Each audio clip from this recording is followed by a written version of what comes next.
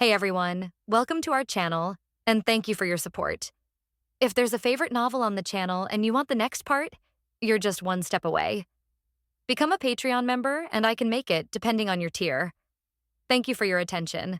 Let me tell you a secret, please read it later. As a recent newcomer in the arms industry, Howard relied on his clever brain and thinking that transcended an era, and with the help of World War II, Stark Company continued to operate and developed into a behemoth. After earning money, the smart Howard quickly began to enjoy himself. He had a villa, luxury cars, and everything he wanted, and he had a lot of fun at a young age. Just outside the suburbs of Washington, in a villa that occupies a huge area and a police car patrols the door every 3 to 10 minutes. Quiet living room. The old butler Jarvis was wearing a black butler suit, with his hands behind his back and a calm look on his face, directing the maids to clean up the wine stains on the floor of the villa. These are all left behind after Howard kicked around and need to be cleaned up in time. It was already dawn, and Howard was still sleeping soundly on the second floor with a group of beautiful girls in his arms. Just when the old housekeeper was about to prepare breakfast and sour plum soup, two figures suddenly appeared in the living room of the villa. The person coming was none other than Steve, who was carried over by Gino. Steve's face was pale, thanks to his extraordinary physique, otherwise he would have vomited even if he was moving so fast. The old butler showed great qualities to the two people who suddenly appeared. He looked at them with a smile. Are these two gentlemen looking for the head of the family? The head of the family is resting now. If you two are not in a hurry, you may be able to wait for a while. No, he's in a hurry. Gino chuckled and pointed at Steve. He said he was no longer a close friend, so he couldn't be anxious. Gino patted the old butler on the shoulder again. No need to bother, I'll take Steve to find him. After saying that, the old housekeeper felt his eyes flicker and appeared again. The two of them were already standing on the second floor. Crack. Open the door. Gino scanned Howard's room with a clairvoyant in advance to make sure there were no inappropriate scenes before taking Steve into the room. There were women of different skin colors lying on a large bed. The black pearls among them made Gino lament that Howard played with flowers. I heard that dark skin feels good in the hand, but I don't know if it is true or not. As if he sensed someone's presence, Howard frowned and closed his eyes, looking like a kid with a weak kidney that made people laugh. Wake up, Howard, wake up. Gino raised his hands and then clasped his hands together suddenly. The palms bring up the wind and waves. The huge impact brought a strong wind across the big bed, lifting the thin quilt, and Steve couldn't help but turn his head and look at it. Hiss. Why are you at my house? Howard looked surprised and quickly pulled the quilt to cover his fat belly. He didn't have a habit of showing off his body to members of the same sex. The movements of the three people soon woke up the girl on the bed. When they saw Gino and Steve, these women didn't panic much. Several women even blinked and made secret glances at Gino. They knew this handsome man who looked like he had stepped out of ancient Greek mythology. He had appeared frequently on TV and newspapers recently. Gino Wilson. If you can spend a spring night with this person, even for one night, it will be enough for you to enjoy for a lifetime. But unfortunately, Gino ignored all these women's hints. He didn't have the habit of using secondary toys, especially toys that were played with by people he knew. Howard saw that Gino had something to ask him. The young slut pinched his mustache, then took out the checkbook from the bedside, wrote a few numbers neatly, pulled it out and threw it to several women. Okay girls, go down and have something to eat and leave. You have worked hard today. The women put away Howard's check and walked out of bed gracefully, not forgetting to lick their lips at Gino before leaving. Wow, sometimes I really envy your charm, Colonel Gino. No, I should say Admiral.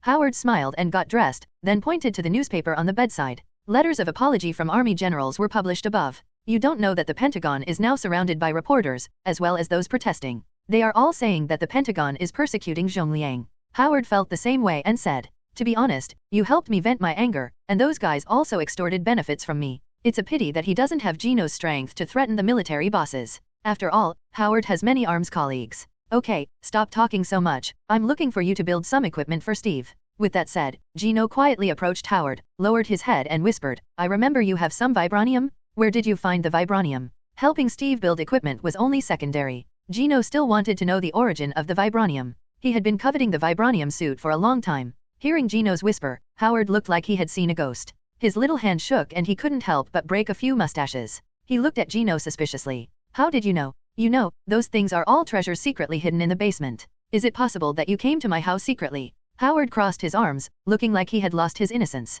Haha. Seeing Howard playing tricks, Gino didn't tolerate him and lowered his voice. Because I can predict the future. Gino originally planned to play the I am Batman gag, but this sentence was a bit dark, so he simply gave up the idea. Howard's eyes suddenly widened, and his caution as a scientist made him immediately question. Predict the future? This is impossible. Gino curled his lips. Of course he couldn't predict the future, but he just needed to know who Howard's wife and son were. While thinking about it, Gino showed an inscrutable smile and put his right hand on his body to tremble Howard's shoulder. It was like a devil's whisper ringing in Howard's ears. Would you like to know what your future son's name is, what his personality is like, and whether he is a genius? As long as you tell me the clues to the Vibranium, I will tell you. Howard shuddered and caught a glimpse of Gino's half-smiling expression from the corner of his eye. Reason told him that this was a trap. How could anyone predict the future? It was not scientific at all. However, my mind couldn't help but think of Gino's various abilities, including the ability to fly and the ability to emit heat vision from his eyes. So, maybe it wouldn't be difficult to predict the future or a fragment of a certain moment.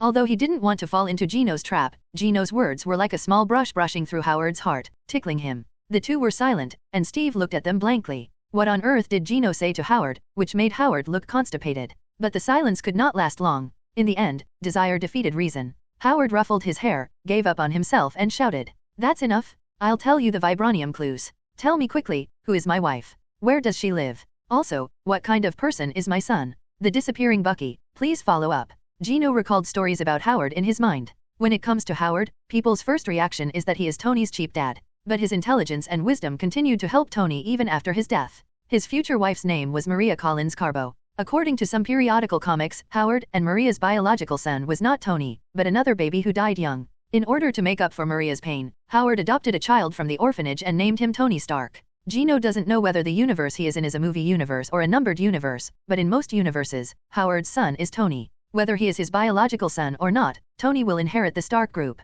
Gino, tell me quickly. Howard was so anxious at the moment that he wanted to rush up and pry open Gino's mouth, but unfortunately he didn't dare. Well, I won't tell you their names, but I can tell you their personalities. Gino smiled slightly, then summed up Tony's character and started telling. Your wife is a good wife and mother who has made great contributions to your career and family. As for your son, Gino glanced at Howard. He is basically a replica of you. He is extremely smart and talented, but he is even more arrogant, venomous, and arrogant than you. And because of your relationship, he has always regarded you as a competitor in his heart. After hearing Gino's story, Howard's smart mind immediately pictured the appearance of a stinky boy in his mind. Haha, Howard smirked. As expected of my son. The young slut Howard was very satisfied with Gino's description of Tony's character, and then boasted, but it's not my fault, even if he works hard for 100 years, he still can't match my wisdom. Rogers on the side looked envious. He really wanted to know his future. It's a pity that Gino will never tell Steve the original future, otherwise Steve's blonde hair will turn green. Ah yes. Gino pouted.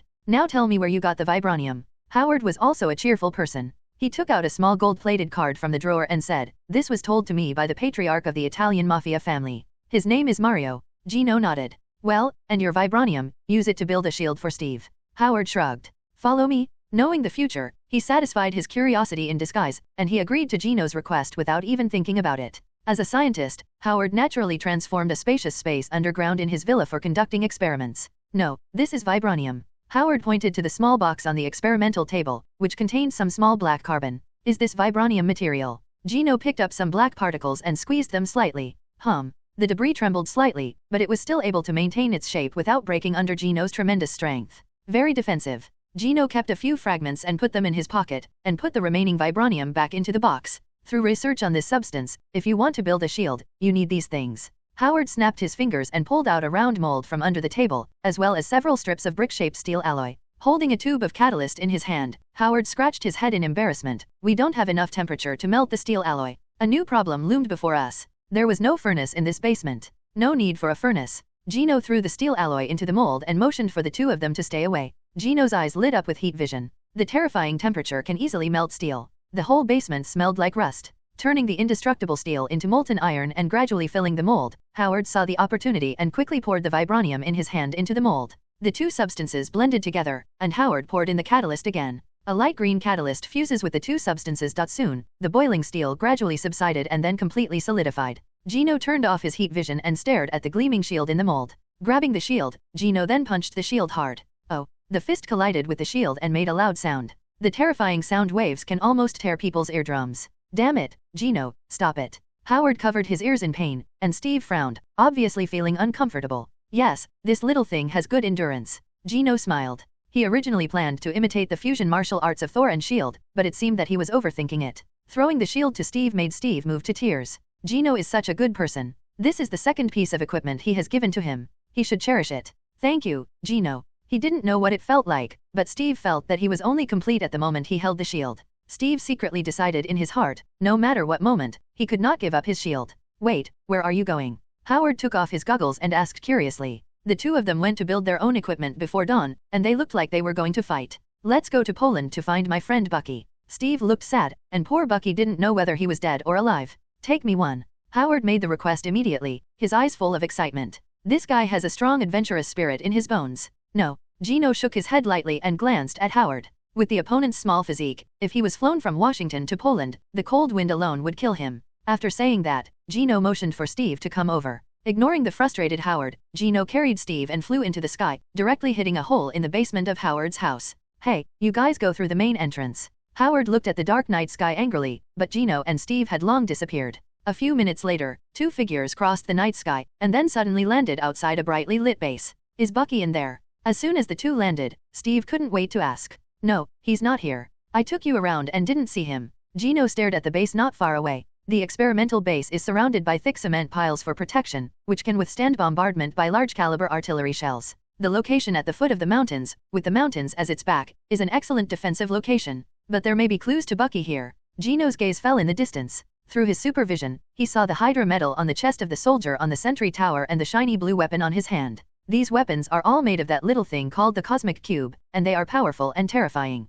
Let's charge over. Steve took off the shield from his back and planned to charge forward. Don't be impulsive. Gino stopped Steve. Wait for me to take action, then you can follow me. Gino took a deep breath, tensed his body and aimed at the secret base's subway door. The Great Harvest. Why did Gino bring Steve to this Hydra base? This is not to say that Gino has good moral character, high compassion, and a willingness to help others. It's because Gino covets the energy weapons in this base. This kind of weapon can burn people into flying ashes with one shot and make a big hole in the tank. It can be said that the Red Skull is very skilled in the use of the cosmic cube. Didn't you see that S.H.I.E.L.D. has been researching for decades after getting the cosmic cube but has not come up with a decent weapon? Wait a minute, Gino, I'll go with you. Steve raised his hand, intending to follow Gino's lead. At this moment, the stupid Steve felt that Gino was charging into the battle for his own sake. How could he sit back and watch Gino fight alone? But Gino didn't give Steve a chance to react. Using both feet, Gino instantly turned into an afterimage and rushed towards the Hydra base. The extreme speed was like a bolt of lightning, and the solid wall failed to stop Gino at all. Boom! In just an instant, Gino arrived at the base's iron gate and then crashed into it. Oh, powerful defense brings unstoppable impact. The several meter thick iron door is like a piece of white paper with holes in it. The huge iron door was torn open in an instant, and a human-shaped silhouette emerged. The terrifying sound immediately attracted the attention of the Hydra soldiers. Enemy attack. The soldiers who stayed behind quickly rushed out of the base with blasters modified by the cosmic cube. Countless night lights shone on the gate of the base, and people only saw an afterimage flashing past. Crack. Gino instantly flew to the guard tower, easily crushed the throats of several soldiers, and punched out the lights, plunging the base into darkness again. Damn, he cut the power. In the darkness, someone shouted in terror. Look there. Some people still noticed the two red dots that lit up in the air. What is that? Is it a vampire? Snapped. Gino slandered him as a vampire and sneered and broke the man's neck. I'm not one of those despicable soulless creatures. Shoot him. The Hydra soldiers immediately shot Gino, but Gino was faster, and the red light in his eyes tore through the night, killing the lurking Hydras one by one. The Hydra soldiers were not slow to react. They captured Gino's position and immediately pulled the trigger in midair. Countless blue energy flew out into the air. From a distance, it looked like a grand light party. These energies contain terrifying temperatures that can easily turn people into flesh. Looking at the flying laser, Gino did not dodge or dodge, letting the energy ray hit his body without causing any serious harm. He just felt a little itchy where he was hit. Okay. After being hit by the terrifying laser, Gino looked down at his abdomen. His originally intact top was shattered by the laser, leaving a slight red mark on his originally fair skin. It didn't hurt me, but it felt like a mosquito bite. Gino pursed his lips and roughly figured out the power of this weapon. It could make him feel pain. This weapon had its existence value. Gino extinguished his heat vision and rushed towards the nearest enemy. Like a large bat, and like the god of death falling from the sky, it flashed past, only to set off a hurricane in the night sky. People lost Gino's position again, and they only heard the whistling wind in their ears. Gino had already started killing. Facing these brainwashed Hydra soldiers, he killed them without mercy. Only more and more muffled sounds were heard in the night, like the thud sound of a corpse falling to the ground. Gino's killing speed was extremely fast. He pinched off the head of another Hydra soldier and then rushed towards another one. This guy was the first guy who shot himself. Gino grabbed the man's neck and lifted him into the air like a chicken. The terrifying murderous intention even made the man's pants wet with running water. You shoot me, I'll shoot you back. Gino sneered, grabbed the man's weapon, then pointed it at the head of the Hydra soldier and pulled the trigger. Oh, the hot energy instantly melted the soldier's head. Gino dropped the body and rushed towards the remaining survivors again. Crack. Just as Gino was rising, a huge roar was heard in the distance. Gino's eyes narrowed and he caught a glimpse of a steel behemoth slowly driving out of the dark warehouse. A giant tank made of countless high technologies, its tracks on both sides exude a light blue luster. It is obviously a black technology weapon made by the Cosmic Cube. The long tracks ran over the roadside, leaving a long mark. The huge cannon barrel slowly rotated to aim in the direction of Gino. The tank's blue light shines brightly. After a short period of charging, boom, the huge tank roared, and an energy beam as thick as a man hit Gino, vowing to smash it into pieces. But as soon as the tank turned its gun barrel, Gino ducked out of the way. I saw the scorching energy passing by and bringing up huge heat energy. Even the air seemed to be distorted by this energy. They passed by Gino and then landed on the mountains in the distance. Boom. A huge energy beam penetrated the mountain top, and countless rolling stones rolled down the hillside, and the landing point was the base at the foot of the mountain. The remaining Hydra soldiers were not fools either. They quickly dropped their weapons and ran in all directions. Steve, who was hiding in the dark, seized the opportunity, threw his shield and hit a Hydra, and then kidnapped him with a rope. On the other side, Gino looked at the falling rocks in the mountains in the distance. These big guys are rolling faster and faster with the blessing of inertia, and every time they slide, they will make a rumbling sound. It's time to hurry. Gino immediately flew above the tank, grabbed the iron cover of the entrance and gently lifted it, then fell into the tank and killed the driver inside. He wanted to get this tank back and try to have Howard study it. If it didn't work out, he could put this thing as a decoration at the entrance of the company when he opened a company in the future. I can't let you break such a good toy, Gino muttered, and then fiddled with the tank operation, but found that he couldn't learn it for a while. Gino cursed secretly, I should have spared the pilot's life if I had known earlier. Helpless, Gino flew out of the tank again, then landed behind the tank and pushed the tank like an old man pushing a cart. Move me. With the blessing of huge power, the originally slow tank gradually accelerated. Under Gino's force, it even went faster than a racing car, instantly crashing through the wall and rolling over the grass. Even the track of the tank wiped out a burst of dazzling sparks due to its excessive speed, leaving a long string of sparks in the night. Steve, who was hiding in the grass, stared wide-eyed. He couldn't believe that the giant tank, which was several meters high, was as fast as lightning. It even drifted around a corner and then stopped steadily in the open valley. And the next second the tank stopped. Boom. Countless rocks fell from the top of the mountain, flooding the base. At the same time, countless smoke and dust were raised, burying all traces of the battle.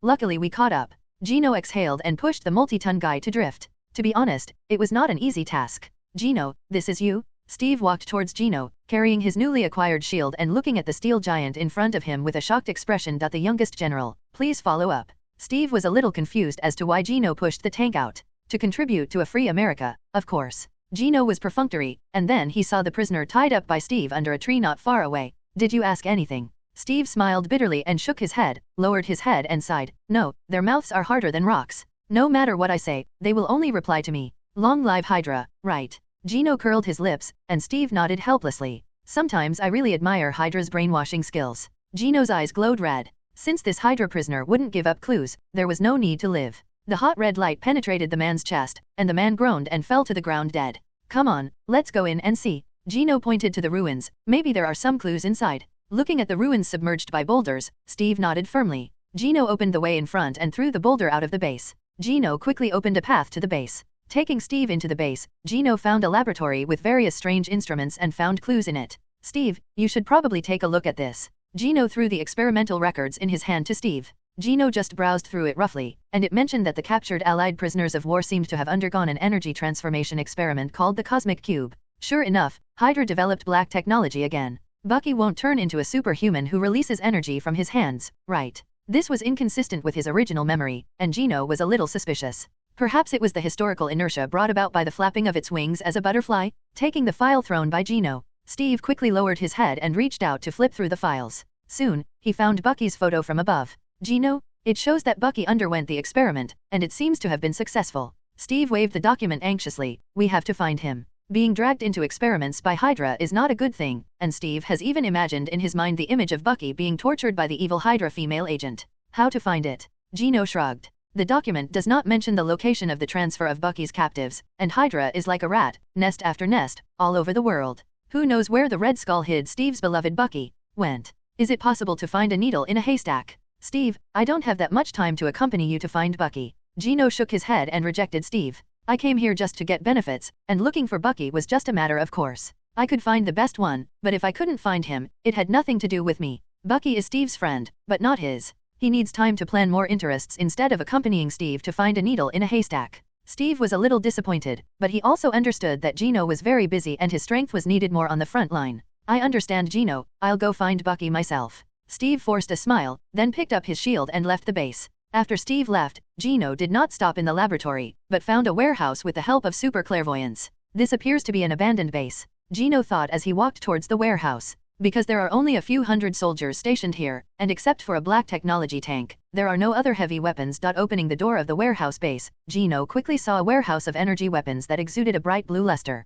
Well, it's sent. Gino picked up an energy grenade casually, with a smile on his lips. Although I may not have any use for these things, they are priceless to anyone else. After all, if such weapons could be mass-produced, they could completely change or even dominate the course of the war. But a new problem posed before Gino: how should he bring these weapons back? Forget it, hide them first and pick them up when you have time. Gino took out a few grenades from the box and put them in his pocket, intending to take them back for Howard to study. Then he used his heat vision to melt the rocks and opened up a secret cave. He threw all the weapons he found into the cave and blocked the entrance with a huge boulder weighing several tons. After doing all this, Gino bent his legs slightly, and then rushed into the sky, feeling the airwaves surging around him, and flew straight towards Washington. After a busy night, the sky gradually cleared. When Gino returned to the door of the Washington Hotel, Pentagon officers had been waiting for a long time. Mr. Gino, this is your rank of general. The visitor politely handed Gino a small box, which contained medals representing the rank of general. The Pentagon appointed you as Commander-in-Chief of the Pacific to lead the Navy and Army in the war against Japan.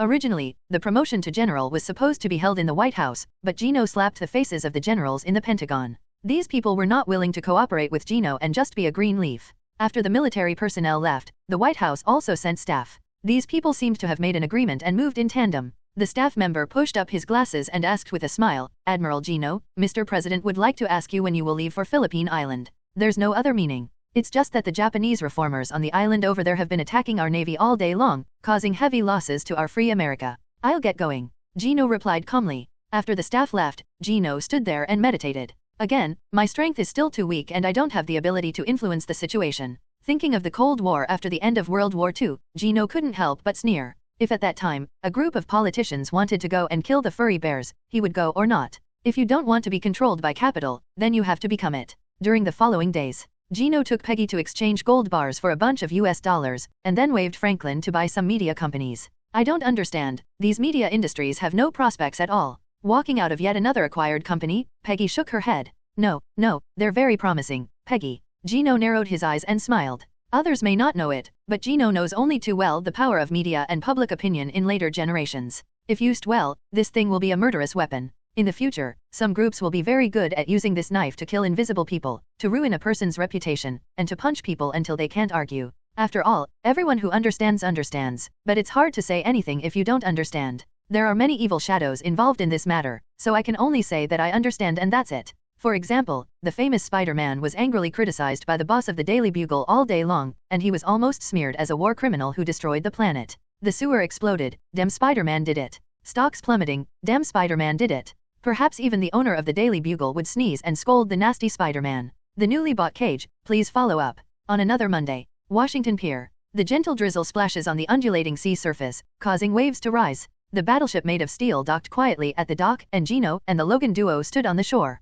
Come on, let's go. Gino glanced back at Peggy, who came to see her off with a black umbrella. Instead of being intoxicated in the gentle land, he smiled and waved, "You should go back early too." At this moment, Logan and Victor carried an iron cage made of fine steel and followed Gino onto the battleship. "Boss, why do we bring a big iron cage?" Logan asked carelessly while hanging the cigar he had found from Arthur's tent, while working with Victor to put the iron cage on the battleship deck. Victor sat on the iron cage and looked at the big iron cage under his butt with curiosity. "This thing can even lock people in." Gino smiled slightly, and then said something that made both Logan and Jen's hair stand on end. "I recently bought a new business, and it's missing some decorations." The name of the company registered by Gino is very simple, called Wilson Company. Gino's positioning of this company is similar to that of entertainment companies, but ordinary entertainment companies create superstars, while Gino intends to create superhero stars. After all, both Logan and Victor have good foundations, and they both look tough. Many women in the United States, well, especially the older ones, like tough guys. After all, they look very strong, which can comfort the soul. But how to market and build a reputation is a problem. So Gino decided not to take the usual path. Well, the demons we saw on the island before were quite good. They are immortal and don't need to eat. They can be stuffed into a cage and will definitely attract people's attention. This is Gino's plan. What could be more eye-catching than capturing a demon and using it as a company display board? When the time comes, let Logan and Victor star in a few tough guy movies and package them as big stars, and the company will become an instant hit. Catch the devil as an exhibit. The two brothers looked at each other. Maybe only Gino could do such a thing. The warship soon sailed to the small island of Philippines. At this moment, the original day was replaced by night. The dark night swallowed up the light, and the sea was covered with a layer of black. The warship roared and sailed towards the silent island. Gino stood on the deck with his hands behind his back, looking up at the sky above the island in the distance. There was a winged demon there. When he noticed that the warship was approaching, it landed back on the island. It seemed that it was going to send a message. Gino narrowed his eyes slightly. A demon with wings. Could it fly? This is perfect for being a company guard pet. Interesting. Logan, Victor, get ready to land on the island. While the battleship was approaching the island, the demons on Japan Island were also having a meeting. They gathered around a bonfire, with a sheep strung on 2 iron frames, sizzling under the flames. The demon who was searching for information before said, "Sir, there is a ship heading here, and I saw the allied super soldiers on the deck." All the demons looked at the demon sitting closest to the fire, chewing a leg of lamb. Super soldier. It stood up slowly, and its initially 3-meter-tall body grew to 5 meters as it ate. "We need a plan and we can't be careless." This demon was obviously smarter than the previous demon. It slowly stretched out its hand, the flames of hell burning in its hand. "I'm here to lure that Superman into action. You guys hide in the dark and use hell's magic to kill him together." As he spoke, the demon licked the corners of his mouth excitedly. "I don't know if the flesh and blood of that guy named Gino is delicious?" Compared with the inferior demons in the first version, these demons obviously have one more skill. Not only can they evolve by devouring the souls of creatures, but they can also use some clumsy hell magic. Soon, a group of demons carved a 5-pointed star pattern on the ground. They raised their hands and ignited the flames of hell, and then the flames were like ink splashing on the magic circle. The next second, the 5-pointed star lit up with crimson mist, as if an invisibility cloak was put on the bodies of these demons, completely hiding their figures. The demon leader stood in the center of the circle. It stepped on the beach with its huge feet, leaving a series of footprints. It stood on the beach with its hands folded, staring intently at the approaching ship. "Mr. Gino Wilson, I finally meet you." The demon had a hoarse voice and roared in Japanese-style English, successfully attracting Gino's attention. Looking at the demon on the beach, Gino couldn't help but raise his eyebrows. A demon that can grow its body to huge size. SHH. Gino jumped from the boat, flew into the air and suddenly landed on the beach. Like a cannonball hitting the beach, countless sand flew up, confusing the devil's face. "Ahem, bastard." The demon was furious and whipped up a hurricane to blow away the smoke. As the smoke cleared, Gino appeared with a standard superhero landing move. Looking at the 5-meter-tall demon, Gino frowned slightly. He didn't like looking up at others. Then, Gino stood up slowly, then flew into the air, looking down at the devil with calm eyes. "I recently acquired a building and plan to set up my own company. Are you interested in joining?" "Huh? Are you recruiting me?" The devil misunderstood Gino's semantics and thought that Gino was afraid and wanted to recruit him. The devil laughed harshly, his eyes flashing with cruelty. "Do super soldiers get scared too?" He smiled and shook his ferocious head. "However, Mr. Gino Wilson, my loyalty to the great empire is extremely firm." As he spoke, the demon stretched out his red arm and raised a finger. "After killing so many of my compatriots, there is only one fate for you, and that is to die here and become a stepping stone for the empire." Gino stared at the demon with a weird look on his face. What's wrong with this guy? Why doesn't he just listen to what is said? However, as a good person, Gino still resisted the urge in his heart to blow the devil's head off with a punch and communicated patiently. "Mr. Devil, I think you misunderstood. I don't want you to join Free America." Gino rolled his eyes and then pointed behind him. "I saw the battleship docking at some unknown time and Logan and Victor were stepping on the sea water, carrying an iron cage towards the beach. My company lacks a sufficient exhibit, so I would like to ask if you are willing to be my company's exhibit." Gino stretched out his hand to introduce the benefits of this job to the devil. "Look, you're not provided with food, but you're provided with housing, and you'll also be given an iron cage to live in for free. Where can you find such a good job?" At this time, the two Logans also carried the cage and came to Gino's side. The iron cage is placed on the beach. Gino looked at the size of the iron cage, and then glanced at the devil's tall body. "Well, maybe this cage is a little small, but you can make do with it." He knocked on the iron cage again and made a clear sound. Gino stared at the devil with playful eyes. "Are you going to get in there yourself, or should I put you in there?" Walking birds on a rainy night, please follow up. The heavy rain continued to fall. Naughty raindrops hit the banana leaves and split into countless water splashes. Countless water splashes hit the demon leader again, blending with the hell flames on the demon's body to ignite a large amount of mist. Listening to Gino's arrogant words, the demon leader couldn't help but laugh. "You mean, let me get in?" It stared at the cage. In the narrow space, there were a few animal hairs mixed in with the barbed wire. The allied super soldiers did not regard themselves as human beings at all. This naked insult made a killing intent flash in his eyes. "Gino Wilson, I admit that you are very strong, but now I am not weak either." Gino watched as the demon raised his fist and punched Gino. The punch was as fast as lightning, and the demon's arm instantly turned its body into an afterimage. seeing that the fist was about to land on Gino's cheek. The devil couldn't help but curl up into a smile. Haha, hit. Snapped. Just when the fist was about to hit Gino's cheek, a centimeter away from his face, a palm tightly restrained the demon's arm.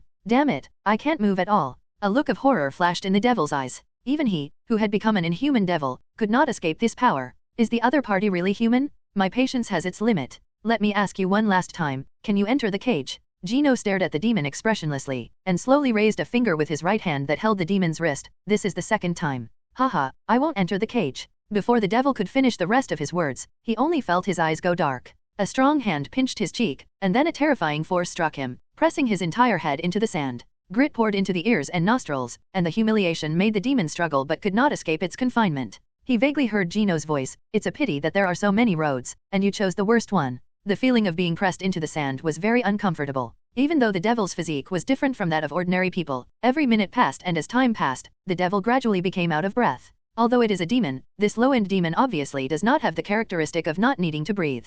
After all, even hell has air full of sulfur smell. Everyone, hurry up, do it quickly. The devil struggled to spit out these words, and then his mouth was filled with a mouthful of sand and he was speechless. If he doesn't take action, he will be killed by this evil guy. As its voice fell, the next second, the hidden demon immediately took action. They opened their mouths and breathed out the flames of hell, and the hot flames roared and enveloped the two of Gino. The flames set off waves of heat. On the other hand, the devil in the flames, because of the hell creatures, the hell flames cannot hurt him at all. Did we kill it? The demons slowly faded away from their invisibility. A demon vowed, with such a big flame, he will definitely die. But the next moment, Gino appeared in front of many demons with the demon leader in hand. Without any nonsense, he punched the demon in front of him with his left fist. Oh! A powerful and heavy punch instantly exploded the demon's body, causing large pieces of sulfur to fly. The terrifying air wave was like an air cannon hitting the demon behind him, instantly overturning the demon. He's not dead. A demon exclaimed, looking at Gino and the demon leader in his hand. Quick, retreat. The remaining demons quickly flapped their wings to escape.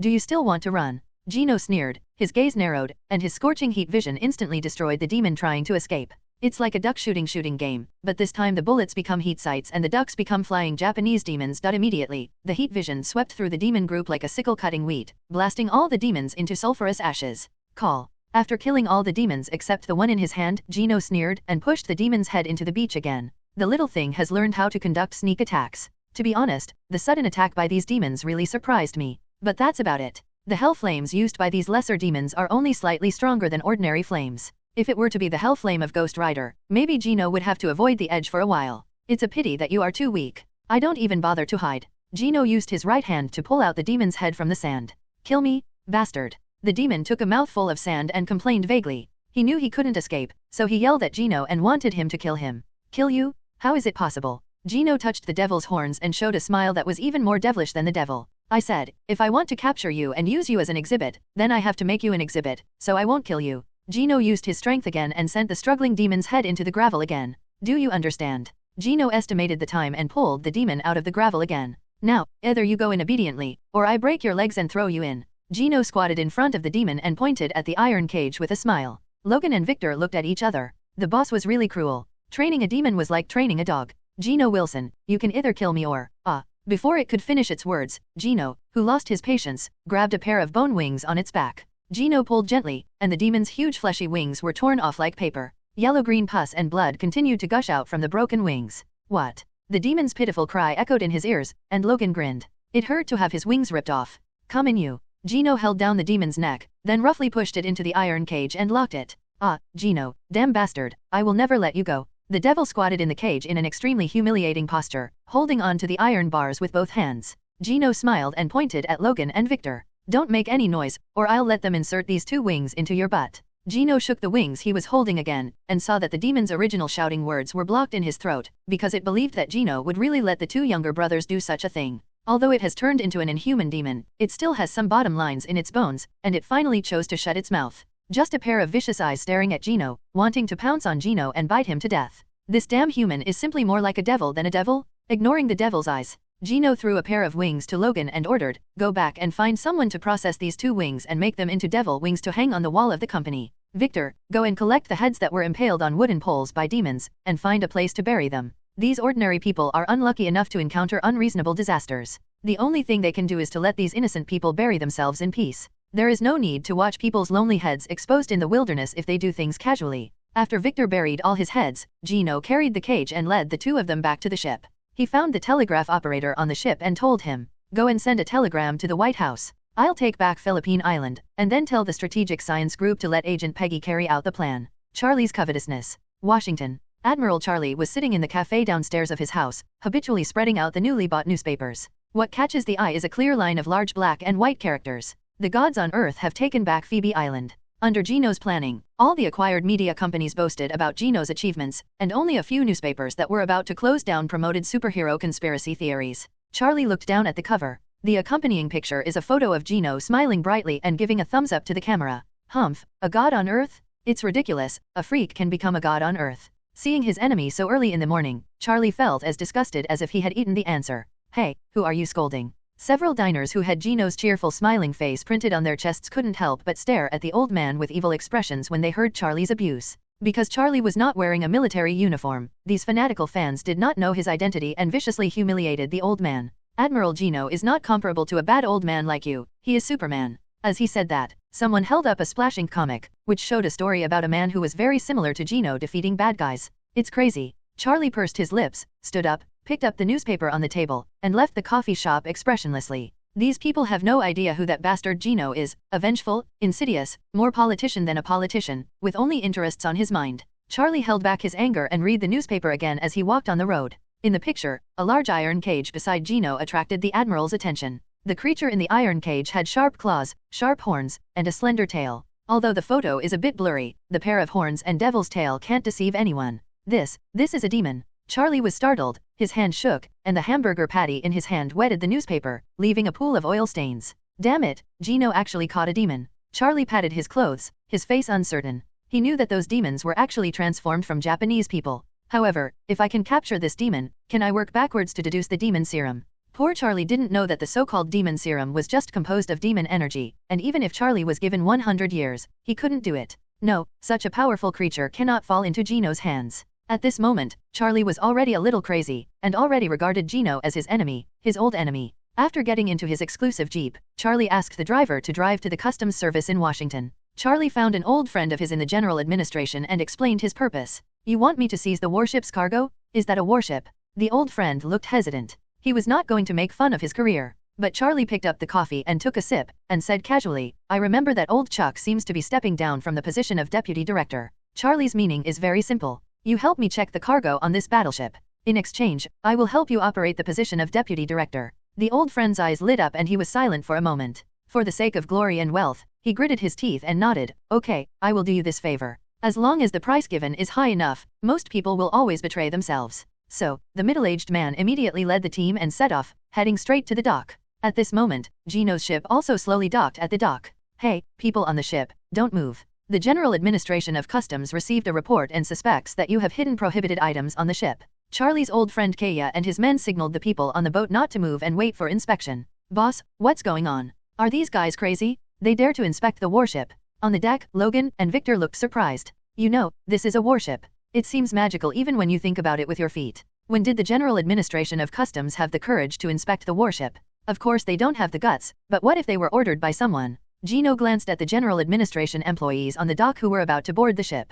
"Most of these people came here for the demons caught on Philippine Island." Gino told Victor, "Go tell them to get lost." Victor immediately walked towards the headquarters and stood in front of the deck, blocking the way for the headquarters employees. Victor stared at the group of employees who looked pale from sitting in the office all year round, and said with a ferocious smile, "Hey, you guys, go back to where you came from. This is a Navy ship, and you have no right to search." As he spoke, Victor narrowed his eyes slightly, and an indescribable murderous intention condensed, just like instinct. These employees only felt their hearts beating wildly, and their sixth sense, reason, or emotions such as fear urged them, "Leave." Just like a pig wailing when it sees a butcher, this group of people could not help but tremble in their legs, and suddenly began to retreat in their hearts. They looked at Victor, who looked fierce, and then at Gino, who was standing on the deck of the battleship in the distance. The other person's expression was indifferent and he didn't even pay attention to the noise here. "Wait, that's Gino." Many employees swallowed their saliva and then looked at the leader, Kaya. "Sir, this is Admiral Gino's ship." They didn't know about the pie deal between Kaya and Charlie, and they were thinking in their hearts, if it doesn't work out, let's withdraw.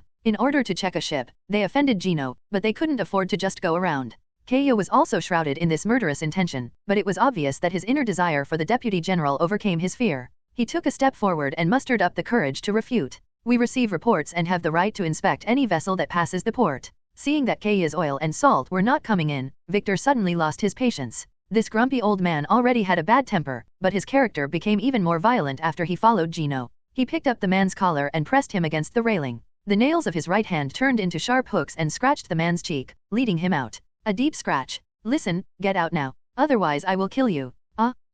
Catching a glimpse of Victor's claws from the corner of his eye, the man screamed in horror, this guy is not a normal person. For a moment, he regretted taking this mission. Damn it, Charlie didn't tell him that this ship actually belonged to Gino, and Gino's men turned out to be monsters. Just when the man was thinking about whether his life would be decided here, a voice sounded like the sound of nature. Victor, how can you be so unreasonable to your friends from the general administration? Gino didn't know when he came to the two of them, smiled and patted Victor on the shoulder. Victor glanced at Gino and noticed the smile in Gino's eyes. Victor knew that the boss had another bad idea, so he let go of the man.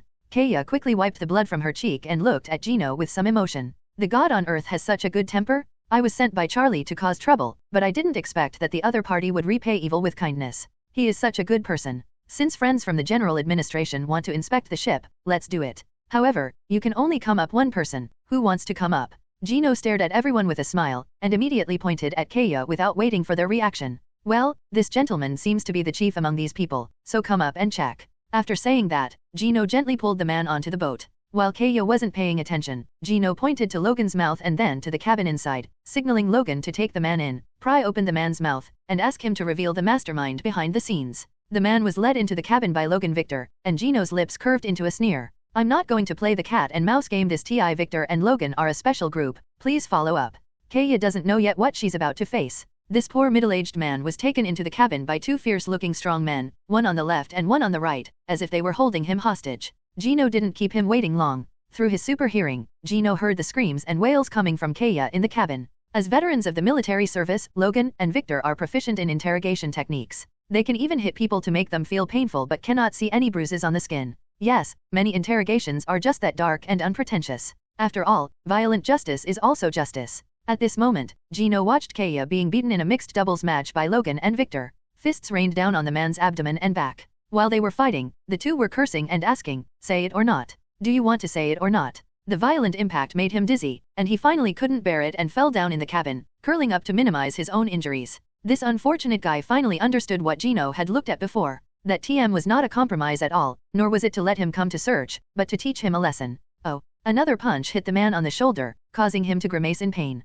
Seemingly tired from the fight, Logan and the two stopped with a tacit understanding. Logan spat fiercely and asked Kaya, speak or not? No, you tell me instead. What do you want me to say? Kaya was lying on the ground and was about to cry. The two men didn't even give themselves a chance to answer. They came up and beat her violently. Now he felt like his stomach was churning. If he hadn't been afraid that spitting out food would make the two strong men unhappy and beat him up again, he might have vomited already. The two victors looked at each other and touched their noses to hide their embarrassment. It seems like they didn't ask. But these are minor issues. Do people with big fists need a reason to bully others? If you're unhappy, I'll beat you. Victor was thick-skinned, or had very low morals. He had no compunction about beating up Kaya, so he picked up the man and knocked him against the iron wall. The huge force made the man feel like his bones were groaning, and he couldn't help but let out a scream of ecstasy. Now tell us who sent you. The man was silent for a moment, and then said without hesitation, it's Admiral Charlie. He rubbed his shoulder, which was sore and painful. Admiral Charlie told me that as long as he can detain your ship for 24 hours, he will operate the position of Deputy Director of the General Administration for me. There's a reason Kaya betrayed Charlie without mercy. Before coming, he didn't know that what he was going to check was Admiral Gino's ship. This damn old guy did a terrible job on himself and was almost beaten to death by Gino's men. But after taking a trip to the gate of hell, the man suddenly realized that power is really not worth mentioning compared with life. So even at the risk of offending Charlie, the man did not hesitate to betray Charlie. After getting the answer they wanted, Logan nodded slightly at Victor, and the two put the man down. Oh, it is indeed Charlie. Gino walked to the cabin door at some point and stared at Kaya with a half-smile. In fact, before the other party boarded the ship, Gino had already heard the name of the mastermind behind it by listening to the malicious voice. But this idiot named Kaya came anyway. The visitor was a guest, and Gino couldn't let him go away empty-handed, so he simply asked Victor and Logan to treat the man to a meal of fist-fried meat, even though the other party seemed reluctant. Okay, nameless customs employee, do you know what you should say when you walk out of this door? Gino smiled and patted the man on the shoulder. His attitude was very gentle, like an old friend he hadn't seen for a long time. If some emotional people saw him, they might cry bitterly. But men who have seen Gino's methods don't think so. This guy is a devil in human appearance. What a god on earth, he is obviously a devil on earth? But as an old Jianghu man, the man was still quite wise. He showed an I understand expression on his face, nodded with a naive smile and said, I know, sir, I didn't find any contraband in the cabin. At this moment, the cage holding the demon was in the corner not far away, and the demon leader Tichaka was staring at Gino with a look of resentment. However, the man acted as if he had not seen it and said firmly, this ship is equipped with ordinary guns and ammunition. Very good. Gino patted the man's shoulder with satisfaction and motioned for the guy to get out. When the middle-aged man limped out of sight of the three of them, Gino's originally smiling face instantly turned calm, like a puddle of deep water that made it impossible to guess his thoughts. Poor Admiral Charlie. Gino closed his eyes and sighed. He had already made his judgment on Charlie in his heart. I thought that after a setback, the old guy would be more honest, but I didn't expect that he would come to cause trouble again. This situation made Gino very unhappy. I have no intention of playing the game of good versus evil or the theory of old enemies.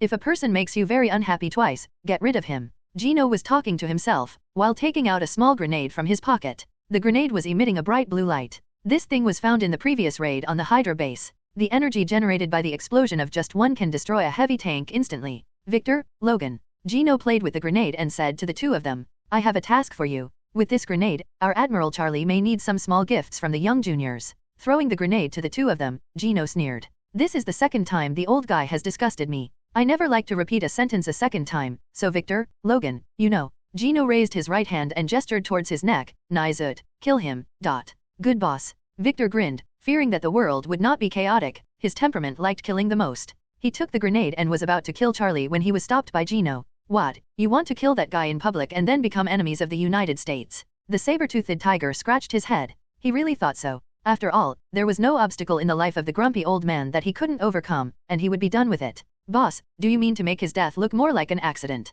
Logan was the more sensible one and guessed Gino's thoughts. Gino patted Logan on the shoulder in approval. Yes, be more elegant and make Charlie's death an accident. I heard Gino start to tell the information again. I used supervision to detect before. Charlie likes to go to the coffee shop number 16 on East Street every morning to read the newspaper and taste coffee. And that coffee shop replaces the gas tank every Wednesday. Do you understand how to do it? Logan and the other two understood what Gino meant and turned to leave. Looking at the backs of the two people leaving, Gino looked gloomy. Today is Tuesday, Charlie's death countdown has begun, and the death omen star above his head has begun to shine. Another early morning, Charlie woke up from a luxurious and soft bed. After gently kissing his beautiful wife, who was 50 years younger than him, goodbye, the old man stretched himself and his originally bad mood improved somewhat. This is what power brings to him. Otherwise, who would fall in love with an old guy who is so old and ugly that he even needs to wear diapers when sleeping? The old man put on a crisp suit, took the newspaper from the butler, and walked into the coffee shop he often frequented. He was in a bad mood today because Karen, whom he contacted yesterday, failed to complete what he had told him to do. This made the old man a little angry. But when you are angry, you still have to eat. Gently pushing the old wooden door open makes a clicking sound, which triggers the bell on the door to alert the clerk that a customer has arrived. An old gramophone plays old classics. People are like this. Whenever they are in their old age, they always miss the things of their youth. Charlie sat on the soft sofa, and soon a servant came to the old man's side and asked politely, "Is it still the same, sir?" Charlie often visits their store, so they are familiar with each other. Charlie nodded slightly, then unfolded the newspaper, held the corners with both hands and shook them, and looked at the stretched newspaper to read. Soon, coffee and burgers were brought to the table, and Charlie took a sip of coffee and flipped through the newspaper. Okay. Charlie looked at the contents of the newspaper with dissatisfaction. The newspaper's name was the Daily Bugle and it had always been a relatively objective newspaper. But today, this newspaper, just like the newspaper I read yesterday, began to boast about Gino's achievements. Charlie stared at Gino's photo with an expressionless face, snorted and cursed. Tisk, freak. The wooden door was pushed open again, the wind chime rang, and two men wearing peaked caps walked into the house carrying a bucket of gas cans. As soon as he entered the door, two guys wearing simple masks set their sights on Charlie. Charlie immediately noticed the strange eyes. Having participated in World War I, he had an unusually keen eye for eyes. Charlie put down the newspaper and looked at the two gas tank workers. Their eyes met each other, and then the taller worker slowly raised his right hand and gestured to Charlie to wipe his neck. Another short worker took a grenade from his pocket, pulled out the latch, and threw it at Charlie. Not good. Charlie's eyes were splitting as he watched the small grenade fall to the ground in the air, and rolled under the table due to its inertia. The two workers rushed out of the door without stopping. Next second, the grenade exploded instantly, creating a blue glow that continuously swallowed and destroyed everything around it. Time seemed to have entered slow motion at this moment. The screaming guests tried to escape through the door, and the water stains spilled from the overturned coffee drew arcs in the air. The second before he was swallowed by the violent cosmic energy, Charlie's eyes were on Gino on the newspaper. Gino Wilson. The old man's mind flashed. He guessed who sent these killers, but he never thought that the other party's revenge would be so fast. Charlie couldn't help but feel a sense of annoyance in his heart. If he had known. It's a pity that time cannot be turned back. No, it should be said that Charlie does not have the ability to turn back time. Oh. The violent cosmic energy exploded completely, destroying this cozy cafe instantly, and then released a second explosion the moment it came into contact with the gas tank. Two series of explosions sounded. First there was a flash of blue light, and then there was a violent explosion that set off orange flames. The original small cafe had long been reduced to ruins, leaving only a huge deep pit. Several cars on the roadside were overturned by the huge waves generated by the explosion, causing piercing sirens. The whole street was in chaos. Countless thick smoke rose from the deep pit, and the huge movement frightened passers-by. More people who were not too concerned about the excitement poked their heads out from upstairs to watch the excitement. And in an explosion of this magnitude, Charlie could not die anymore. At the moment when the energy of the universe exploded, the old man was blown into flying ash. Perhaps a pool of black ash in the deep pit was evidence that Charlie once existed. Soon, groups of police cars and fire engines roared over. But ambulances are faster. American ambulances are very keen on taking injured people to the hospital. One ambulance can make most poor people bankrupt in an instant. As long as they can make money, they can drive ambulances to any corner of the world. However, the grenade modified by the energy of the cosmic Rubik's Cube is no less powerful than a miniature dirty bomb, but it is much cleaner than the dirty bomb, and there is no need to consider the radiation problem. Because people who have been blasted by the cosmic cube will only turn into a ball of fly ash on the spot to see God, so it is a pity that these ambulances can only return in vain. Soon, people from the Pentagon arrived and set up a cordon. They suspected that the explosion was a premeditated murder. After all, the deceased was General Charlie. However, the scene was blown into a deep pit. Even if Holmes was found, he could only deduce the most suspected murderer, but no evidence could be found. In an era before cameras were everywhere, it was not easy to complete a perfect crime. Therefore, even if the military suspected that Gino had killed Charlie, they had no evidence and did not have the courage to provoke Gino again, so they could only break their teeth and swallow it. Perhaps, Admiral Charlie's death can only be attributed to a gas tank explosion? Just when Admiral Charlie went to hell or heaven to talk to Admiral Arthur about life, Gino was standing on the first floor of the newly purchased high-rise building, directing a group of workers with trembling legs to stuff a huge glass into an exhibition cabinet. But there is a 3-meter-tall demon standing in the empty glass. At this moment, his hands and feet are tied with fine steel. From a distance, it looks like a picture of the crucifixion of Christ, but what hangs on the cross is a crazily struggling animal. Of the devil. The pale workers quickly installed the display cabinets. They left in a hurry. After all, no one could come down after seeing a real devil. After the workers left, Gino looked at the Japanese demon with satisfaction, his hands behind his back. The other man's mouth was also blocked by steel, and he could only try to stare Gino to death with his eyes. Wow, that's cool. After the two victors finished their dirty work and walked into the company, they saw the devil embedded in the glass. You're back? How are things going? Gino asked casually. Boss, don't worry when we do things. Victor smiled ferociously, then Charlie will die without even a scum left. He will die to the point where he can no longer die. Gino nodded lightly. Oh my gosh, this is so crazy. At this moment, Peggy walked to the first floor in high heels. As a result, she saw such a shocking scene as soon as she entered the first floor. A real demon was tied up and locked up in a display cabinet by Gino. Its body was still burning with hellfire, and it looked extremely terrifying. Isn't this shocking? Turning to look at Peggy, Gino smiled. I believe anyone who walks into our company will never forget it. You're crazy. Peggy rolled her eyes, unable to do anything about Gino's bad character, so she just got down to business. Mr. President invited you to the White House for a meeting. It seems there is a serious situation. Lao Luo is looking for me. Gino raised his eyebrows and chuckled. This is where I need to be used again. After a person dies, what impact will it have on those around him? This is a particularly interesting question. If a person was a jerk in life, then everyone will only applaud his death. If he is a person who can bring joy to the people around him, maybe everyone will cry in front of his tombstone in memory of the laughter he once brought to everyone. Unfortunately, Charlie can never be the latter. It took him 50 years to reach the position of general, which shows that this guy is a qualified politician. He does not bring joy to his friends. He only sees profit, intrigue, and intrigue. Anyone can be a friend and become an enemy the next moment. However, all this was ended by a grenade, and political opponents or former colleagues would share Charlie's former power. Let your eyes fall back to the Pentagon. At this moment, in the Pentagon, familiar senior officials were still sitting in the same positions. Each of them was holding a cigarette in his mouth, and the whole office was filled with smoke. The strong smell of smoke was like an inextricable mist, which made people unable to open their eyes and unable to see the way forward. Long silence. Charlie is dead, Admiral Kylan said slowly. The grumpy Jack immediately took over. His hands were still bandaged and his face was gloomy. Everyone knows who did it. How can we just watch him kill Charlie and still get away with it? If there is anyone here who hates Gino the most except the dead Charlie, the answer is only the old Jack who had his collarbone crushed and became the laughingstock of the upper-class circles. There was only a long silence in response to Jack. What? Are you all scared?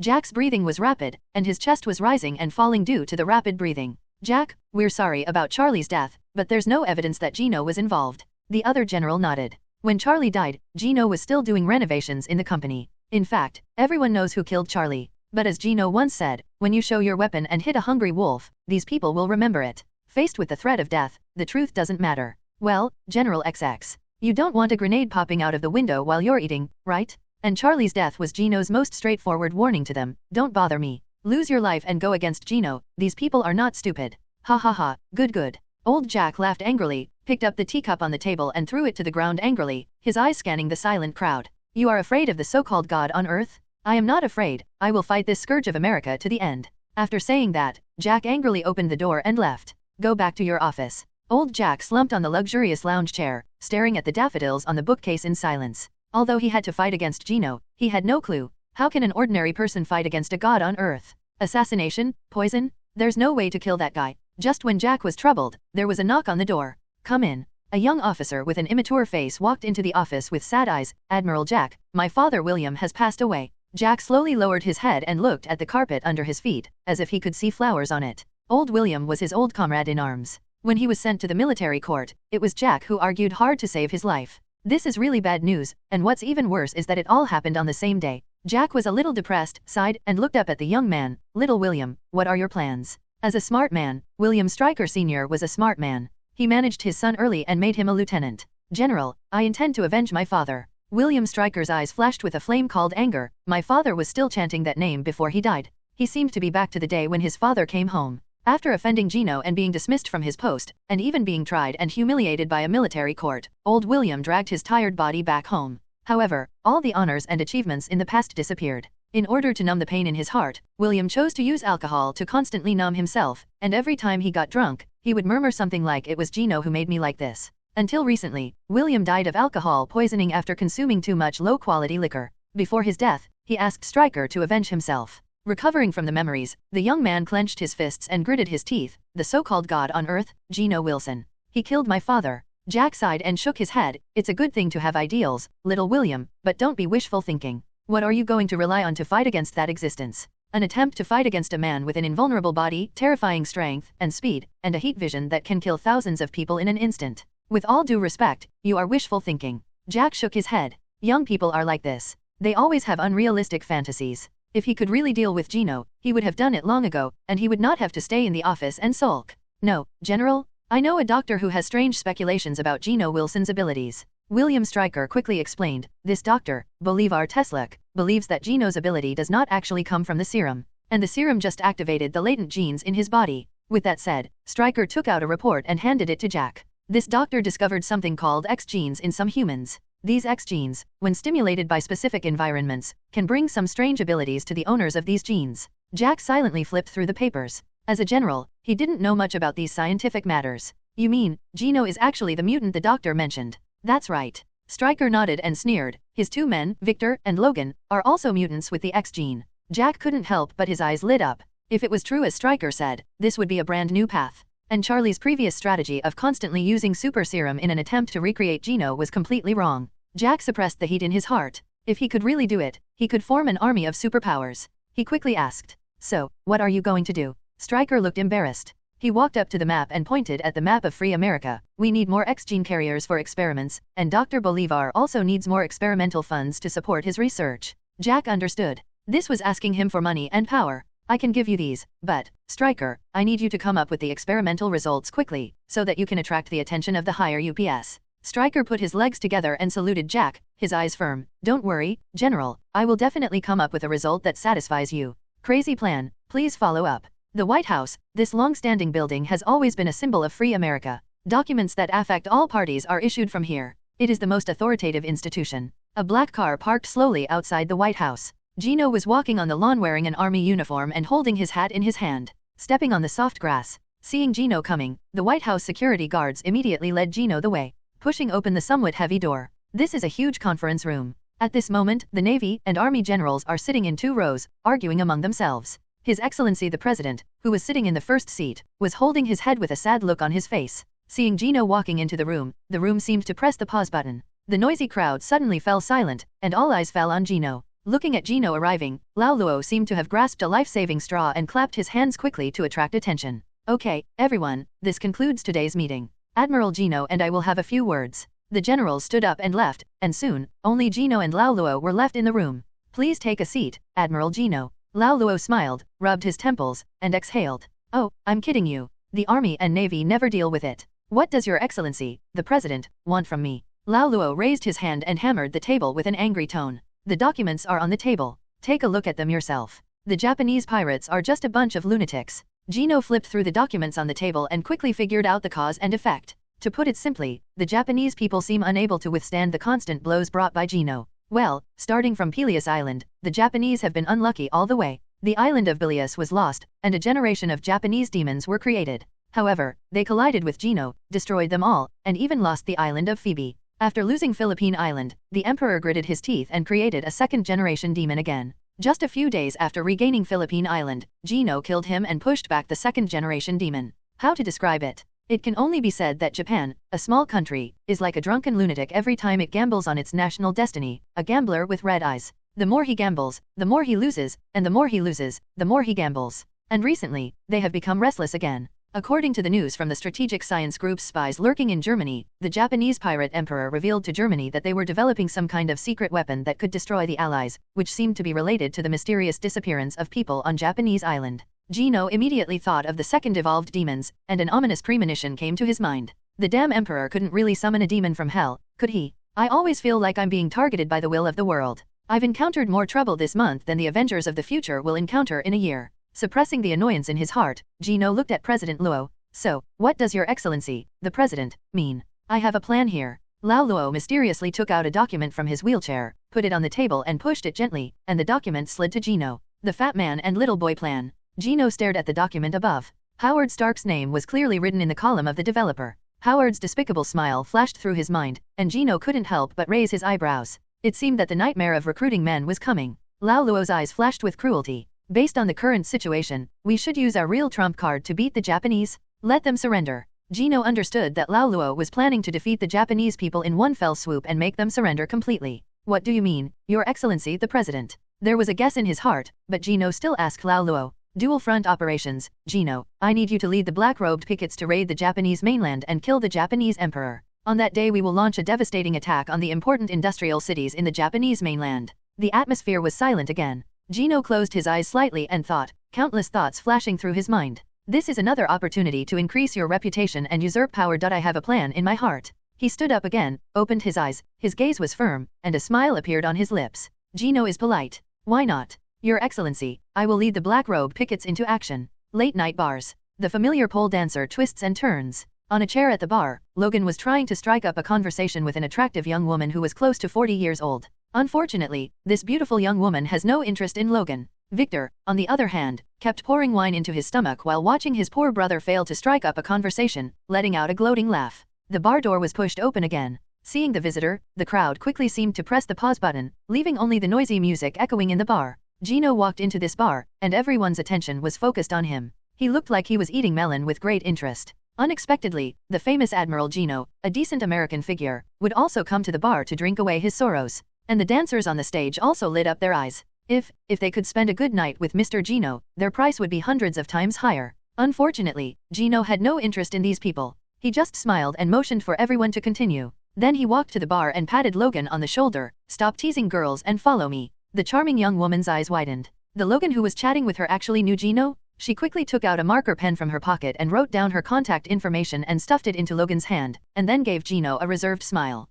Looking at the business card in his hand, Logan felt dumbfounded. What's going on? As soon as the boss came, this woman seemed to have a different attitude, and she wanted to put the contact information into her hand. Is the other party planning to contact the boss through himself? Gino nodded towards Victor in the corner. Victor, follow me. Victor made an okay gesture, blew out the last bottle of brandy, shook his head, and followed Gino with Logan. Gino led the two of them out of the bar. The three of them did not stop on this street. Gino drove the car and took the two of them to a suburban villa. Even though it was 3 o'clock in the morning, the lights were still on in this villa. The windows and curtains reflected many slender figures running around laughing, and one of the obscene male figures reached forward with his hands, seemingly playing hide-and-seek with the girls. Game. Well, that kind of restricted game where you can catch me and let you fuck me if you catch me. Bah, damn rich. The grumpy brothers Victor and Logan spit at the door one after another. They have never played such an exciting game in their lives. Logan rubbed his bearded chin and asked curiously, "Who is this damn rich man?" Gino walked to the iron door and rang the doorbell. "Last time I didn't knock on the door and ran to find Howard."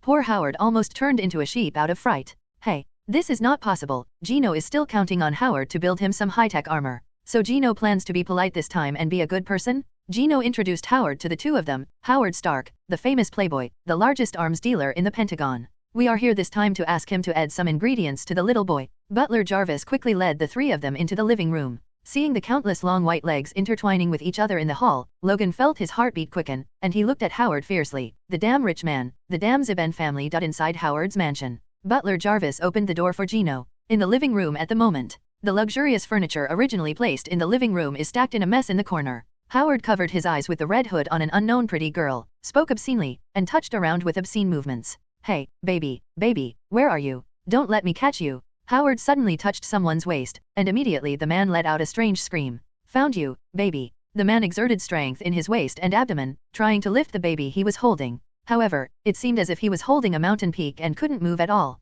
"It's so heavy? Did I invite a fat girl?" Howard was confused and took off his head, only to see himself lying in Gino's arms like a bird. Gino even reached out his arm in a playful manner and gently pinched Howard's cheek. "What?" Howard was startled and quickly took a few steps back, while the girls he invited laughed in good faith. "What's wrong? Brother Howard, don't you like my hug?" Gino mocked, imitating Howard's tone. "Stop, don't disgust me, Gino." Howard smiled wryly and waved his hand, then wrote down the banknotes familiarly and distributed them to the girls. After the woman in this room left, Howard stopped laughing and asked seriously, "What's the matter?" Gino is a pragmatist through and through, and he won't have nothing to do with himself. Gino narrowed his eyes and smiled, and Zilejo put his arm around Howard's shoulders. "I found something good, and I didn't want to show it to you." Gino took out a blue grenade and handed it to Howard. These weapons were obtained by Steve and I during a raid on a Hydra warehouse. The energy inside was extremely terrifying. Gino Tukian saw it and said slowly, "Perhaps, you can try combining the energy in this grenade with the weapon of mass destruction that will be dropped in Japan in a while." Yes, this is Gino's true intention. He plans to try to see if the two can be combined to exert more powerful energy. Howard, a scientific genius, couldn't help but his eyes lit up. He liked to challenge unknown things, especially weapons made of unknown energy, which were very fascinating. Gino seemed to be able to understand Howard's heart, and gave Howard the grenade in his hand. "Anyway, it's up to you whether you want to try it or not." After handing Howard the gift, Gino left with the two Logan brothers and told them that they were going to Japan to fight. Gino patted the two of them on the shoulders. "It's time to enjoy yourself. We are about to raid the Emperor of Japan, and a fierce battle will inevitably occur." In the next month, both life and the world's situation were eerily quiet, as if a storm was about to come. In the office on the top floor of his company, Gino also received good news. "Gino, according to you, my experiment was successful." Howard's voice sounded excited, followed by a long list of physical explanations, and Gino had a splitting headache. Okay, Howard, you just need to tell me the location and time of the operation. I will lead the team there then." So Howard quickly explained the next battle plan. Like many parallel times and spaces, the US military chose to use bombers, and the takeoff location was Iwo Jima. The historic moment is coming soon. On Iwo Jima, not far from Japan, a B-29 Super Fortress bomber slowly took off, leaping into the sky and flying towards the Japanese mainland. At this moment, the island is crowded with scientists, military officers, and politicians representing the president. Gino is telling Logan and Victor the plan. The power generated by the bomb called Little Boy will instantly paralyze Japan's power, and at the same time, it will turn Japan into a mess. And all you need to do is hold off those miscellaneous fish and buy me time to capture the Emperor of Japan. Although Lao Luo secretly ordered Gino to kill the Emperor of Japan, the prestige brought by capturing him alive was much greater than the prestige brought by beheading him. Therefore, Gino planned to capture the Emperor alive. Logan and the two nodded repeatedly. Just when they were about to ask something, the next second, a sky-shattering explosion came from the distance. It was like the sky was being cracked and the sea god was roaring. The terrifying explosion sounded through the sky. A huge mushroom rise up from the ground and soar into the sky. Different from the usual orange-red color, this mushroom exudes a bright blue luster from top to bottom. Gino narrowed his eyes slightly and looked towards the direction of the explosion with his hands behind his back. I saw that the location where the missile landed had now turned into a bottomless pit. The energy of the universe had indeed more than doubled the power of the mushroom bomb. "Let's go." Gino started to take action, carrying the two of them according to the plan, breaking through the thick clouds, and flying towards the center of Japan with the two of them. Along the way, the three of them broke through the clouds and soared into the sky. Soon, they were getting closer and closer to Japan. The three of them also saw the place visited by the little boy. After the explosion, everything you could see was scorched earth. Boundless smoke and dust floated in the air, and everything turned into scorched earth. Gino was indifferent to this scene and just accelerated his flight speed. He didn't want to float above and eat radiation. Boom. A group of 3 people quickly landed at their destination from the sky. The Emperor's palace was as small as their layout, and because of fear of death, it was surrounded by countless Japanese soldiers on guard. Seeing the 3 people falling from the sky, the guards picked up their guns and pulled the triggers without saying a word. The bullet hit Gino's body and burst out with clouds of sparks. He glanced at the guards coming from all around and gave instructions to the 2 victors. Get rid of these miscellaneous fish, and I'll go see the Emperor. Gino slowly floated in the air, and then, under the horrified gazes of many Japanese soldiers, he passed the defense and easily entered the Emperor's palace. Victor and Logan grinned ferociously, stretched out their claws, and pounced on the nearest enemy like wild beasts. In the quiet and elegant courtyard full of Tang-style, Gino walked along the long corridor, using his perspective ability, but there was no one around him. The palace here was surprisingly quiet. Gino looked at the bedroom directly in front, where he saw 2 figures. A short emperor and a huge and terrifying demon. The demon had a bloated and ugly body, like a black evil wave. It seems you are waiting for me here. Gino chuckled and slowly walked into the hall. Boots made a crisp sound on the floor. Gino looked around leisurely. The empty main hall is lined with quaint warrior armors on both sides. The short emperor knelt quietly in his seat, staring at Gino with a cold face. Gino Wilson, we finally meet. I know that sooner or later, you, the devil, will come to my bedroom, so I have prepared an opponent for you. His face turned red and he pointed at the hill-shaped devil beside him. The devil from ancient times, the Satan of hell. He's going to rip your brains out and make you feel the pain I've felt. The emperor smiled crazily, as if he had foreseen the scene of Gino's death. Gino stared at the emperor quietly, as if looking at a clown. Is this what you're preparing for? A hell demon? With the existence of Kamatage, the so-called high-latitude demon cannot sneak across the earth, so the answer is simple. This demon is by no means the so-called Satan. It can even be said to be just a middle to low-level demon. Gino tilted his head, sizing up his next opponent, and then showed a sunny smile again. I hope you can resist the beating, Mr. Devil. Only fighting. Interesting. In the palace, the ugly demon showed a cruel smile, and its sharp teeth shone with a cold light. It's been a long time since I've seen such an arrogant human being. At this time, Gino crossed his hands and stared at the demon with interest, but suddenly heard the sound of the system. Refresh mission, destroy the low-latitude demon Buffy and capture the Emperor of Japan.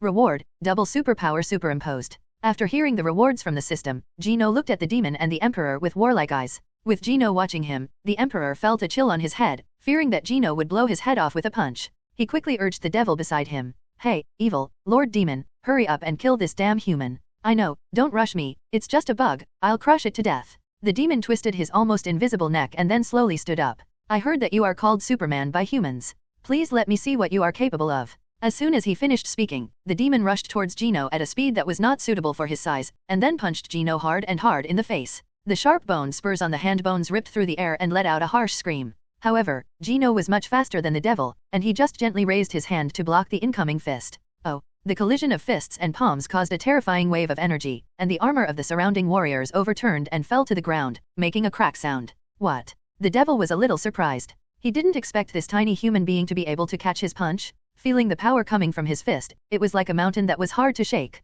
The Emperor on the side looked at this scene and couldn't help but widen his eyes. What happened? Doesn't this demon claim to be the strongest in hell? Why are you having a back-and-forth fight with Gino? With an ominous premonition deep in his heart, the Emperor lowered his head and ran away hastily. Want to run? Gino sneered and was about to catch the Emperor, but was blocked by a demon. The devil said rather pretentiously. I'm here, you can't go anywhere. It stuck out its wet tongue, like a big toad. Ugh. Gino sighed and stared up at the demon. In that case, let's deal with you first. After he finished speaking, Gino raised his head and kicked the devil in the belly. Oh. The huge demon suddenly flew out like a cannonball. The huge body hit the luxurious floor, leaving cracks like spider webs. The demon was like a cannonball, showing no signs of stopping, smashing into several walls without stopping. SHH. Gino disappeared in an instant, and even moved too fast, leaving an afterimage in the air. Appearing in front of the demon again, Gino's fists flew like an afterimage. Each punch hit the demon's body with a heavy force, making him wail miserably. This guy is not a human at all. The demon felt as if its belly was about to explode.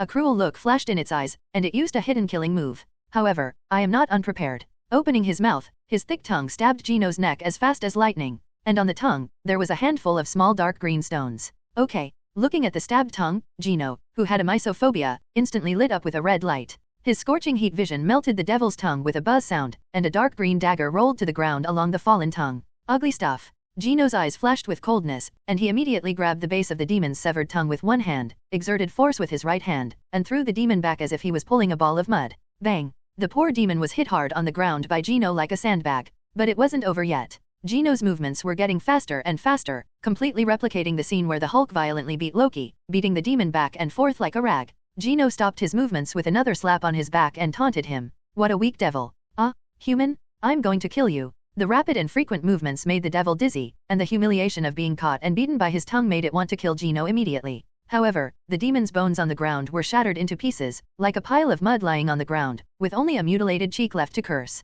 The fact that he couldn't die in this way only shows that this demon's vitality is not generally tenacious. But that's all for now. Gino's eyes lit up red, and a terrifying heat vision was brewing. He said in a cold tone, I hope this experience can make you understand that humans are not weak, you are the weak ones, devils. Next second, the scorching light melted the demon's cheeks, brain, and torso. The heat vision melted the demon from top to bottom. In the end, the demon's body could not withstand such injuries. The body exploded like splashed quicklime, and countless sulfur fell to the ground. In fact, this demon can be killed with fists, but it is too ugly, so Gino can't do it, so it is more hygienic to use heat vision. After dealing with the demon, the task was only half completed. Gino turned his gaze to the distance again. Supervision and clairvoyance penetrated the thick wall and saw the Emperor fleeing in a secret passage. SHH. Gino's figure moved slightly, and the land above the secret passage instantly appeared.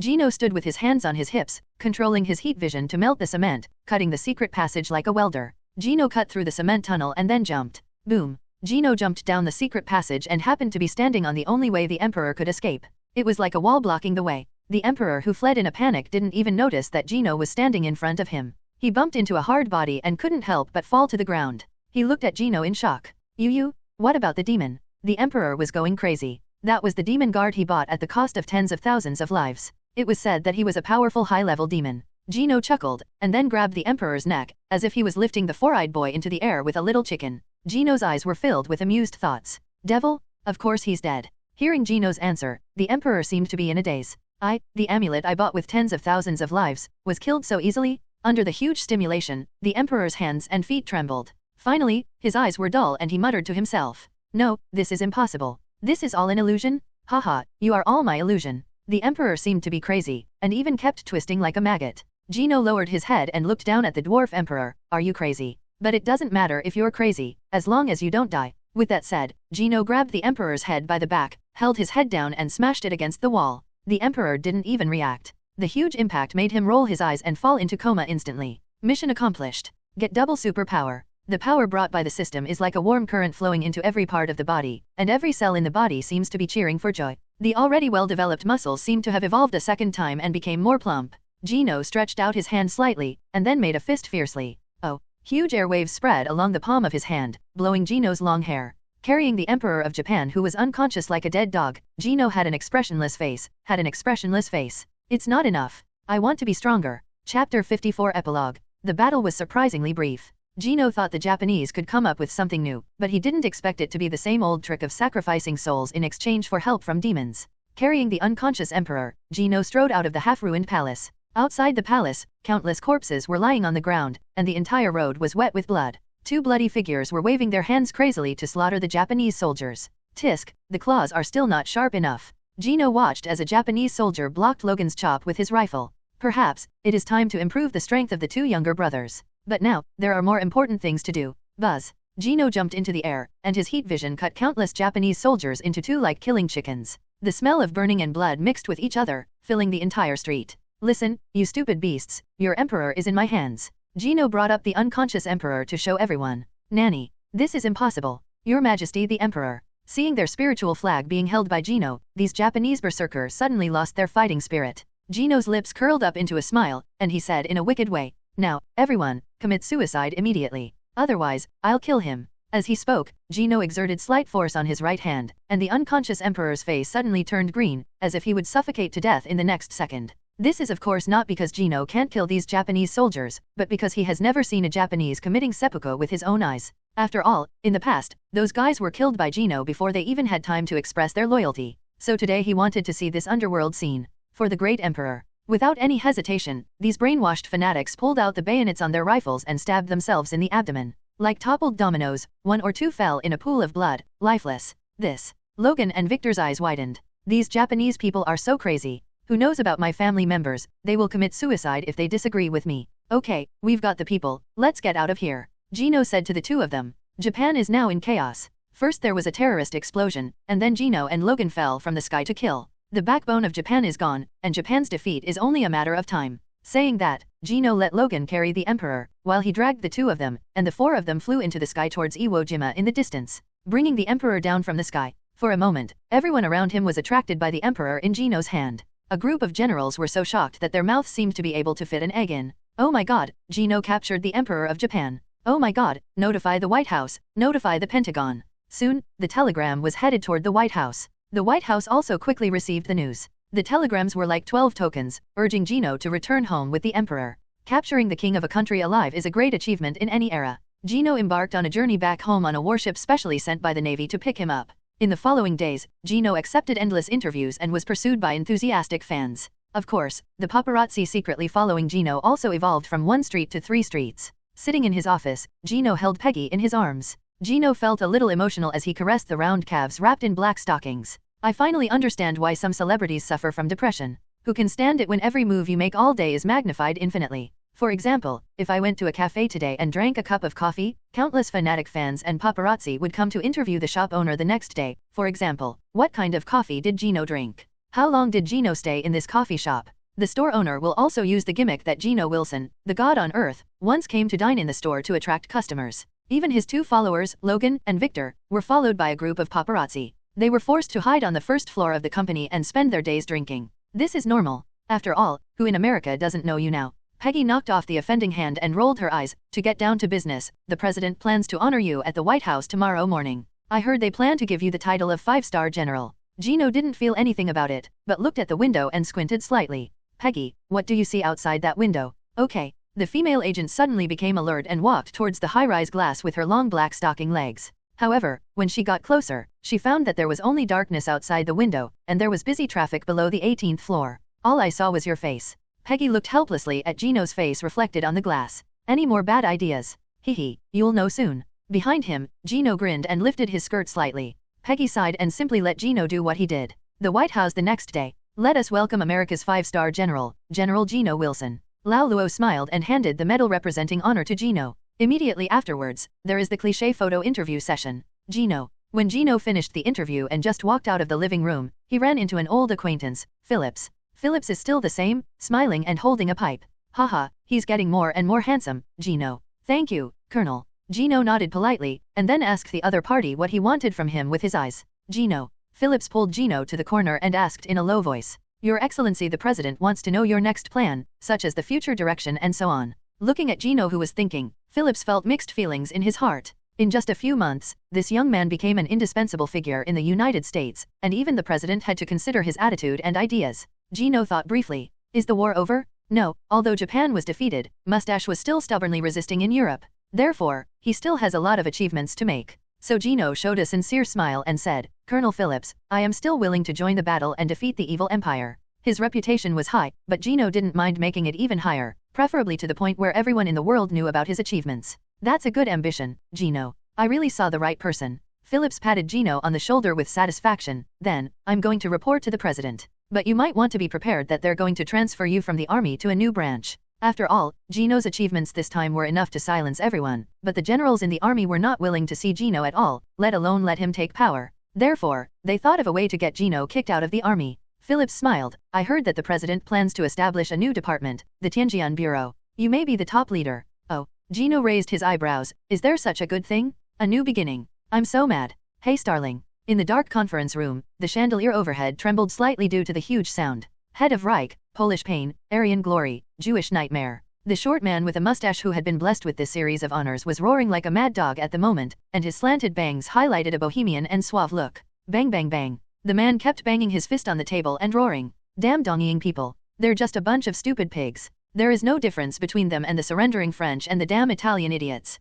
They will only hold back the great empire. The man roared angrily, kept throwing his saliva on the table, and clenched his palms. I should follow the example of a loving father of steel to his generals, and hang them all. Yes, the head of the empire was very angry for a very simple reason. As an alliance, Japan's defeat has far-reaching consequences, and the United States can also devote more troops to deal with itself. After the setback on the Maoxiong side, this is undoubtedly bad news. And that abominable superhuman, what kind of god on earth? His existence is a kind of blasphemy. Only we noble Aryans are the greatest. Mustache's beard twitched with anger. Obviously, He couldn't accept that there were people who were better than their race. They also accepted the super soldier experiment. Why does that guy Red Skull act like a loser? Mustache recalled that terrifying face in his mind, and became even more angry. A bunch of trash, scum. So angry, why don't they have such a powerful warrior as Gino? And somewhere in the Hydra base at the same time, a man with a red face, wearing a black military uniform, stood quietly in front of a whiteboard. This whiteboard is covered with photos of Gino. Every newspaper, every interview, no matter how big or small, was hung on the whiteboard for easy reference.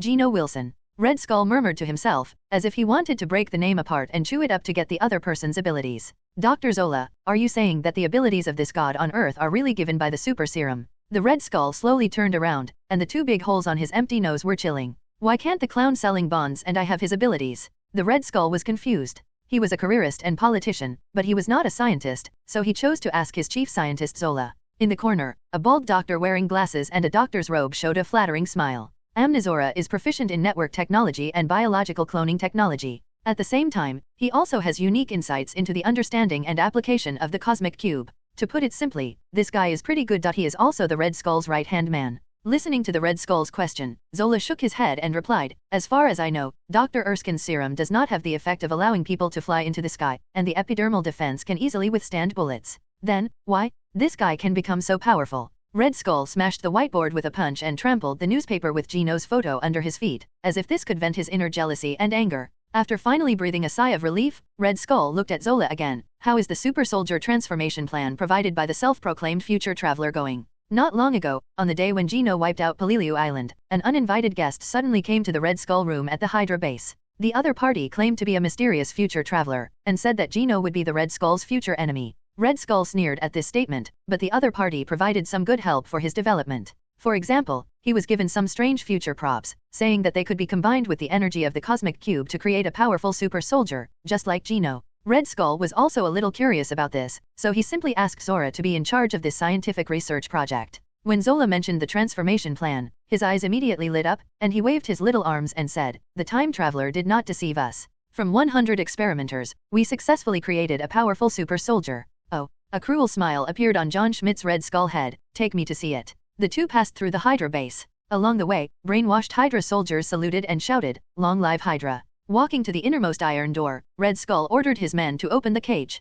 In the dark, empty, dark, and silent cage, through the light shining through the narrow iron windows on the wall, a huge figure, as majestic as a god of war, sat quietly on the iron bed. The long hair is draped on both sides of the cheeks, and the exaggerated muscles are like bulging hills, giving people an explosive sense of power. Hearing someone come in, his blue eyes stared at the two of them mercilessly. "Long live the Hydra!" Dr. Zola shouted power on password, and the hill-shaped giant slowly stood up, raised his arms that could run like a horse, and shouted in a muffled voice, "Long live Hydra." Dr. Zola walked up to the man, patted his thick legs that were bigger than others, and introduced to the boss Red Skull, "This is the result of our successful experiment. The man was once a World War II American soldier, but he was captured by us. According to the investigation, this man's name is James Buchanan Barnes. After undergoing a great transformation, I asked him to participate in the Super Soldier Transformation Program, and among 100 people, he was the only one who succeeded." The Red Skull looked at the strong man with satisfaction. He didn't care that the other man was not an Aryan. The former Red Skull, like many young people who have just entered society, believed that society is very simple and the only thing that is complicated is people, and firmly believed in the Mustache's trick of Aryan supremacy.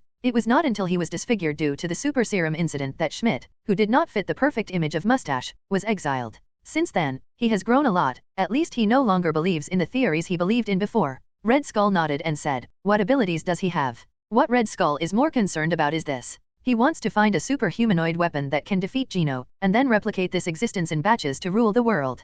Zola was a little excited and danced to introduce Bucky's new ability to the Red Skull. First of all, he's so powerful that he can tear apart a tank with his bare hands. Secondly, because of the transformation of cosmic energy, he can mobilize the cosmic energy in his body and hit the energy of the cosmic cube on his arm to form an energy light ball, causing a terrifying explosion. Moreover, his body was transformed by cosmic energy, giving him super hearing and supervision. Except he can't fly. He is no different from the allied god on Earth. Schmidt nodded repeatedly, understanding the general meaning. To put it simply, he is a powerful warrior with infinite strength, who can rub blue light balls with his hands and explode them, and his defense is also very good. Very good, very good. In the experimental base, the Red Skull, wearing a Hydra uniform, held his hands behind his back and spoke passionately. "With this kind of super soldier, we can rule the world." A look of fanaticism flashed in Red Skull's eyes. What gods on earth, the mutant theory advocated by Sebastian Shaw, and the Aryan theory of Mustache, are all scum in front of his own super soldiers? Dr. Zola, I ask you to expand production? Make sure to create more super soldiers like him. The Red Skull looked up at Bucky. The angular face and cold eyes made him couldn't help but sigh that this was a perfect creation. Long live the Hydra. Zola quickly raised her hands to show her loyalty. While the Red Skull was describing the future territory to Zola, several Hydra soldiers stood outside the laboratory door to report the situation. Sir, one of our bases was attacked. The Red Skull frowned and twisted his red forehead into a chew-on shape. He roared outside like a madman. That damn Steve Rogers again. Since breaking up with Gino, Steve has been visiting the Hydra base like a hard-working bee for Bucky. Schmidt only feels that he will receive the news that XX base has been attacked every morning when he wakes up. This damn fly, maggot, I'm going to crush it. Red Skull's already red head turned redder, and his eyes fell on the silent transformation warrior. Calm down your anger a little. Red Skull turned his attention to Zola and asked coldly, Dr. Zola, how is the transformation of this super soldier? Can it be put into actual combat? Theoretically, it should be possible, but there are still some minor technical problems. For example, the potion provided by the mysterious guest and the violent power of cosmic energy burned out his head.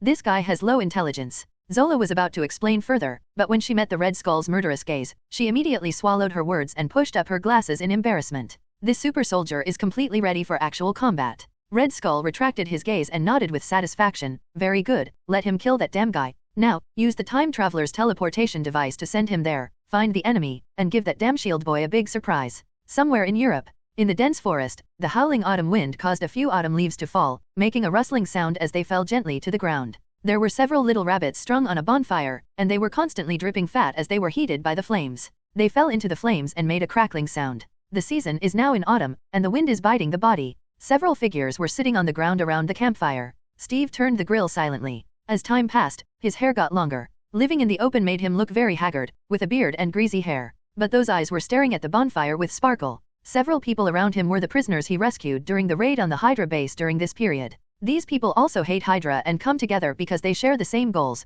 fighting side by side around Steve. A man with a shotgun tore off a rabbit leg, bit it, and said vaguely, Captain, this is the first Hydra base we have destroyed. Another person also felt a little emotional. These Hydras are like rabbits in the wild. They live in nests one after another and cannot be killed at all. This joke made many people laugh, and there was a happy atmosphere around the campfire. Steve smiled slightly, but deep down he was thinking about Bucky's whereabouts. Bucky, where the hell have you been? As Steve was thinking, the leaves under his feet trembled slightly. Okay. Steve stared at the quivering leaves, then lay on the ground and listened. It's not the sound of a tank, but it seems to be a heavy weapon. Steve raised his fist to interrupt everyone. Everyone, be alert. Something is coming this way. Upon hearing Steve's warning, the three of them took up arms and were on guard.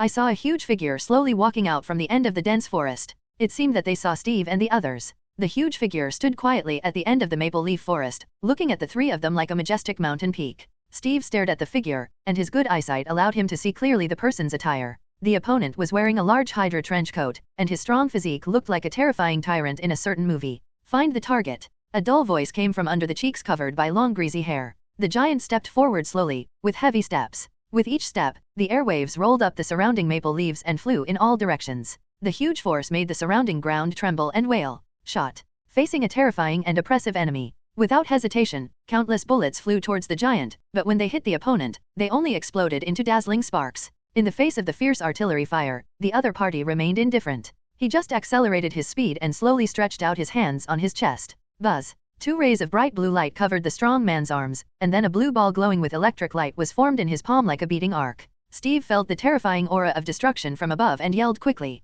Everyone, get out of the way. The giant grabbed the blue ball and swung it. The whistling blue ball hit everyone and then exploded suddenly. The violent electric arc swept through the entire dense forest like a gust of wind. The strong man holding the shotgun was melted by the blue arc without even making a sound, turning into a pool of scorched mud. Crack. Seeing the arc coming, Steve subconsciously raised his shield. The beating arc hit the shield, making a violent roar. Oh. Steve was knocked away by a huge force as if he was electrocuted, and after hitting a big tree, he fell to the ground and spat out a mouthful of blood. Seeing that his companions all around him died at the hands of strong men, Steve gritted his teeth and did not flinch. Instead, he squeezed the shield that Gino gave him and challenged the giant. Hey, silly guy, I'm here. The giant, who moved a little stiffly, slowly turned his head, and then rushed towards Steve. Looking at the strong man charging towards him like a wild bull, Steve did not choose to fight hard. Instead, he accelerated suddenly when the monster was about to hit him. He then bent his knees and passed through the giant's legs in a cool sliding tackle. Gap. Steve suddenly turned over and jumped on the strong man's back, raised his shield and slashed at the strong man's neck. Boom! As if it had hit solid metal, the skin slid against the Vibranium shield, and the sharp edges of the shield cut off the long hair on both sides of the strong man. Roar! The strong man put his hands behind his back and pulled Steve off, throwing Steve away like a piece of trash. Steve fell to the ground again and struggled to get up. He endured the burning pain in his lungs and slowly raised his head. I can fight with you. However, before he could finish his words, he was interrupted by a familiar face. Steve stared blankly at the strong man whose long hair was cut off by the shield. His eyes fell on the other person's tall nose, blue eyes, and slightly thick lips. It was a face that Steve knew and would never forget. Thanks to the 500-point reward from the compassionate man who sees my nature, the Buddha. Thank you, man at Dashat. Bucky, this is too much to read. Under the fiery red maple trees, the maple leaves that burned like flames fell down. In such a romantic atmosphere, the two figures looked at each other from afar. Steve pursed his lips, but found that his mouth was trembling and his fingers were shaking uncontrollably. Bucky. Steve's voice was trembling, and his eyes were filled with tears. Is that you, Bucky? What did those dim hydras do to you? How did you end up like this? Bucky, who turned into a super strong man, had no response to Steve's affectionate call. He bent his knees slightly and suddenly came to Steve in the next moment. Steve, who was immersed in the joy of reuniting his gay friends, had no time to react. A fist as thick as his thigh suddenly hit Steve's abdomen. Boom! Like hitting a heavy sandbag, the airwaves lifted up the maple leaves behind Steve. Rogers knelt on his knees, and the huge power instantly dealt critical damage, and the man fell down helplessly. Lying on the ground and smelling the smell of the soil, Steve's vision gradually blurred. He reached out his hand unwillingly and wanted to say something, but he closed his eyes after all. Seeing that the bugs under his feet were no longer moving, the transformed super soldier Bucky was indifferent and even stretched out his foot to pull Steve's head. Seeing no response from the target, Bucky replied gruffly. Confirmation, death. The retreat command sounded in the earphones. Bucky turned away without mercy. After Bucky left, another maple leaf blew by, gently covering Steve's buttocks. The originally beautiful maple leaf forest was now filled with broken corpses and unconscious men. After an unknown amount of time, a hunter wearing a bearskin coat came to this land with his little daughter and found Steve, who was unconscious. The old man looked at the shield embedded in the big tree with some surprise. I know this shield. This lad has been around fighting those nasty hydras. Oh my god, take him back. Orion's daughter hurriedly ran to Steve. The two of them worked together to lift Steve and rush towards the nearest allied base. Steve had a long dream. In the dream, he fought with Bucky. He led the strategic science team to defeat the Red Skull's conspiracy, and finally fell into the cold sea water. What? Steve stood up abruptly. His breathing was rapid, and it was obvious that this dream was not a good one. Steve, are you awake? A doctor in a white coat walked up to Steve. Steve finally came to his senses. Familiar military camp, the air is filled with the smell of disinfectant. There is a heavy bandage on the abdomen, and there is a vague pain from time to time. Steve looked at his doctor. Am I in the military camp? The doctor nodded and then raised the medical record. Steve, you were too careless. You have been bleeding profusely from your abdomen. Were you hit by a tank? If it weren't for your unusual physique, you might have died long ago. Fortunately, a pair of Orion father and daughter saved you, otherwise you would have gone to see God today. Steve looked bitter. If I can't save Bucky, I'd rather go see God. The doctor smiled and asked Steve to lie down, shook his head and said, okay, you need to rest now, just lie down. Lying back on the hospital bed, Steve recalled everything that happened today in his mind. The teammates who were brutally killed, and Bucky who could control energy and turned into a muscular man. Moreover, the Hydra pattern on the other person's clothes and the fact that he didn't recognize him all made Steve wary. Hydra must be brewing some conspiracy. No, I have to tell Gino about this situation. Steve quickly found the doctor and asked for his phone number. The situation was explained over the phone, and soon an urgent telegram was sent to the United States. On the other side of the Air Force Base, Gino was moving with 2 or 3 members of the Tianjian Bureau. As a newly established department, it cannot be said that there are no people under Gino, it can only be said that they are very few. Several of them are unwanted officers transferred from other troops. In a nutshell, they are just a few old, weak, sick and disabled. Gino didn't want to meet the Pentagon's army, so he simply transformed his company into the office space of the Tianjian Bureau. However, I don't know why, but these officers under my command are unwilling to live on the first floor. Gino felt a little regretful. The first floor was so nice, and he could watch the Japanese soldiers transform into humanoid demons. Gino, I have your telegram. Peggy, who was brought to work by Gino, pushed out of Gino's office on high heels. Steve said he found traces of his friend Bucky, but he seemed to have been brainwashed and transformed into a super soldier who could release blue electric balls through his arms. Oh. Gino took the telegram and frowned after reading it. The timeline has changed again. In the original timeline, Bucky did not accept Hydra's experiments. It was Leviathan on the bear side who transformed him into the Winter Soldier. But now, Bucky has not only accepted the Hydra experiment, but has also become a super muscular man with muscles all over his body and the ability to rub electric balls with his hands. Gino narrowed his eyes slightly. There must have been a change that I didn't know about. Peggy, where is Steve now? Gino planned to go to Steve to understand the situation. If possible, he would catch Bucky and study it to see how little Bucky turned into a muscular man and could roll energy balls with his hands. Peggy replied, he was seriously injured in the battle with Bucky and is now receiving treatment in the 7th Allied Regiment. I'll go find him. Gino opened the window, and before Peggy could say anything, his body turned into a stream of light and flew towards Europe. Soon, Gino arrived at the location Peggy told him and found Steve, who was lying in the tent recovering from his injuries. Gino, you're here. Steve was a little excited to see Gino appear. Calm down, Steve, there's no need to be so excited to see me. Gino smiled and held Steve's shoulders. Tell me about Bucky. So Steve began to tell the details of his encounter with Bucky. Wait, you mean the blue electric ball? It can also cause violent explosions. When Steve heard about Bucky's hand rubbing the electric ball, Gino immediately grasped the key point. Why does it sound like the transformation ability of the cosmic Rubik's Cube?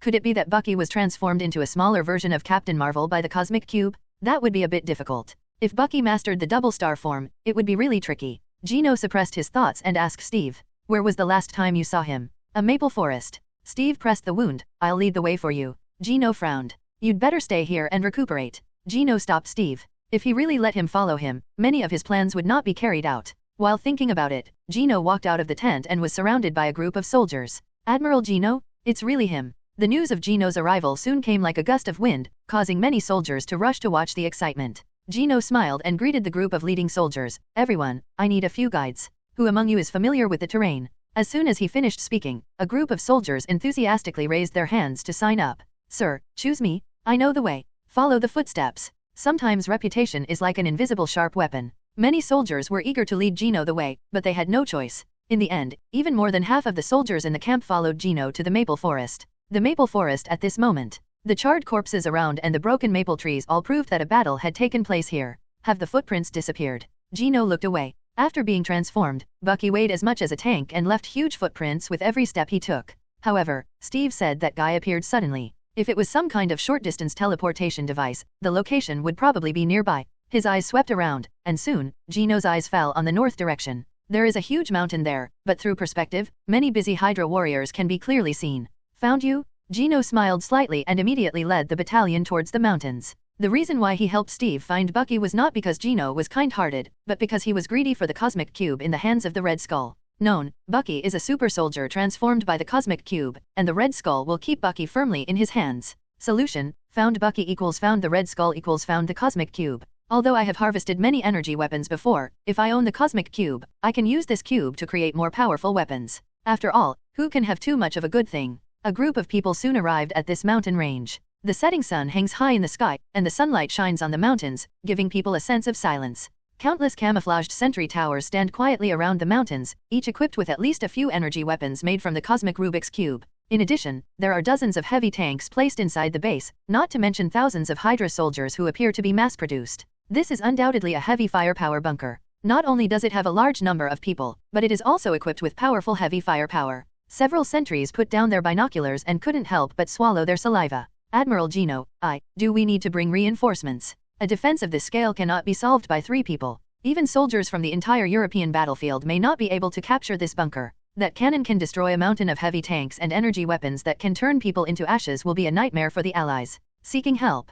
Gino smiled and then shook his head to reject the proposal. Ordinary people face this kind of cross-arrow weapon, and 8 man holding a banana and fighting a saber-toothed tiger is undoubtedly a meaningless sacrifice. Gino and the Allies have no hatred, so there is no need to let people come to die. The technological gap cannot be bridged by quantity. The sentry was confused. Then, shall we retreat? Retreat. Gino shook his head slowly and stared at the mountains in the distance with an expressionless expression. We attack. Saying that, Gino slowly stood up. Everyone hurriedly persuaded, Admiral Gino, please calm down. The weapons held by those Hydra soldiers are extremely powerful. We have seen our comrades being hit by those things and instantly turned into fly ash. It's not necessary. You guys wait here, I'm going to ask the Red Skull for something. After the words fell, everyone only saw Gino's figure rushing towards the fortress in the distance like a stream of light. Like a bolt of lightning, it left a pale white blurred line over the silent mountains. The extreme speed cut through the air, and Gino slammed into the Rocky Mountains with the sound of howling wind. The solid rock was easily torn apart like tofu, throwing up large amounts of dust and debris.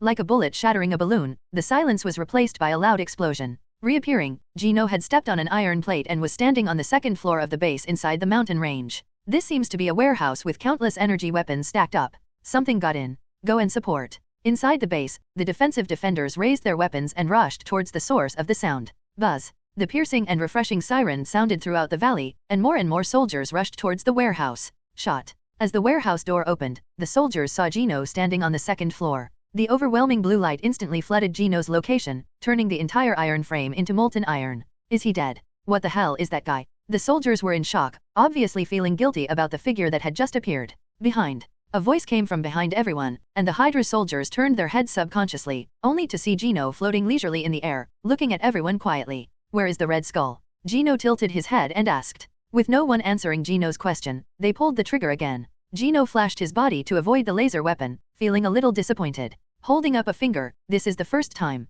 Maybe I should teach you some lessons. The next second, Gino came to the two Hydra soldiers in an instant, and then grabbed the heads of the two Hydra soldiers, using both hands to make their heads collide. The huge impact made their heads look like the watermelons that hit each other exploded. He casually snatched the weapon from the corpse and threw it at another person. The heavy weapon was like a sharp javelin. The muzzle of the gun smashed the man's chest, nailing one person to death instantly. This brutal scene frightened the other Hydra soldiers. Is this guy still a human after all? Even the brave Hydra soldiers who were not afraid of death couldn't help but feel chilled when they saw such a bloody scene. Gino looked at everyone with a smile and patiently raised his second finger. I ask again, where is the Red Skull? Still no one answered Gino. Some of them raised their hands tremblingly and shouted, 9, long live Hydra. Ugh. Gino sighed. As expected, he couldn't ask anything from these cannon fodder. In this case, there is no need for you to live. After saying that, Gino rose into the sky again, his eyes slowly lighting up with a fiery red light. Buzz. The heat vision instantly melted the crowd, killing Hydra soldiers as if they were playing Fruit Ninja again.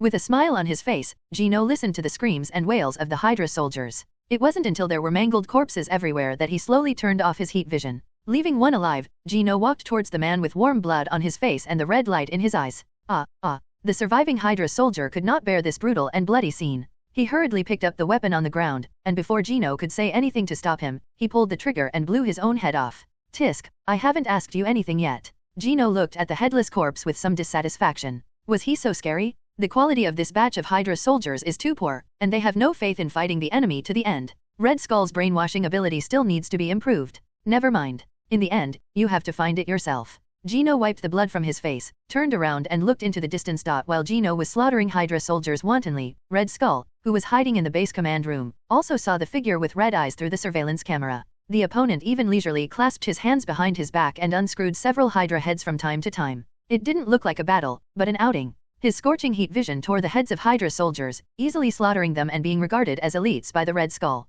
Of Hydra warriors, Dr. Zola. Red Skull roared angrily, staring at Dr. Bald with terrifying eyes. I want you to send out super soldiers immediately. Red Skull is very angry. These damn guys have come to the front door of his house. Although he didn't know how the other party found this place, Red Skull was very unhappy about Gino knocking on his door. Facing the furious Red Skull, Zola didn't dare to refuse and tapped on the keyboard. Under his control, the door to a hidden base opened, and Bucky, who was originally calm, immediately opened his eyes. The cold voice of the Red Skull sounded on the radio, Long live Hydra. After receiving the power-on password, Bucky stood up, standing like an iron tower. Red Skull sneered and issued the order again. Kill the invaders. Looking at Bucky slowly walking towards Gino on the screen, the corners of the Red Skull's lips curved into a cruel smile. Let the so-called Superman see the power of future technology. As he spoke, the Red Skull raised the microphone, and his cold and hoarse voice echoed throughout the base. Gino Wilson. At this moment, just after crushing someone's head, Gino couldn't help but look up at the camera hanging not far away. Red Skull.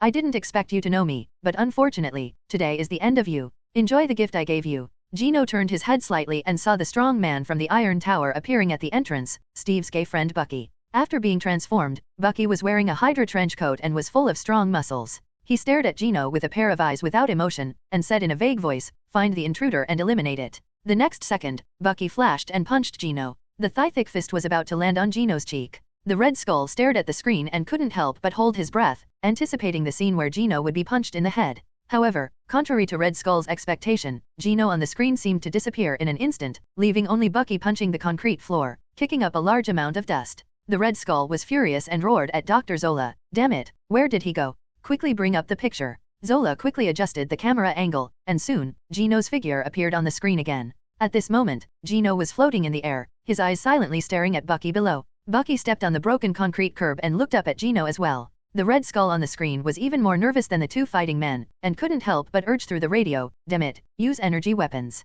Bucky, who was originally sluggish, immediately raised his hands, and light blue energy gathered in his arms. Oh, is this your ability? Gino's eyes glowed red. Next second, wild blue arcs of electricity emerged from Bucky's hands, like two beams of light hitting Gino. Gino's eyes also shot out two thick heat gazes. Immediately, two rays of light, one red and one blue, collided and intertwined, emitting a dazzling white light. Roar. Bucky felt it was difficult. His legs pressed firmly against the ground, increasing energy output. Interesting. Gino increased the heat vision again. Soon, the red laser easily suppressed the blue arc. Gino used his heat vision against the blue energy and slowly approached Bucky. Dr. Zola in the monitoring room suddenly panicked. Looking at the values on the screen, his face flashed with surprise. Here, this guy's energy value far exceeds our super soldiers. Red Skull stared at the screen and saw that his heat vision easily suppressed the blue light released by Bucky. The entire base was destroyed by the energy generated by the two waves, and an energy storm of one blue and one red swept across the entire base. The Red Skull only saw clouds of snowflakes bursting on the screen, and the surveillance screen was lost.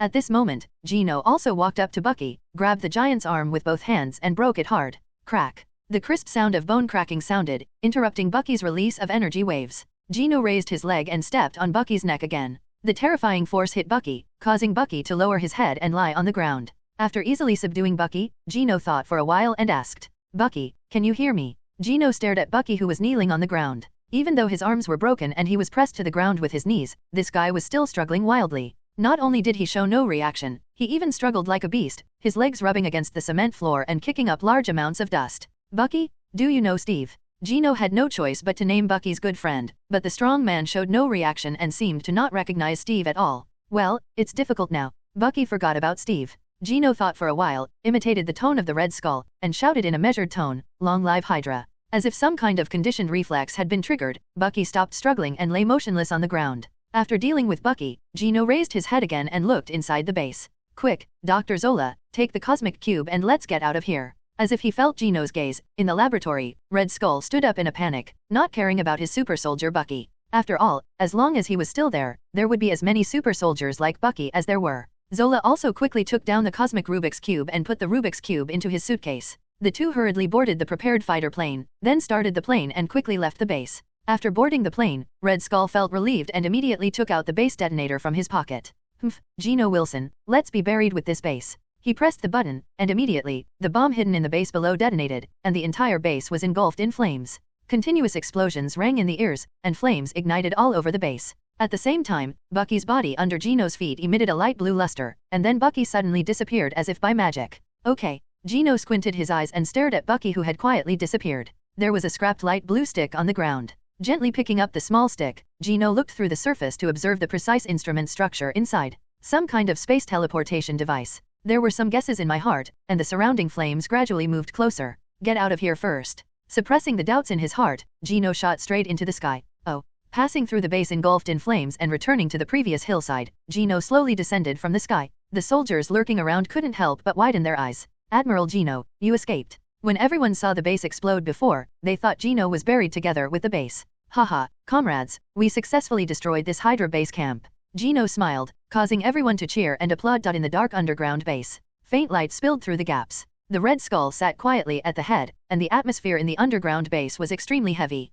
His collar was now wrinkled, without the glamour it once had. The skull head was breathing heavily at the moment, staring at a little blue man floating in the air with evil eyes. Yes, it's floating in midair. This guy was wearing a high-tech suit, with a faint smile on his dark face. Red Skull couldn't help but cursed angrily. "Dammit Kong, didn't you say that your transformed super soldier could easily defeat Gino? If I hadn't run fast, I would have fallen into his hands now." Thinking of the fate of being caught by Gino, Red Skull couldn't help but shudder. He thought of the Emperor who was captured not long ago. It is said that Gino had someone cut off the symbol of man and locked him in a dark cell for the whole day. The sky whales. Listening to the barking of the Red Skull, the black man named Kong had a thoughtful look on his face. "It shouldn't be. No matter which universe we are in, there is no such person as Gino Wilson." The Red Skull ignored Kong, who was thinking, pointed at Bucky and yelled, "You said you would help me deal with Gino, but now, the only experimental subject's arm has been broken. What should we do?" Red Skull set his sights on Bucky hanging up in the corner. The arms broken by Gino naturally hung in two parts, and his eyes were staring at the empty space.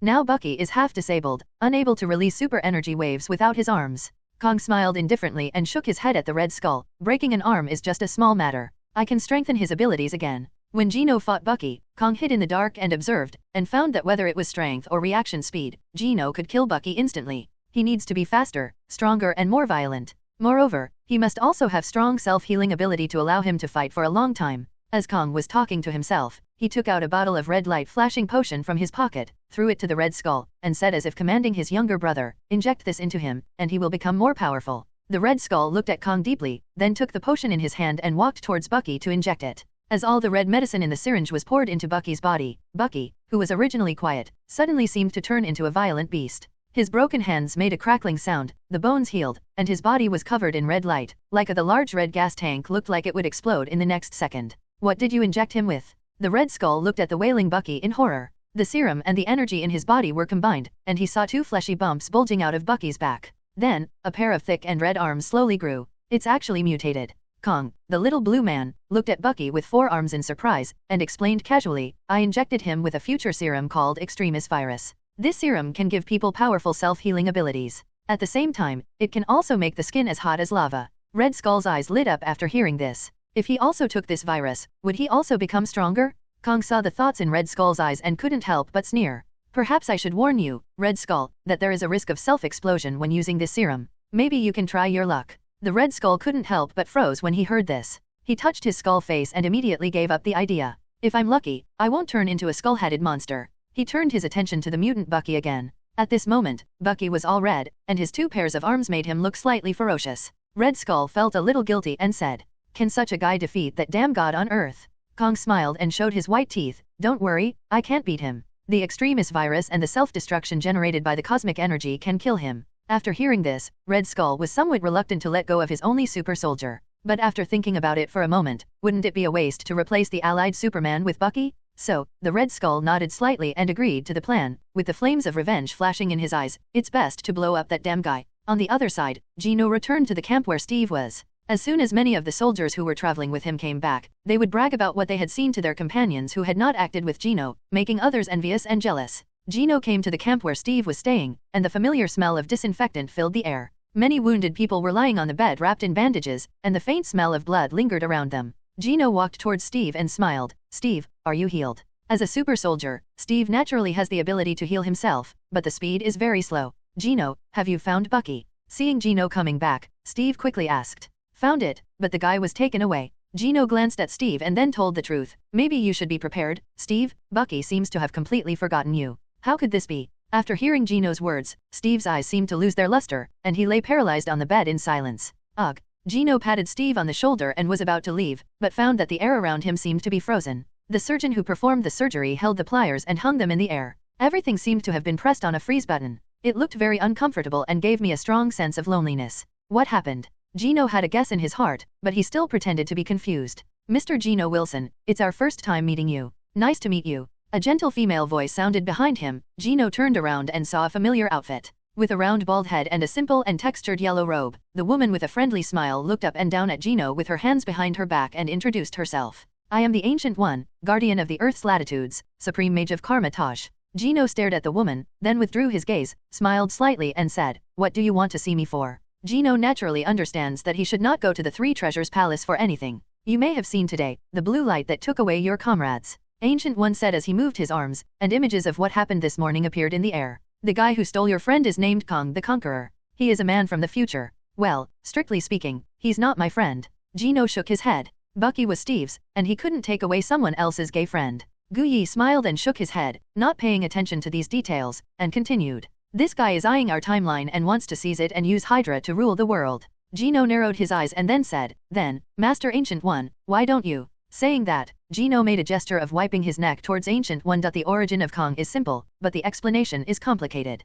Kang's real name is Nathaniel Richards, a descendant of a certain Mr. Fantastic from the universe. He was originally a scientist in the 31st century who accidentally discovered a machine that could travel through time. So, this madman started messing with the timelines, making countless variations of himself, and was happy to carve out his own timeline by invading different timelines. To put it simply, he can be regarded as a timeline terrorist, the most troublesome enemy for the Supreme Mage. His own strength is not strong, but his future technology gives him great power and can easily defeat many powerful superhero. So, Master Guyi, why didn't you do it? Gino scratched his neck with his hand, hinting to Ancient One to find Kong and kill him. Others may not know it clearly, but Gino knows that Guyi has a powerful time gem in her hand, and the timeline is in her hand like a cute little girl. And as the most powerful mage supreme on Earth, it would not be difficult for Ancient One to find Kong, take him out and kill him. I can do it. Gu Yi smiled faintly, but she looked at Gino with a smile, tilted her head and said with a smile, but I've been a little busy recently. Her eyes fell on Gino, and she seemed to be able to peek into the souls past through Gino's appearance. So, I prefer outsiders against outsiders, Mr. Gino. Ancient One looked at Gino calmly, then turned his arm, and another long series of golden timelines intertwined and floated in the air. Mr. Gino, this is the timeline you are in. Your countless endings in the future are considered harmless to the Earth, but Kang's appearance is like tying a knot in the timeline, making it more chaotic. I have seen thousands of endings created by you, but the stories in each ending are good. You are not harmful to the Earth. On the contrary, your existence is more like a strategic deterrent. No one dares to launch it easily. Nuclear war. Gino understood what Ancient One meant. He is not harmful to the Earth, so the boss chooses to communicate with him peacefully, but Kang's appearance is like dropping a depth bomb into the timeline, and he is an enemy that the Supreme Mage must eliminate. Because the existence of the Supreme Mage is only to ensure the survival of the Earth, and the life and death of human beings is irrelevant to Karma-Taj. However, for some unknown reason, Gu Yi chose to find himself and put himself in charge of fighting Kong. Good guy, emotional Ancient One is cultivating Gu. No, it should be said that the time traveler is resisting the time traveler. But Master Gu Yi, Kong has time technology, I don't think I can catch him. Gino shook his head. Even the ancient mage found this guy a headache. He was definitely not weak. Moreover, there was no benefit. Gino didn't want to fight Kong to the death. Ancient One smiled, as if she had expected Gino to say this. She flipped her hands like a magic trick, and a cloak quietly appeared in her hands. Ancient Yi waved his cloak and introduced to Gino. This cloak is called the Magic Floating Cloak. It has strong defense and magic resistance. Maybe you need a cloak. Moreover, I specially applied mirror magic to this cloak. After meeting Kong, as long as you throw this cloak, it will separate you and Kong into the mirror space. Gu Yi smiled and glanced at Gino. After I believe it, with your strength, it shouldn't be a problem to deal with Kong. After saying that, the woman winked at Gino. Her meaning was simple. Boy, do you want this magical cloak? Agree to deal with Kong, and this cloak will be yours. Gino stared at the bright red cloak in Gu Yi's hand, and said it was a lie if he said he didn't want it. He remembered that this cloak was a magical artifact made by a certain boss. It not only had its own intelligence, but was also not slow in speed. Gino narrowed his eyes slightly. Is this a good deal? It's a bargain. Killing Kong in this timeline and obtaining the supreme sacred artifact, the demonic floating cloak, is a huge gain. As for what Dr. Strange will use in the future, it's none of his business. Don't give up the treasure that comes to your door in vain. Having made up his mind, Gino immediately changed his face and said loudly to Gu Yi, it is the responsibility of every person on Earth to protect the accuracy of the timeline. Master Gu Yi, according to the old saying in our hometown, it is our duty to do so. Listening to Gino's speech, the old fritter Gu Yi just smiled gently without exposing Gino, and then handed the cloak to Gino. In this case, the responsibility of eliminating Kong falls on you. Admiral Gino, come on. Gino took the cloak from Gu Yi. The cloak was light in texture and the fabric made of an unknown material felt smooth and cold to the touch. As if sensing Gino's emotions, the corners of the cloak twitched, as if somewhat resisting Gino's touch. I didn't expect this guy to be a bit arrogant. Gino smiled, his mind moved slightly, and the cloak immediately turned into a tie according to his wishes. Hanging the tie around his neck, Gino looked at Furyuki who was about to leave.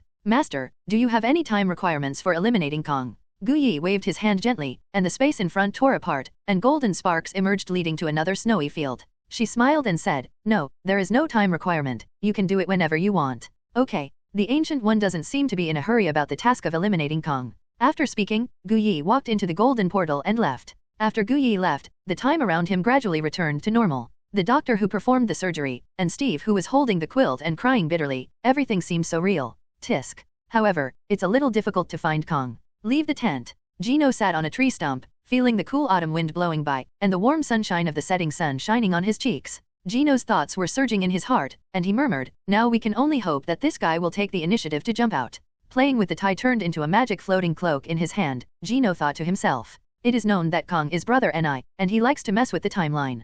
Judging from Kang's character of conquering the world, this guy definitely can't stand loneliness. It's like a villain dies because he talks too much. Maybe this guy will jump out and cause trouble soon, and it won't be too late to deal with him then. Just when Gino was thinking, several soldiers walked near Gino. Sir Gino, I have your telegram. Gino received the telegram stamped with top secret, slowly opened it, and couldn't help but stare. President Roosevelt died of cerebral congestion, come home soon.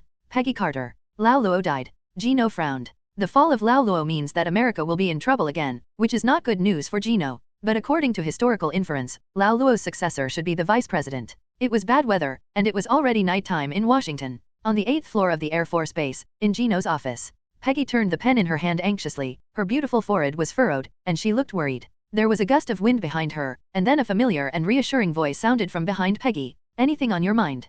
Peggy turned her head and looked at Gino, who suddenly stood behind her. A majestic cloak hung behind him, and in the next second, the cloak turned into a tie and hung around Gino's neck like magic. Peggy was a little surprised. This cloak. Ah, you can think of it as a magic item. Gino smiled and sat on the chair, and then sat down with Peggy in his arms. Feeling the friction of his companion's stockings on his thighs, Gino rubbed his companion's face. Why did Lao Luo die suddenly? To be honest, Lao Luo is a good person. Although there is a relationship of exploitation, at least he gave Gino what he wanted and knew how to measure it. Gino couldn't help but feel a little regretful. It's a pity that such a good president is gone. Peggy struggled to leave Gino, but was unable to break free. She rolled her eyes and made suggestions for Gino. Now we should consider who the next president will be. Knowing the future well, Gino just smiled lightly and said, who else can it be? Of course it is our vice president. After Lao Luo's death, the war did not end. The politicians discussed it and the result was that Vice President Lao Du came to power. Do I need to visit him in advance? No, no matter who comes on stage, they can't do without me. Gino smiled confidently. Early the next morning, Gino put on a black suit and black tie. Gino put on a black dress and looked at Peggy, who was sleeping soundly. Maybe he should find a way to improve his female companion's physical condition, otherwise it would be too disappointing to lose strength and pass out in the middle of every battle. Gino walked out of the hotel. The early morning in Washington was covered by thick clouds, and light rain slowly fell from the dark sky. Arriving at the overcrowded Washington Cathedral, the cloak turns into a black umbrella. Gino shouted to the cloak, and the red cloak turned into a black umbrella and fell on Gino's hand. Holding a black umbrella, Gino stepped on the hard marble and walked into the church. He put away the umbrella. At this moment, the church seats were already filled with countless people. Countless celebrities and politicians are dressed in dark clothes. They are all qualified actors, and everyone has a heavy look of sadness on their faces. Slightly low and sad music echoed in this church. Countless flowers are spread in the corners, exuding a faint fragrance. Gino walked into the first row without changing his expression and sat down in his own seat. There is a gorgeous coffin in the center of the front, decorated with countless beautiful flowers. The most beautiful photos of Lao Luo during his lifetime are placed in front of the coffin for people to pay their respects. Soon, Lao Luo's funeral officially began, and his successor Lao Du took the stage. In a standard eulogy format, he first expressed his sadness and then talked about Lao Luo's contribution. He led us to resolutely resist the evil Mustache, saved our allies, and made great achievements in our resistance to evil. The next process is a bit simple. Everyone silently expresses respect and regret for the deceased. As the pastor finished reading the eulogy, the funeral was also declared over. Gino was about to leave when Lao Du, Lao Luo's successor, approached Gino. The old man looked sad and pushed up his gold-rimmed glasses. Today is such a bad day, Admiral Gino. We have lost the great Lao Luo. Yes, what an unfortunate day, Mr. Lao Du. Gino also spoke with a heavy tone and responded to Lao Du with a look of regret. The two chatted about some unproductive topics, and Lao Du changed the subject. Admiral Gino, I heard that you recently went to Europe alone to help the Allied forces fight. In such a situation, shouldn't we report the action to the Pentagon in advance and only take action after approval? Hearing the inexplicable emotion in Lao Du's tone, Gino narrowed his eyes slightly and asked with a smile, What? Your Excellency, the President is not convinced. It was obvious that Gino was laughing, but Lao Du felt an inexplicable fear. His original aura of attacking the enemy was frozen, and he couldn't help but slow down his tone and say haha. Ahem, this is a misunderstanding, Admiral Gino. Helping allies defeat the evil Mustache is what every warrior should do. Meeting Gino's half-smiling eyes, Lao Du quickly explained, I just hope that Admiral Gino will report to the Pentagon in advance for his next operation, otherwise we will also worry about you. After saying these words, Lao Du patted Gino on the shoulder and left. Gino looked at Lao Du's leaving figure, narrowed his eyes slightly, and then slowly followed him. Something is wrong with the old guy. Listening to Lao Du's tone, it seemed as if he was expressing dissatisfaction to himself, which made Gino a little curious. Who gave Lao Du the courage? Gino stared at Lao Du walking out of the church. And now outside the church. After Lao Du left the church, he was not in a hurry to leave. Instead, he got into his car. The black car parked quietly on the roadside, seemingly waiting for someone. Gino hid in the dark, staring at the black car quietly with his ears raised. Soon, an old man walked slowly from the other side of the road. The bandage on his hand made Gino's eyes light up.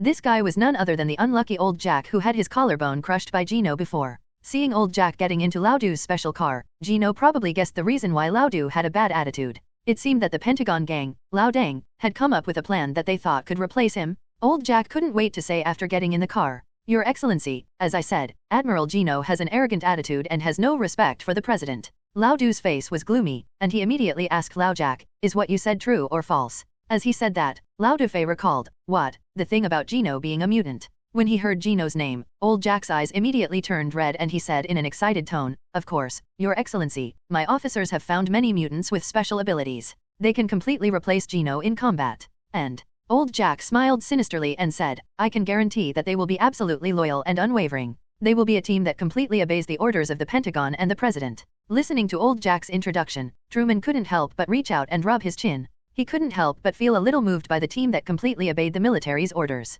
After all, judging from previous conversations with Gino, Gino had no intention of obediently clinging to him. Are you sure you can create a mutant like Gino? Laudu asked Jack back, which made Lao Jack fall into silence. Can he really create a mutant as powerful as Gino? The conversation between Jack and Laudu didn't last long, and the two drove away. The black car slowly left the driveway and disappeared around the corner. A mutant? I didn't expect Jack to be really capable. Behind the pillars of the church, Gino hid in the darkness and witnessed the entire conversation. He lowered his head and thought. The so-called mutants are humans whose genes contain X gene fragments. According to the strength, it can be roughly divided into 5 levels. First, the weakest category is called the Epsilon Level 1 mutant. This type of mutant does not have any powerful abilities, and may even be troubled by the existence of the X gene. For example, after awakening genes, young people who should be ordinary people find that their heads have turned into chicken heads, or their bodies are covered with feathers. For these mutants, mutant ability is not a gift, but a curse that ordinary people can easily kill. As for the second category, it is the Delta Level 2 mutants.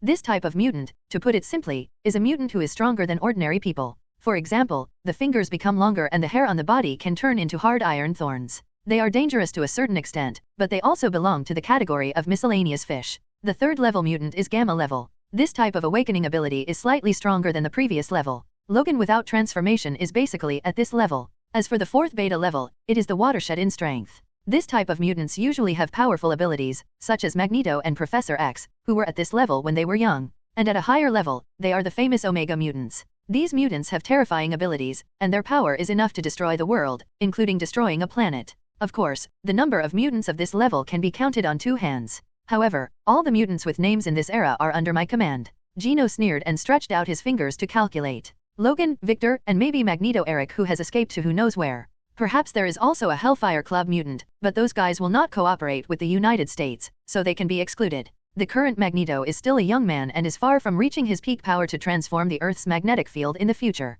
Therefore, Gino is not very optimistic about old Jack's mutant team. At this time, Howard, who had just walked out of the church, saw Gino leaning against the pillar. His eyes lit up and he came over with a mean smile. Hey, our Lord Admiral, what are you thinking about? Interrupting his thoughts, Gino looked displeased, stared at Howard and asked, what's the matter? Howard touched his nose, rubbed his hands and smiled. I'm going to hold a cocktail party at my house tonight, do you want to come? With that said, Howard winked at Gino, as if to say don't refuse me. The reason why Gino was invited was of course because of Gino's popularity. As a fun-loving person, Howard naturally hopes that the party will be as lively as possible. Gino was going to refuse, but he thought of the teleporter he had found at the Hydra base before, and he might be able to ask Howard to help him research and build a directional tracking device. So Gino turned to Howard and asked, time and place. Also, help me build a directional tracking device. Gino handed Howard the instrument he picked up on the battlefield. Howard reluctantly agreed. Late at night, inside the Howard family's spacious villa, various lights on the ceiling fall on the floor of the villa, making the atmosphere hot.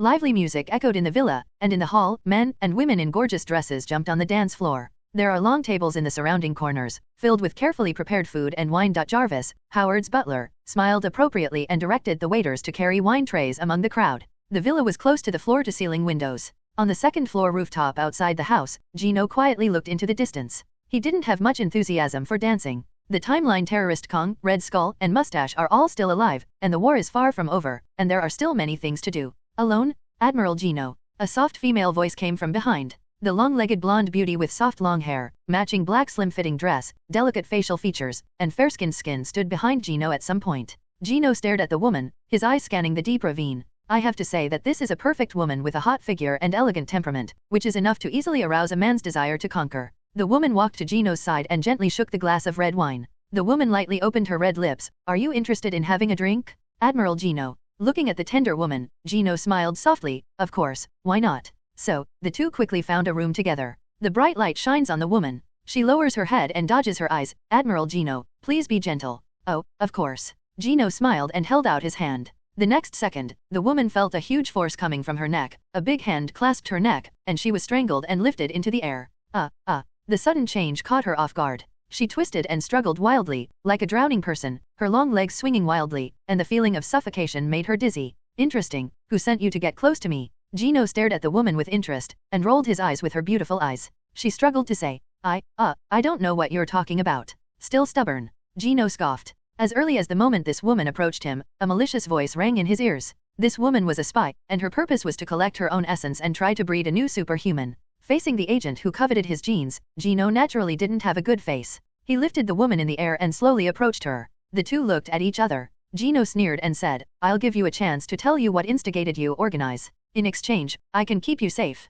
Listening to Gino's words, a flash of fear flashed in the blonde woman's eyes. How did the other party find out that she was so flawless? Haven't you thought about it clearly? Think about it, you only have one life. Now you have a chance to survive without having to work for a dark organization. Can you really remain indifferent? Oh. Suddenly there was a small gunshot in the distance, and the whizzing bullet shattered the glass and flew towards the woman's temple. Seeing that the bullet was about to hit the woman's head, in the flash of lightning, Gino just gently raised his palm to block the incoming bullet. The extremely fast bullet hit the palm of his hand and burst into a cloud of sparks. Gino held the twisted bullet and waved it in front of the woman's eyes. Look, the operation failed. You have been abandoned by them. Even if you go back now, death will be the only thing waiting for you. So, I'm giving you a second chance. Gino stretched out a second finger, covered the smile on his face, and stared at the woman with a cold expression. Say, or not. Perhaps he surrendered to Gino's power, or he felt chilled by the organization's abandonment of him. The blonde woman bit her lip and said with difficulty, I am Claire Valiant. Worked for an agent organization called Leviathan, graduated from the Red Room, codenamed Black Widow. Oh, Leviathan. Gino let go of the woman. The woman is sitting on her knees on the ground. The feeling of suffocation faded away, and she breathed in the air greedily, feeling the beauty of life. Tell me about Leviathan. Gino was quite interested in this organization that stood tall and drew nourishment from the bear. Gino looked towards the gunman in the distance and found that the man shot himself in the head immediately after the assassination failed, thus eliminating Gino's plan to capture him alive. The woman looked at Gino with a complicated expression. This guy was simply a tyrant. The organization's intelligence was wrong. He didn't want to be a honeypot at all. After a pause, the first-generation Black Widow named Claire began to introduce the organization's information. Leviathan is an ancient organization that trains the Winter Soldier and the Black Widow from the Red House to serve the furry bears. The woman rubbed her blue neck and continued, because your recent performance shocked the world, the organization launched a study, but with little success, so someone proposed the borrowing seed plan. Gino's mouth twitched. These furry bears were really dark. Refresh mission, rescue the girl in the Red House. Reward, Super Defense Evolution Man of Steel. Hearing the rewards from the system, Gino couldn't help but raise his eyebrows.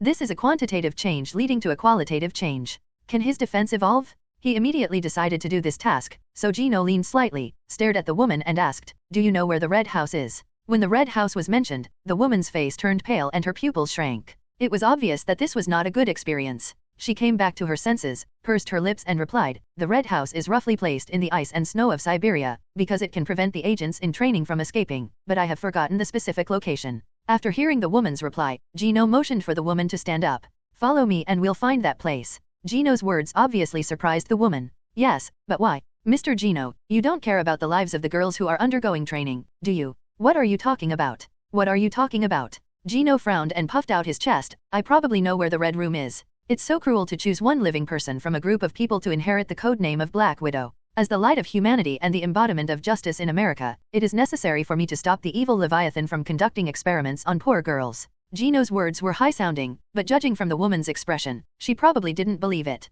The two left the room, and as soon as they walked out of the door, they bumped into Howard, who was holding a young model in his arms. Howard was a little surprised to meet Gino, but he glanced at the woman next to Gino and couldn't help but say hee. Laugh. Domestic flowers don't have the same fragrance as wildflowers, right? Admiral Gino. Gino ignored the talkative Howard and instead made a request. Howard, I need some clothes to keep out the cold. Howard was a little confused as to why Gino needed warm clothes, but his smart brain told him not to ask questions that he shouldn't have. So Howard quickly said, Ask Jarvis for some clothes, I'll go get some work. Gino nodded, and then he took Claire to find Jarvis and asked for some warm velvet coats. Naturally, these clothes are not for myself, but to protect Claire who is leading the way from freezing to death. Let the woman put on her coat. Gino hugged the woman's slender waist, then tightened his legs, leading the woman to the sky and flying in the direction of the bear. Siberia. Located in the northern part of the Eurasian continent, the area has a severe cold climate and has been gradually covered by ice and snow since autumn. If there are not enough warmth measures, people will be frozen in the snow for no more than 1 minute. During World War II, Mao Zedong liked to capture Japanese soldiers and throw them to Siberia to grow potatoes. When they died, they could also be thrown into incinerators for secondary use to provide heat. At this moment, the land is filled with endless ice and snow as far as the eye can see. No living creatures can be seen in this snow, and even the trees have long been frozen to death by the extremely cold temperature. But in this icy and snowy land, a white light fell into the snow like a meteor, kicking up large snowflakes and air conditioning. Claire clutched the warm clothes on her body tightly, and then glanced at Gino, who was acting like a normal person. He didn't seem to be afraid of the cold at all, and was looking around like a normal person. The woman couldn't help but feel a little envious. Gino looked around, using his long-range vision to see through the vast wind and snow, and soon found a house with red paint on the walls in a small snow ditch to the west. It looked like a villa, but the land below had long been hollowed out and transformed into a huge underground base. Okay, I found the place, follow me. Gino didn't say much, and waved his hand to tell Claire, who was shivering from the cold, to follow him. As for why not fly? Because Gino thinks it's fun to step on the snow, especially the heavy snow that touches the knees, it's even more fun to step on it. Don't ask, it's fun to ask. However, before the two of them took a few steps, Claire behind them was swaying like she was about to faint. There was no other way. As a good person, Gino had no choice but to hold the woman and fly towards the location of the Red House. This hidden agent training base is surrounded by thick electrified barbed wire, and from time to time you can see some patrolling soldiers wearing heavy military uniforms. How do we get in? Claire regained some energy at this time and asked, holding her hands tightly. Her body was wrapped in Gino's magical floating cloak, and as a magical artifact, the magical floating cloak provided heat to dispel the cold and prevent Claire from freezing to death. How to get in? Gino's eyes glowed red. Of course I'll fight in. Red House, 4th floor of the underground base. Girls, you must make good use of your weapons, your looks, and skills, so that the target will be captured by you willingly. The instructor responsible for training the girls is a woman in her 30s, with a sick smile on her face, while instructing the girls on the techniques of doing the splits. The girls around them listened to the woman's introduction with numb expressions. The method of cultivating agents in the Red Room is similar to cultivating goo. These girls need to kill their roommates every day after class to ensure that they get a place to survive. Then the process starts over and over again the next day until the only 10 surviving ones are selected. People take graduation exams to compete for the strongest one to inherit the title of Black Widow. To put it simply, many of these girls are already numb to the future and are just living to survive. Just listen to the lessons numbly. Jingle bell. An untimely siren echoed above everyone's heads. Someone invaded. The female instructor stood up with a whoosh, sprinted to the desk, took out a pistol from it, and walked cautiously toward the door. As a building built in a world of ice and snow, the Red House is highly concealed, and the surrounding area is heavily guarded. How could anyone break into this death base? The female instructor's head was filled with thoughts at the moment. How could it be possible? A shrill wail could be heard from the compartment above his head, but it soon calmed down. Damn it. The female instructor mumbled a curse and pushed open the iron door. After the female instructor left, the remaining girls in the room looked at each other. The girl with long red hair and a sweet face said first, "This may be another drill." The Red House's methods of breeding Black Widows are very bloody. For example, they arrange for the so-called Prince Charming, the savior, to come down from the sky and tell the girls that they have been saved. If any girl really believes this nonsense, she will not see the sun tomorrow and will be brutally killed by the organization and thrown into incineration. It was burned up in the furnace. The only right thing to do is to show loyalty to the organization by killing the so-called savior. The girl with burgundy red hair quickly arranged tactics. When the time comes, I will be responsible for restraining the intruder, and the others will kill him with tools.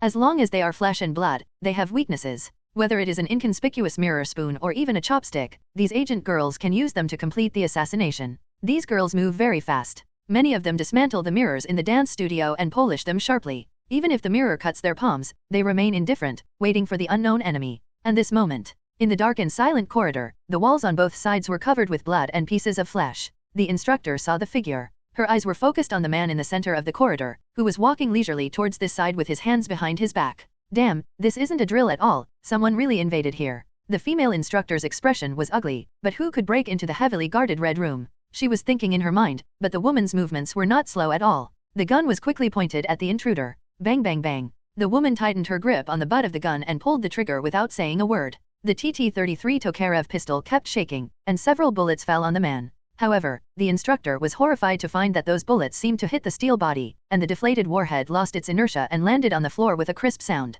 The figure walked out of the darkness, revealing his true appearance. The handsome man had a gentle smile on his face at the moment, but what he said made the instructor shudder. Are you going to die by yourself, or should I do it? The instructor naturally didn't want to die. She rushed towards Gino with agility, then raised her hand and punched Gino in the face. Don't slap someone in the face, miss. Gino chuckled and raised his hand to catch the fist. The punch was very powerful, like the strength of 4 adults. Gino's eyes narrowed, and under his clairvoyance ability, the woman's muscles were solid. Is he a modified person who took some kind of serum? While thinking about it, Gino punched the woman in the face. The next second, several tons of force hit her. The woman's head seemed to have hit a large truck head-on. It exploded with a pop sound, red and yellow. Some broken bones were scattered on the wall, leaving only a headless corpse lying on the ground, with blood flowing out from the neck, and it was too dead to die. Let me see, where are my treasure rewards? Gino scanned around and soon found a dance studio. Many girls with long legs and petite figures gathered at the door. These girls seemed to be planning to ambush the intruders. Haha, it's interesting.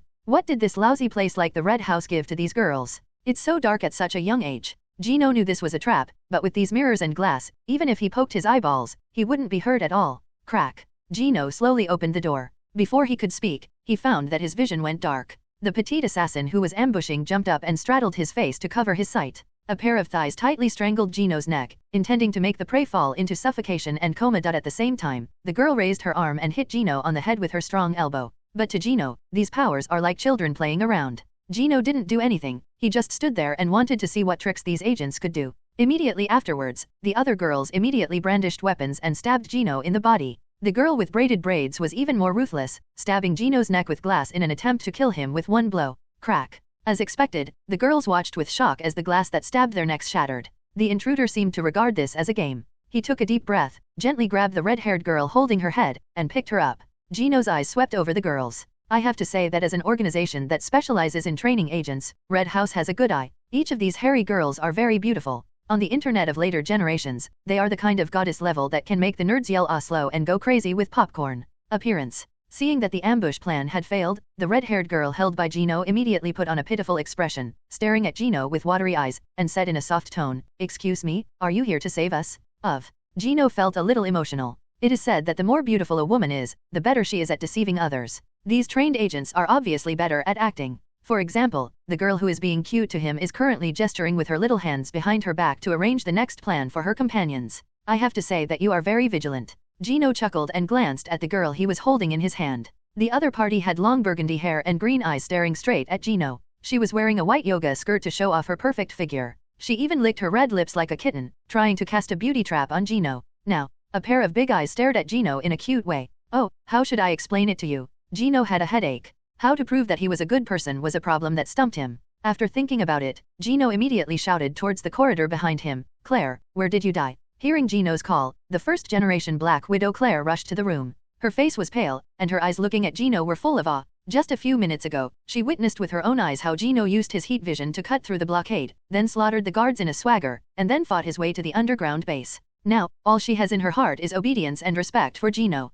Claire. The girls who stayed behind at the base were obviously familiar with Claire, the previous graduate, and their reactions became even more vigilant. Unexpectedly, in order to test their loyalty, the organization even invited the former Black Widow. In other words, do they have one more enemy to kill? Sensing the wary looks of the girls, as a graduate of the Red House, Claire obviously had her own ideas, and she pointed to the corridor. The boss has killed everyone in this base. You can go and see for yourself. The boss and I are waiting for you above. If you are willing to leave here, come up on your own. After saying that, the woman motioned for Gino to take her away. Gino smiled and nodded, letting the girls explore and come to their own conclusions. This is indeed a good way to dispel doubts. He whispered to the girls, "You are free." So, Gino hugged Claire and smashed the ceiling, flying out of the underground base with Claire. After Gino left, a group of girls stared blankly at the ceiling where a big hole had been knocked out. The girls could even see the wind and snow above their heads through the big hole. From time to time, cold air would carry the snowflakes and flow into the dance studio, making the thinly dressed girls shiver. "Natasha, what should we do?" The girls all glanced at the red-haired girl at the head. The little girl frowned at this moment, glanced at everyone, clasped her little hands, lightly opened her red lips, her little face wrinkled up because of tangles, and said hesitantly, "Maybe, that guy was not sent by the organization." "Why?" some girls questioned. Natasha imitated the adult's manner, shook her head and explained, "Because he is very strong, even too strong." Although the fight with Gino hadn't lasted long, glass couldn't even penetrate the opponent's skin. This was obviously an enemy they couldn't defeat. How could the organization send someone they couldn't defeat? Moreover, I noticed that his hands had blood seeping between his fingernails, and there were bullet holes in his shirt, which proved that he had experienced a battle not long ago. Little clever Natasha has very sharp eyes, even if she didn't spend more than 1 minute with Gino. But she was also keenly aware that Gino had indeed participated in a battle. Natasha's words were like a warm current flowing through the hearts of the girls, and their little hands were trembling slightly with excitement. Could it be that someone really rescued them from this hellish place? But just when the flames of hope ignited in the hearts of the girls, Natasha changed the topic, "But we can't rule out the possibility that he was sent by the organization." If the Red Room taught Natasha anything, it was to be suspicious of everything. Sisters who were good friends in the past may draw swords against each other in the face of survival, and a kind nun may want to kill someone in the next second. Natasha's words once again extinguished everyone's hopes, and panic filled the hearts of the girls. However, let's go out and take a look. Maybe this is also a clue. Natasha clenched her fists and took a deep breath. Come on, Natasha, you are the best. The girl silently encouraged herself and walked towards the door with her legs up. Natasha carefully poked her head out of the door. What broke into the sight was a bloody corridor, headless corpses, and walls wet with blood. When she saw the bloody scene in the corridor, the girl couldn't help but be stunned. In the past exercises, so many people would not be killed. Moreover, she recognized from the shirt of a headless corpse that this person was the instructor who trained her not long ago. In Natasha's mind, the instructor was the most powerful ruler here. He once defeated 10 strong men by himself, but now he was reduced to a headless corpse. Even the instructor is dead. Is it true this time? The girl longed in her heart, recalling the fairy tale books she read as a child. Is there really a prince who descended from the sky to save the trapped princess? The girl's heartbeat accelerated, and 2 red clouds appeared on her pretty cheeks. In the cold corridor, she slowly exhaled white mist. Natasha rubbed her hands and decided to tell everyone the news and discuss it together. Sisters, the guards outside are all dead. Natasha's words seemed to ignite the accelerant. More girls dared to walk out of the room, and when they saw corpses everywhere, they couldn't help but scream. He did all of this. My God, even the instructor was killed by him. The girls couldn't help but recall that majestic figure in their minds. The girls exchanged glances silently, debating whether to believe Gino's words and get out of this prison that imprisoned them. I don't think he is a bad person, but it doesn't prove that he is not an agent sent by the organization. The girls argued endlessly. On the one hand, they longed for the freedom that was close at hand, but on the other hand, they were afraid that the so-called freedom was just a lie. Just as the girls were arguing, a voice broke up the argument. Stop arguing. I'm going to see him. Natasha took a step forward with a determined expression. In the dim corridor, the girl's long burgundy hair was like a flame dispelling the darkness. In the darkness, there will always be someone who jumps like a moth to a flame to pursue the only light in the darkness. Natasha took a deep breath, her chest rose and fell, and she walked upstairs, leaving the other girls with a firm back. The familiar aisle and the 99 fixed steps. Natasha stepped on the steps, each step seemed to be heading towards an unknown future. Finally, Natasha walked to the door of the villa on the first floor. Outside the door may be the redemption he hopes for, or it may just be a loyalty game played by the organization. Haha, living like this is actually better than death. Telling herself this in her heart, the girl gritted her teeth. She was tired of this kind of life. He closed his eyes, felt deep in his heart, and slowly stretched out his hand. He gently pressed the cold door with his white and tender hands, and then pushed hard. The door made an old clicking sound. However, there were no oncoming bullets piercing his thin clothes, nor were there scoldings and sneers from members of the organization. Natasha only felt a gust of wind and snow in front of her eyes. The cold air hitting her body made the girl couldn't help but tremble. She subconsciously opened her eyes. Not far away stood Claire, who bowed her head and obeyed, and beside her was the majestic figure. At this moment, Gino was clasping his hands behind his back, nodding gently towards Natasha with a faint smile. It seems to be saying, I have been waiting for you for a long time. There are no Leviathan agents and no cold bullets. Just like what Gino told Natasha at the beginning. There is only freedom, the freedom promised by Gino. Big tears fell from her cheeks, and Natasha covered her mouth tightly to prevent herself from crying. However, the suppressed and painful emotions she had suffered for many years washed over her young mind like a tsunami. Finally, the girl couldn't help crying, as if she wanted to vent all the pain she had suffered over the years. Okay, stop crying. In the wind and snow, Gino took off the magic floating cloak that was on Claire and gently draped it on the girl. Claire? Gino ignored the woman and just rubbed Natasha's hair. His voice was low and majestic. With me here, you are free. Thank you, thank you. Natasha's eyes were filled with tears, and her little hands hugged Gino's waist tightly. If light has an image, it must be the tall man in front of him. Gino patted the girl's back gently and chuckled. Now, go and ask your friends to come up and find some clothes to keep out the cold. I'll take you out of here. Natasha reluctantly let go of Gino, but still nodded obediently, then turned and rushed into the villa. She wanted to tell her sisters the good news. After Natasha left, the first-generation Black Widow Claire looked at Gino with some regret, this man who made her unpredictable. Boss, you are a good person. Being able to travel thousands of miles from the United States to Siberia just to save these girls is enough to prove that Gino is a good person. Good guy. Gino sneered and shrugged. Maybe. Are you a nice person? Gino didn't know, but he knew that by taking these well-trained Mao girls under his command, coupled with Peggy's special agent mind, he could completely build up the grassroots team of Tianjian Bureau. Therefore, even if the system does not release this task, Gino plans to visit the Mao Xiong and pick up some treasures along the way. Gino didn't have to wait too long. Soon, the girls appeared at the door holding hands and wrapped themselves tightly. The leader, Natasha, rubbed her frozen nose and said to Gino, Uncle Gino, we have unanimously decided to follow you. The girls' idea is very simple. They are all good seeds picked out by Leviathan from all over the furry bears, but this also means that they have nowhere to go. If they stay here, they will only be brutally killed by the organization that comes to investigate afterward. He would die, and escaping home would harm his family even more.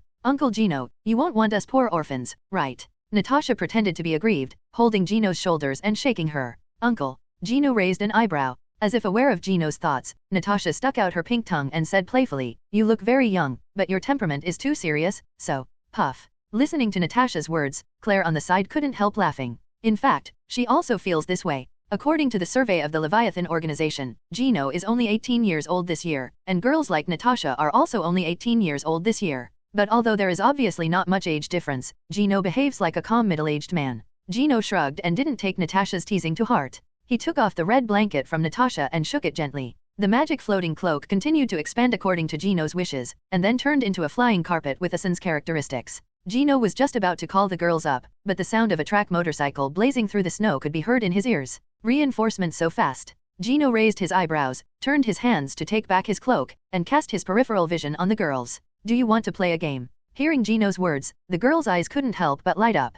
Gino was interested in testing whether the strength of these girls was worth his investment, and pointed to the snowy slope in the distance. There are Leviathan reinforcements 1,000 meters ahead. Compete with who can kill more. Number 1 will be rewarded. The girls immediately cheered, obviously taking this as a test. After Gino's countdown, the girls searched for weapons from the dead guards in the villa, and then looked for a suitable bunker to hide. Claire also stood ready with a rifle. Apparently, she hated her former employer, the Leviathan organization. A snowmobile soon appeared in everyone's field of vision, rushing towards this direction in a menacing manner. Gino raised his eyebrows slightly. There was only one enemy? Oh, I don't know who fired the first shot, but obviously the shot did not hit the enemy. The man sitting on the snowmobile immediately lowered his head when he heard the sound of the gunshot. At the same time, a donkey jumped off the motorcycle and quickly found a bunker and started to counterattack. The opponent's shooting skills are extremely accurate. Even if it is just a gun, he can continuously pull the trigger to accurately suppress the girl's counterattacks. No, this guy is not an ordinary person. Claire, who was hiding behind the villa, looked gloomy.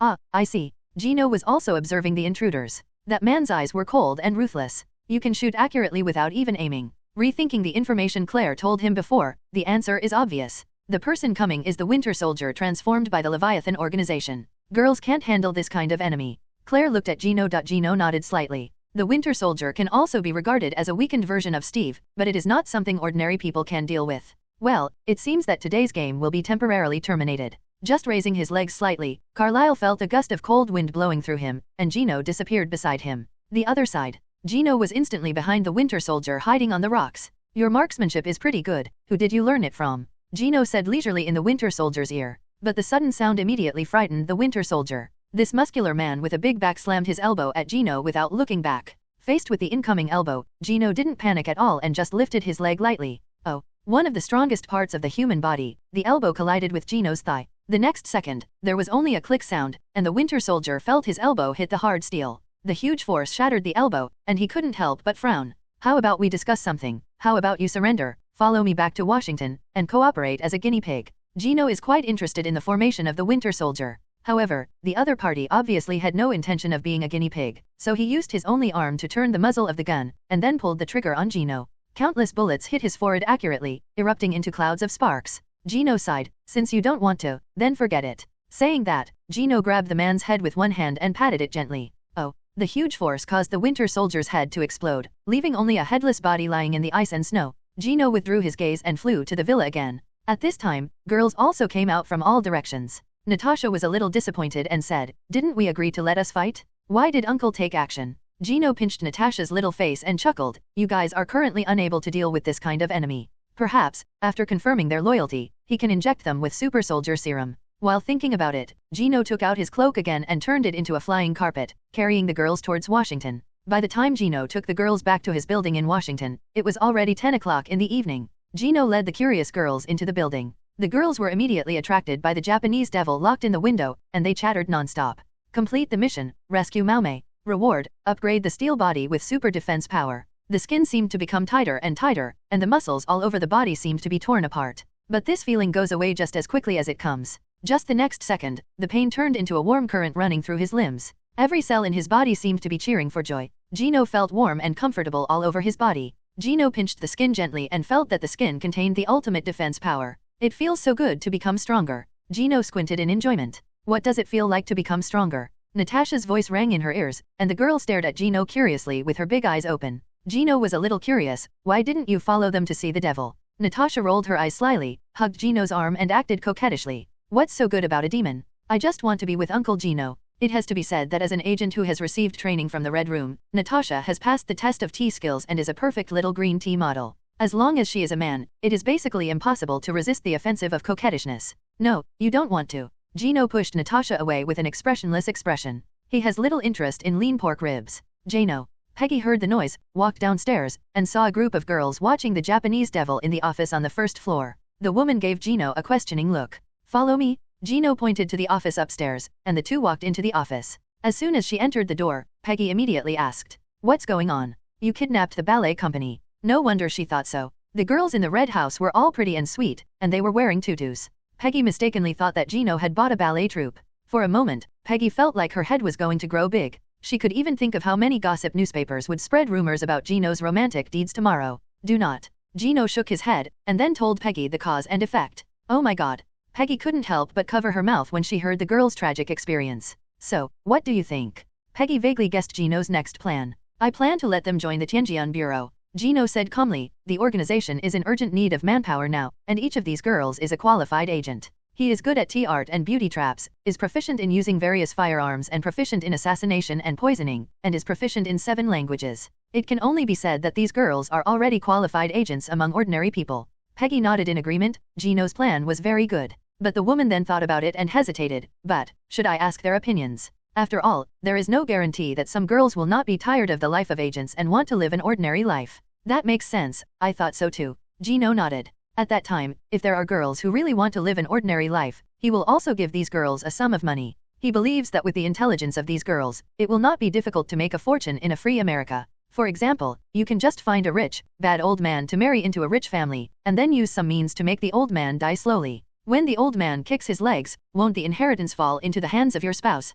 Gino walked down the room and came to the first floor. Gino clapped his hands to attract the girls' attention. Hey girls, I have a question that needs your answer. The girls looked at Gino, waiting for Gino's question. You are free now. There are 2 paths before you. One is to join the department I established and become an agent of the Skyward Sword Bureau. The other is I will give you a living allowance and let you live freely in Washington. The girls had different expressions and silently communicated with each other through their eyes. Which road is better? Should he join the Tianjian Bureau, where he doesn't know the details but has a good boss, or should he pursue a free life? At this time, a girl timidly looked at Gino and asked, we won't kill each other to compete for the winner like before, right? The latter frowned. No, of course not. Ask him to say that the way Red Room trains agents is purely sick, and he is not an anti-human lunatic, not that perverted. I joined the Tianjian Bureau. Natasha immediately took a step forward to make her position clear. As if the fuse was lit, one girl after another stepped forward and expressed her willingness to join the Tianjian Bureau. Natasha shrugged. We were originally agents, but we just moved to another place to work.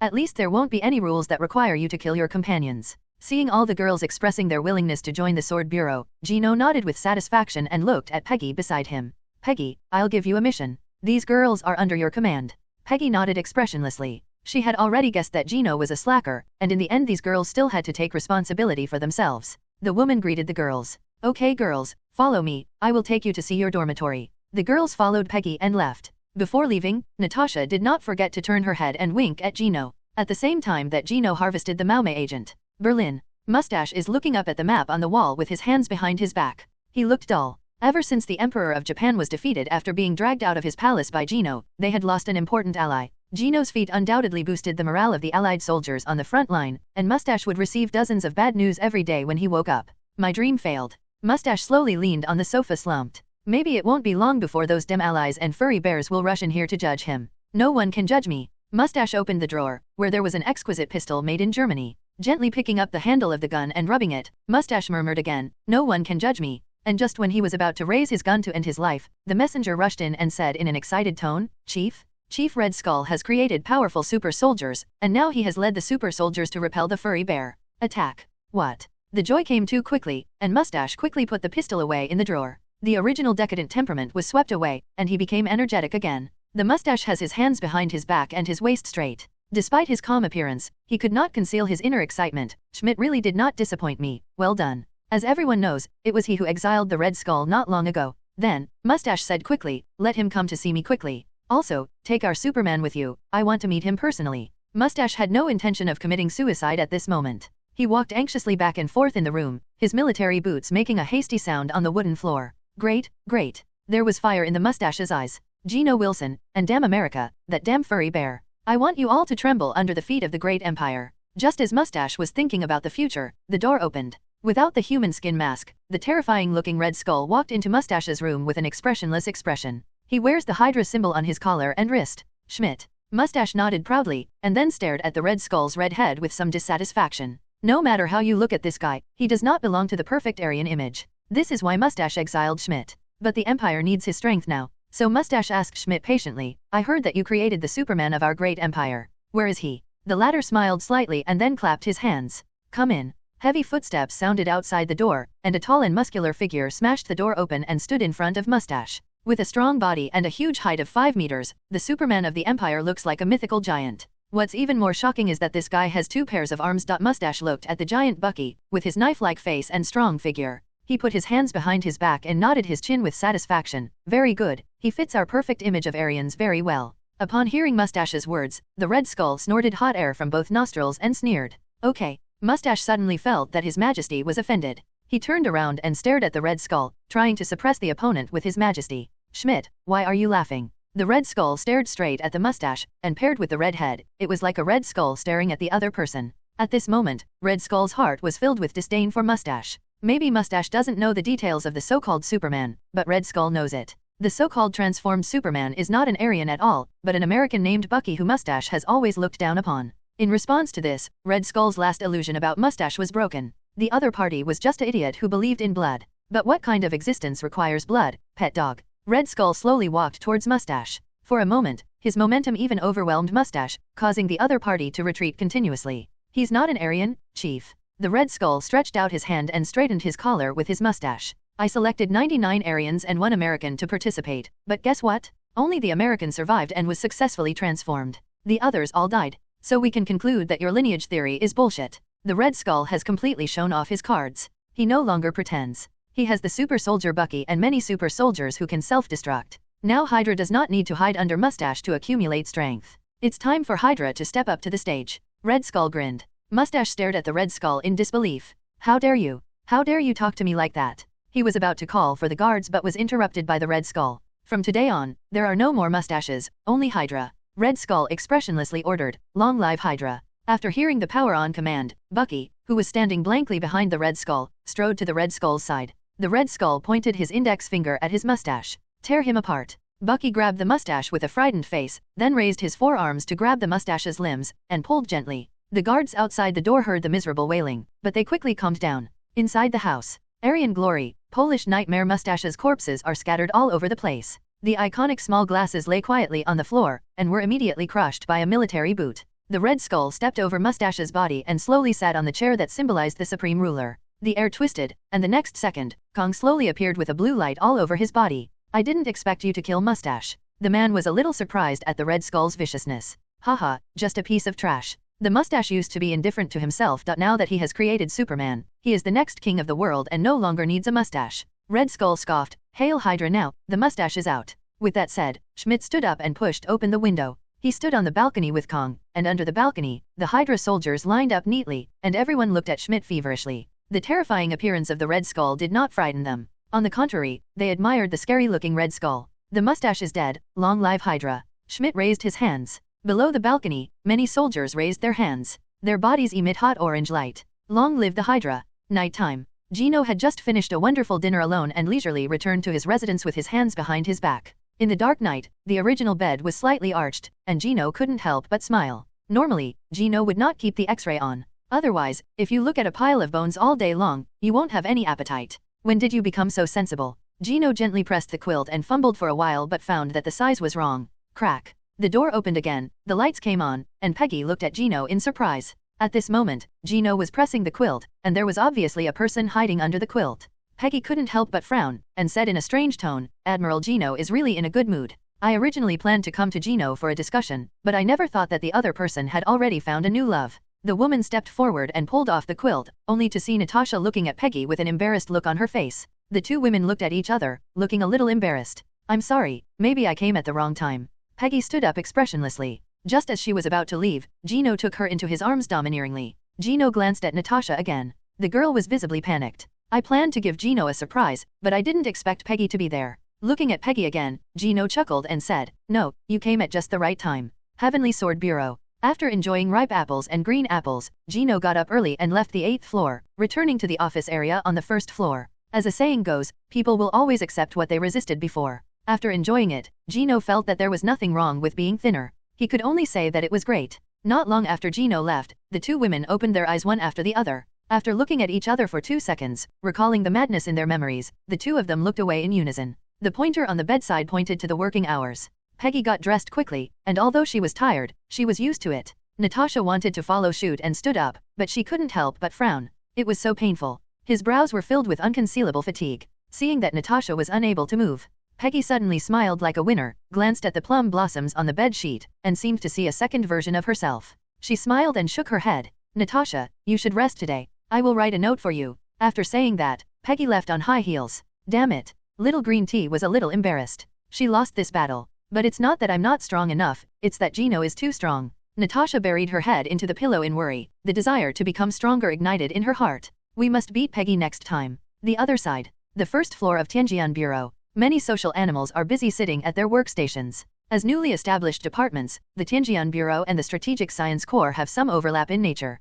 "Sir, you have to see this." Someone handed over a piece of information. A 4-armed demon appears in Berlin and defeats the furry bear. Gino looked at the title. There was a blurry photo attached to the document, but Gino recognized the figure in the photo immediately as Bucky. Gino's eyes fell on a pair of arms behind him. Strange, this guy actually has an extra pair of arms. It seems that Kong guy strengthened Bucky again. Gino dropped the newspaper. He was not surprised by this news. Just as he had guessed before, Kong was a guy who couldn't bear loneliness and would always do something every once in a while in order to keep the world in chaos. Perhaps, the Allies still need your power this time. Regarding flattering his subordinates, Gino just smiled indifferently and shook his head in denial. This is not necessarily true. Our General Jack also has a team of super soldiers. Gino smiled and patted his subordinate on the shoulder. Besides, you always have to give others a chance. You don't have any objections, do you? Pentagon. When Gino, who was invited, walked into the conference room, the room was already full of people. Politicians and various generals were sitting at attention, and the atmosphere was indescribably serious.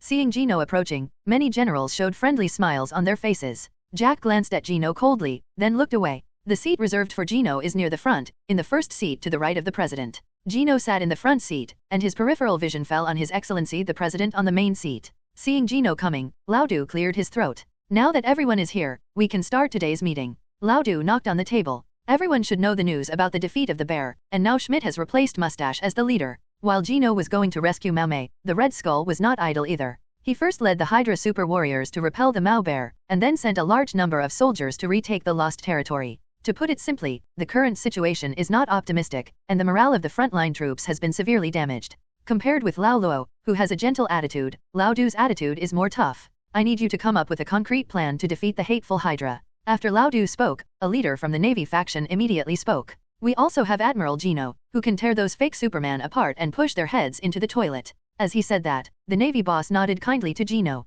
"Well, that's a good plan." Lao Du nodded lightly, but this was not what he wanted to hear. He naturally knew that Gino could easily defeat those enemies. But since the last time the two talked, Gino did not follow his own ideas, so Lao Du gave up the idea of using Gino. Old Jack suddenly said, "I think we might be able to use the super team developed by our army. Admiral Gino won't have any objections, right?" Everyone couldn't help but raise their eyebrows. Does it turn out that the new president plans to implement the strategy of suppressing General Gino? Suddenly, many people looked at Gino with gloating, wanting to see Gino's reaction. But to everyone's surprise, Gino looked calm, as if this matter had nothing to do with him. He just lowered his head and fiddled with his fingers that were sore from overwork last night. The atmosphere seemed to become deserted all of a sudden, and one could only hear the breathing of everyone in the office. Time passed by minute by second, even though Gino was just sitting there. Some people could not help but tremble in fear when thinking of the other party's terrifying strength. And just when someone couldn't help but want to break the silence to comfort Gino, Gino slowly raised his head and looked at old Jack. Gino shrugged and grinned, "I have no objection.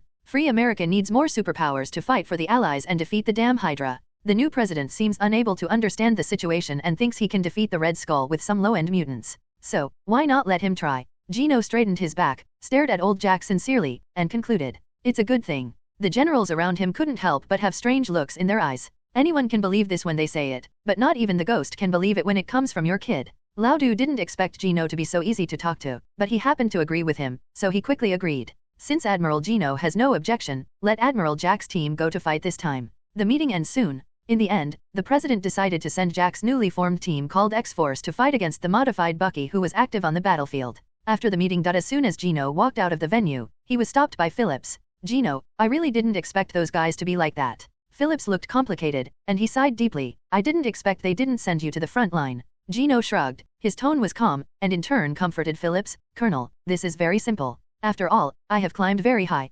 Naturally, those people don't worry about letting me be the sole leader of my family. Separation of powers and checks and balances apply wherever they are placed. Phillips looked at Gino and hesitated. So, what if it fails? Failure. Gino smiled coldly. It has nothing to do with me if it fails. This suggestion was made by Admiral Jack, and he should be responsible for it. Colonel, relax. If the situation is irreversible, I will take action. I won't let the Red Skull rule the world, but before that, it's good to let some caring people recognize the reality. After saying that, Gino slightly bent his legs and flew high into the sky, turning into a white light and disappearing from the sky, causing everyone around him to exclaim in surprise. Phillips smiled bitterly as he watched Gino's figure getting further and further away, eventually turning into an afterimage in the sky. The truth is correct, but whose lives should be counted among those dead soldiers? In an underground base in Washington, old Jack looked as if he had been given a shot of blood today, leaning against the iron railing on the second floor menacingly. Downstairs stood a row of expressionless soldiers. Admiral Jack, these are selected warriors with super abilities. Stryker smiled and pointed to the queue.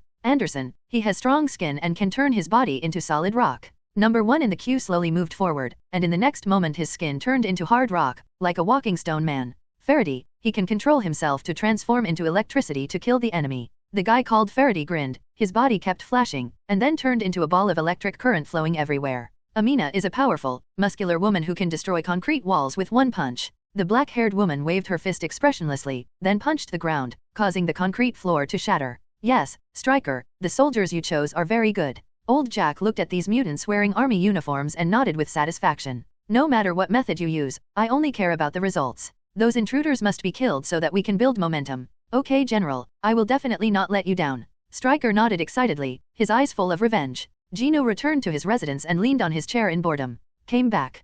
Peggy came over in high heels and handed Gino coffee. Ah, back. Gino nodded, took the sugary coffee and took a sip. Our president plans to send old Jack's Secret Service team to fight against the enemy. Hearing this result, Peggy couldn't help but frown. Okay, Peggy, these things are not important. Now help me contact someone. Gino took out a golden card from the drawer and handed it to Peggy. Contact me this guy named Mario, I need to talk to him. With that said, Gino took off his tie and shook it lightly. Looking at the crimson magic floating cloak, Gino chuckled. Whether he is a native of the motherland or a Superman, how can he do it without his own exclusive uniform? Mario Turner. He comes from an Italian mafia family and immigrated to the United States with his family during World War II. This middle-aged man has narrow eyes that seem to be shining with a cunning light all the time. It can develop from an immigrant family into a huge underground force. Adjusting to the wind and flattering others are essential survival skills. Just today, Mario was staying at his bar to watch the show, but a few beautiful girls appeared out of nowhere and put a gun to his waist, asking him to go with them. Sitting in a spacious car, the car stopped in front of a skyscraper smoothly and quickly.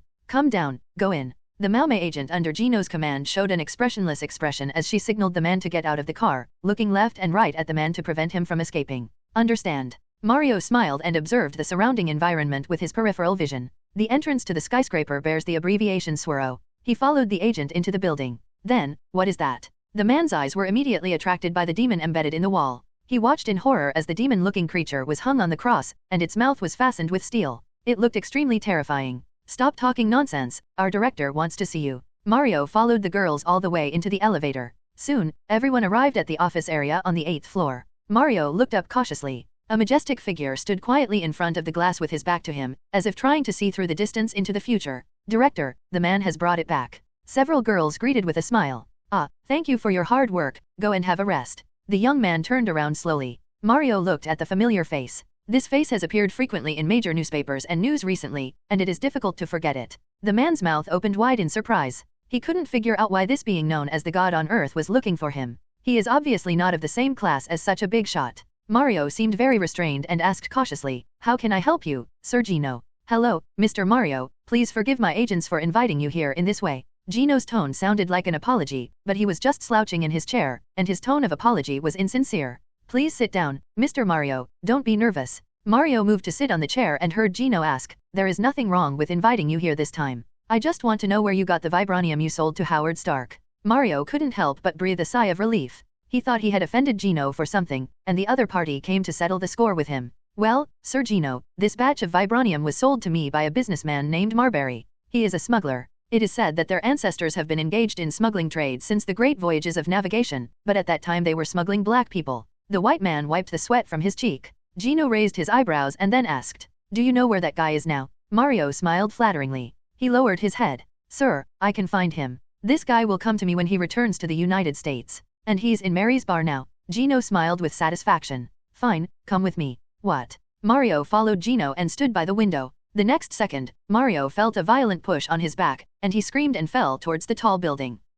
Before Mario could think of his last words, he found that his sleeve was being pulled by someone behind him, and then he flew quickly towards Mary's bar on the edge of the city. Soon, the two came to Mary's bar. Gino dropped from the sky carrying the man, which immediately attracted a lot of attention. The surrounding passers-by suddenly swarmed up. "Oh my god, it's Admiral Gino. Admiral Gino, I am your fan. Please sign your name for me." Gino smiled as he dealt with the enthusiastic fans, signed their books with a pen, and whispered to the man, "I'll wait for you here, you go in and find him." Mario nodded quickly and ran into the bar. Soon, Mario walked out of the tavern with a guy with a beard and gestured to Gino. "Okay, dear friends, my friends and I still have things to do. We'll see you again by fate." Gino squeezed through the crowd, and no one under the steel body could stop him. Then, Gino grabbed the two of them and left this land of right and wrong. The three of them landed on a rooftop. Gino stared at the beard. "Tell me, where is the vibranium?" The bearded man smiled awkwardly, not daring to hide anything from Gino, and quickly explained. Admiral Gino, I stole the vibranium from a place called Wakanda. The residents there are very scary, they have advanced technology and they are extremely repulsive to outsiders." Gino interrupted the man. "I know where Wakanda is. Now I'm asking you about the location of the vibranium and where Wakanda has hidden it." "Well, it's in a huge pit deep in the African jungle. It's heavily guarded." Gino smiled and took a step forward. "So, can you take me to find it?" Facing Gino's inquiry, Marbury did not dare to refuse at all, and nodded quickly. "Okay, sir, I am willing to find it for you." "Very well, I like smart people." Gino smiled and patted Marbury on the shoulder, then looked at Mario and made a promise to the two of them. "I'm not an unreasonable person. In exchange for your help, I will give you some of the vibranium after I find it. When the time comes, you can take this batch of vibranium and sell it for money." The two looked at each other and nodded quickly. Chief Gino is really a good person. You must know that vibranium is priceless in the international market. Just taking out a piece of it can make them multi-millionaires and get rid of the life of workers. For a time, the two became very motivated and even asked when they would set off.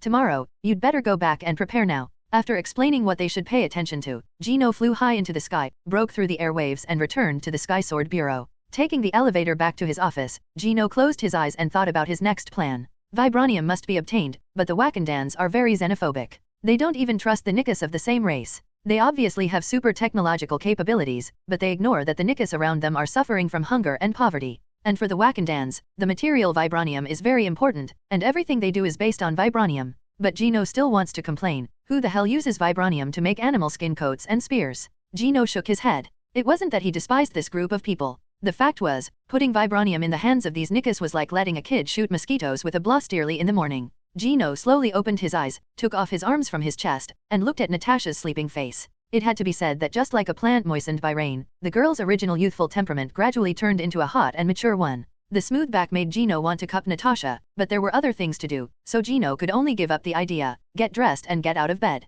Arriving at the office area on the first floor, a gust of fragrant wind blew by. Peggy stared at Gino expressionlessly. "I thought you would sleep for a while. Mario and Marbury are already waiting downstairs." "I see." Gino smiled and nodded, then pinched his female companion's face. "Natasha invited you last night, but you didn't want to." Peggy shook her head. "Come on, she has an easy job, and you don't care. I'm so busy all day long that I can't waste time. If you live with Gino, you will definitely be very tired the next day, let alone deal with complicated work. Haha, when I come back from Wakanda, I will give you a gift." Gino said goodbye to Peggy and walked towards Mario and the two. "All right gentlemen, let's get going. If the mission goes well, maybe we can hunt a few lions for fun." Gino carried the three of them with his magic floating cloak, and then carried the cloak like a spring roll and flew all the way to Africa. Wakanda is located in the eastern part of Africa. Ever since the vibration metal fell from the sky, the people and rulers of Wakanda have been isolated from the outside world, which is the so-called isolation. This country pretends to be a small, poor, and backward country, just like other African tribes, but in fact, it is the most technologically advanced country in the world.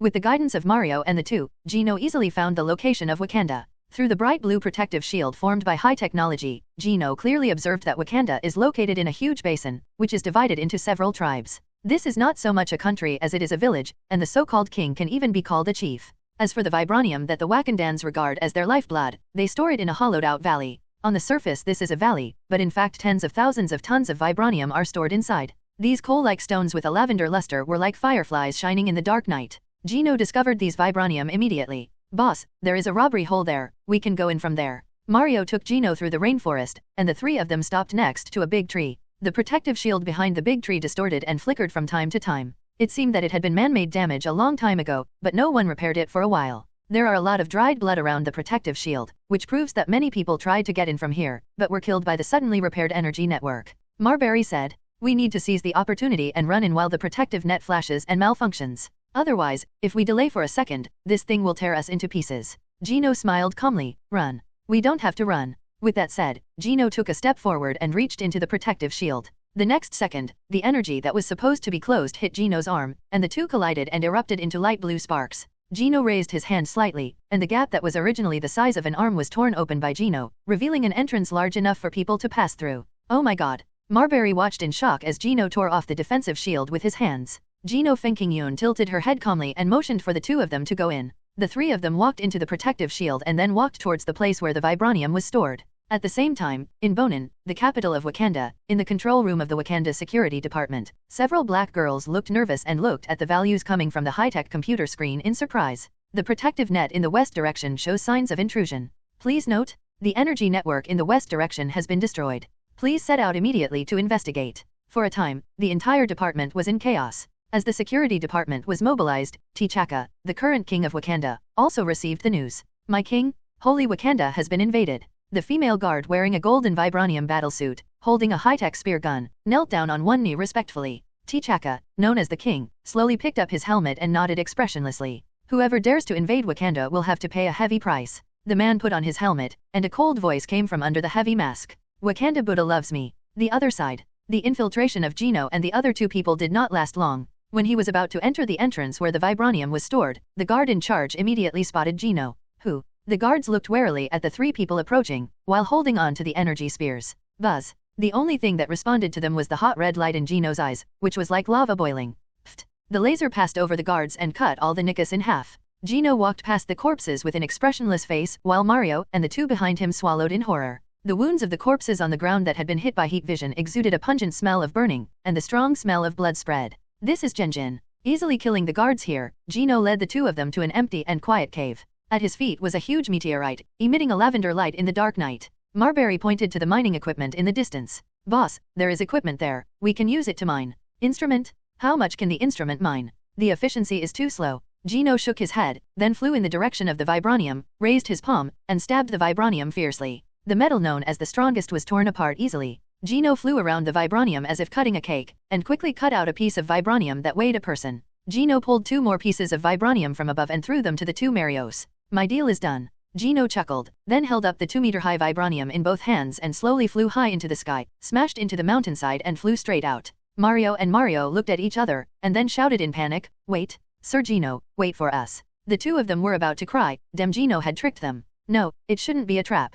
After all, the other party gave them Vibranium. But, the good news is that they have Vibranium the size of a fist. The bad news is that Gino has no intention of leaving with them. Whoosh! Just when the two were about to escape, a gust of cold wind blew behind them. King Tichaka, wearing a Black Panther uniform, appeared behind the two Marios. His sharp claws gently clasped their necks, and a low and cold voice spoke to the two of them, ringing in people's ears. "Thieves, where are your accomplices?" King Tichaka was very angry. When he arrived, he saw a figure suddenly flying out, smashing Wakanda's proud protective net and flying into the sky. Wakanda interrogation room. The monotonous white walls bring psychological stress to the interrogators. Mario and Marbury were tied to two chairs made of Vibranium. These chairs, full of technology and emitting purple light, could monitor the heart rates of these people in real time to help investigators determine whether they were telling the truth. At this moment, the eyes of the two Marburys were full of fear and helplessness. They were like abandoned lambs, their eyes wandering around uneasily. At this time, a small Vibranium ball floated down from the top of the room, and Tichaka's majestic voice came from the ball. "Marbury, a notorious smuggler, once stole several grams of Vibranium in Wakanda and narrowly escaped capture.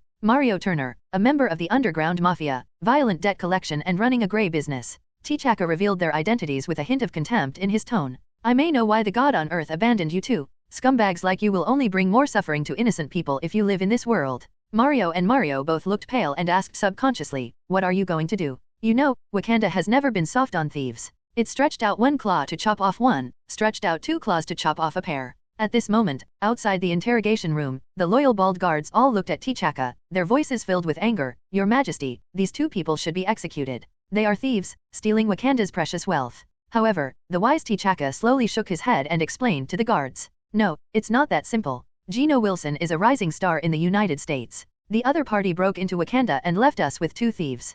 Perhaps it was a hint that we should establish communication. In fact, this was purely because Tichaka was overthinking it. Gino just thought it would be troublesome to hold the Vibranium and bring two more burdens with him, so he simply left the two of them here to fend for themselves. The female guard suddenly became anxious. But King, it is our ancient tradition in Wakanda to be isolated from the outside world. What follows is nonsense about ancestral traditions that cannot be changed. But Tichaka, as the far-sighted current king of Wakanda, sees further than the female guards. Tichaka said worriedly, no, my guard, with the development of technology, it is only a matter of time before our Wakanda is exposed to the eyes of the world. Moreover, how do you think we can stop the god of earth with our power? Tichaka shook his head. Unlike other Nikas who only knew that the intruder must die, Tichaka still had a brain and knew who should be offended. No one can afford to offend, and Gino obviously belongs to the latter. So, maybe we can take this opportunity to establish contact with the god on earth, rely on his power to open up the situation internationally and let the world accept Wakanda. Tichaka is a decisive person who takes action immediately when he makes up his mind. He pinched his chin and said, perhaps Gino is a good candidate. The female guard was dissatisfied and said, but he killed hundreds of our compatriots. And his heads were blown off with heat vision. Tichaka glanced at the female guard expressionlessly, and then winked at the female guards around him. Pfft! A vibranium spear pierced the heart of the questioning female guard. She opened her eyes wide and refused to fall. Tichaka looked at the body being carried away expressionlessly. The problem could not be solved, not yet. In short, as a guard, this woman talked too much. Tichaka rubbed his eyes, wiped away non-existent tears and said, just think that these people of Wakanda sacrificed their lives for Wakanda. As a king, the first thing to consider is the continuation of the country and race, not revenge. Ignoring the little incident that happened, Tichaka smiled. Let the escort team prepare the Vibranium fighter planes, and let's go meet the god on earth. The other side. Gino held the Vibranium, with the blessing of the cloak behind him, and his super speed, making him as fast as lightning, and he quickly returned to Washington. Gino was floating high in the sky with a Vibranium stone, and with his supervision and clairvoyance fully activated, he scanned Washington in just a few seconds. Gino quickly found the person he wanted to see. Whoosh! Gino was like a stream of light falling from the sky, knocking a hole out of the ceiling of the villa. He gently put down the Vibranium in his hand and looked at the man who was sleeping soundly. Wake up, Howard, come to life. Gino smiled and clapped his hands, waking Howard up.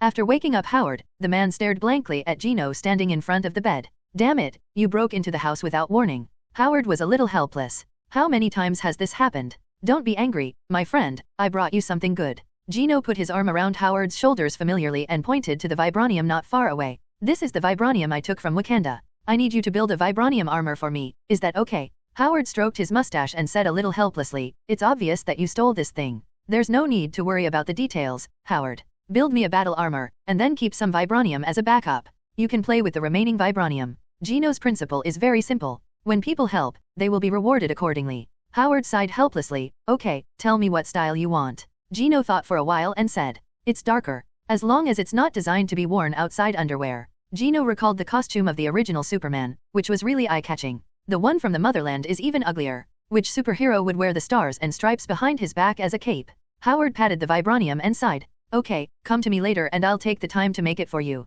After receiving the promise, Gino left the villa and returned to Tianjian Bureau without disturbing Howard. As soon as he entered the Tianjian Bureau, Gino was stopped by Natasha. Boss, there is a guy who calls himself the King of Wakanda looking for you. He drove a high-tech fighter jet to the parking apron of the building 5 minutes ago and is now waiting for you on the rooftop. Gino was a little surprised and raised his eyebrows lightly. Oh? The King of Wakanda is looking for me. He originally thought that Wakanda was going to take revenge on him by playing blood for blood, but he didn't expect that these Nikas were smarter than he thought. Come on, follow me and see what the king wants me to do. The two walked into the elevator one after the other. The elevator slowly started to rise towards the rooftop.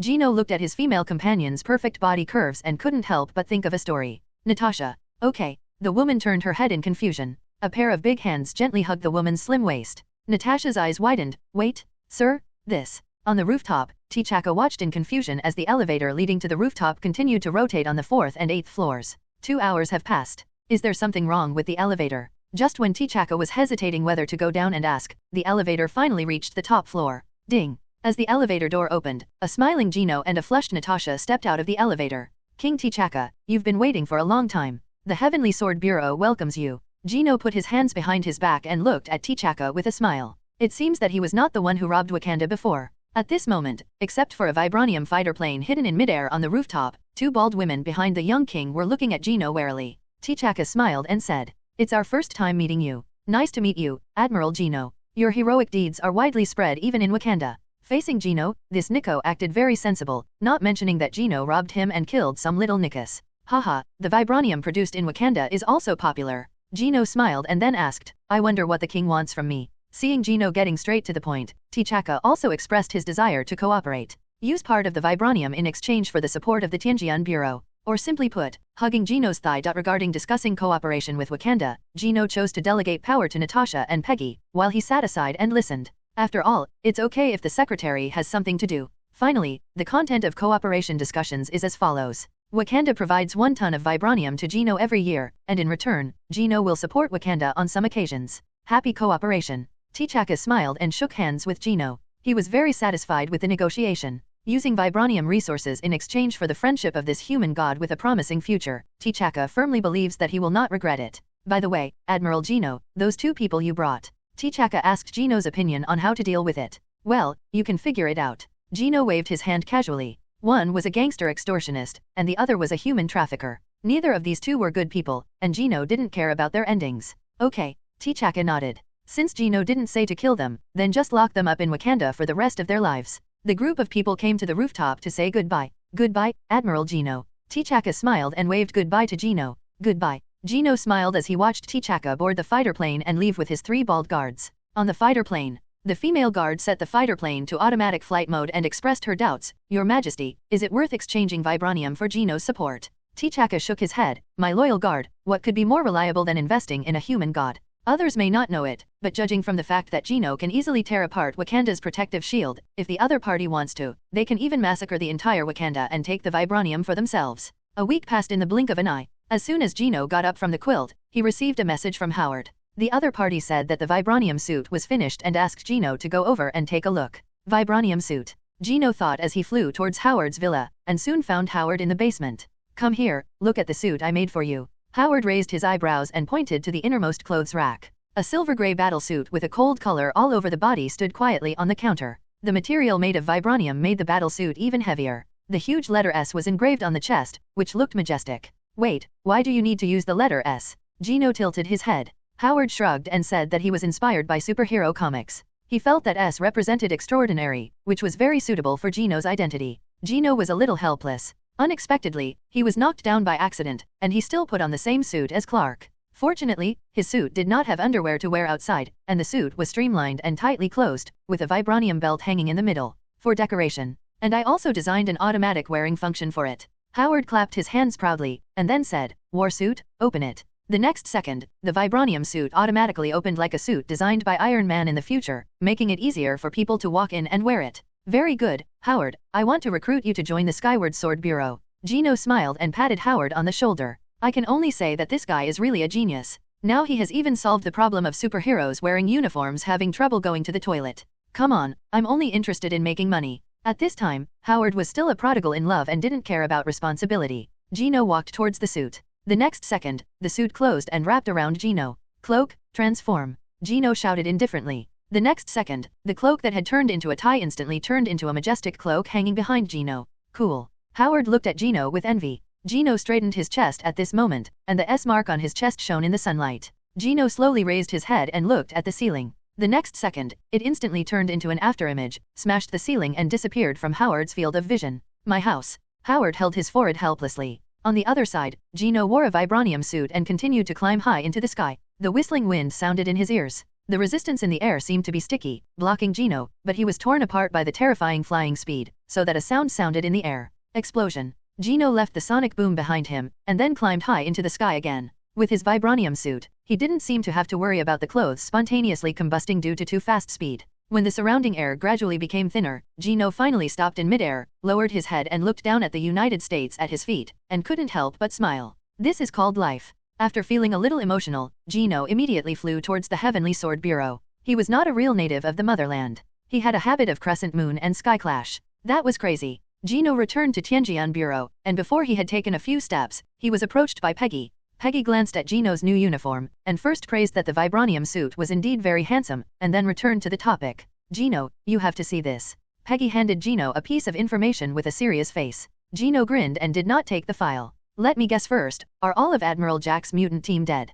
Peggy nodded helplessly, just like you said, they're all dead. Then she opened the file and handed it to Gino. Just a few days ago, the mutant team under Old Jack went to the European battlefield. Everyone performed well at first, and seemed to be able to deal with the Hydra soldiers who could self-destruct with ease. But this situation did not last long. The Red Skull soon discovered the situation and sent out the modified warrior Bucky Superman. A body that can turn into stone. There is no way to withstand the punch of the transformation warrior from the extremist virus plus future technology. Become an electric person. Want to know about cosmic energy shock waves? Infinitely powerful, Bucky has 4 arms. So the result was disastrous, and Jack's mutant team was wiped out. Gino had already expected this result. Just like what he said, there are only a few named mutants at this time, and powerful mutants will not be easily recruited by Jack. All he can find are cannon fodder without strength. Gino gloated, sitting lazily on a chair and joking, someone is so anxious that he can't sleep. I don't know what Lao Du's expression will be when he sees the result of this victory, but he won't be too happy anyway. What are you going to do next? They will definitely ask you to attack.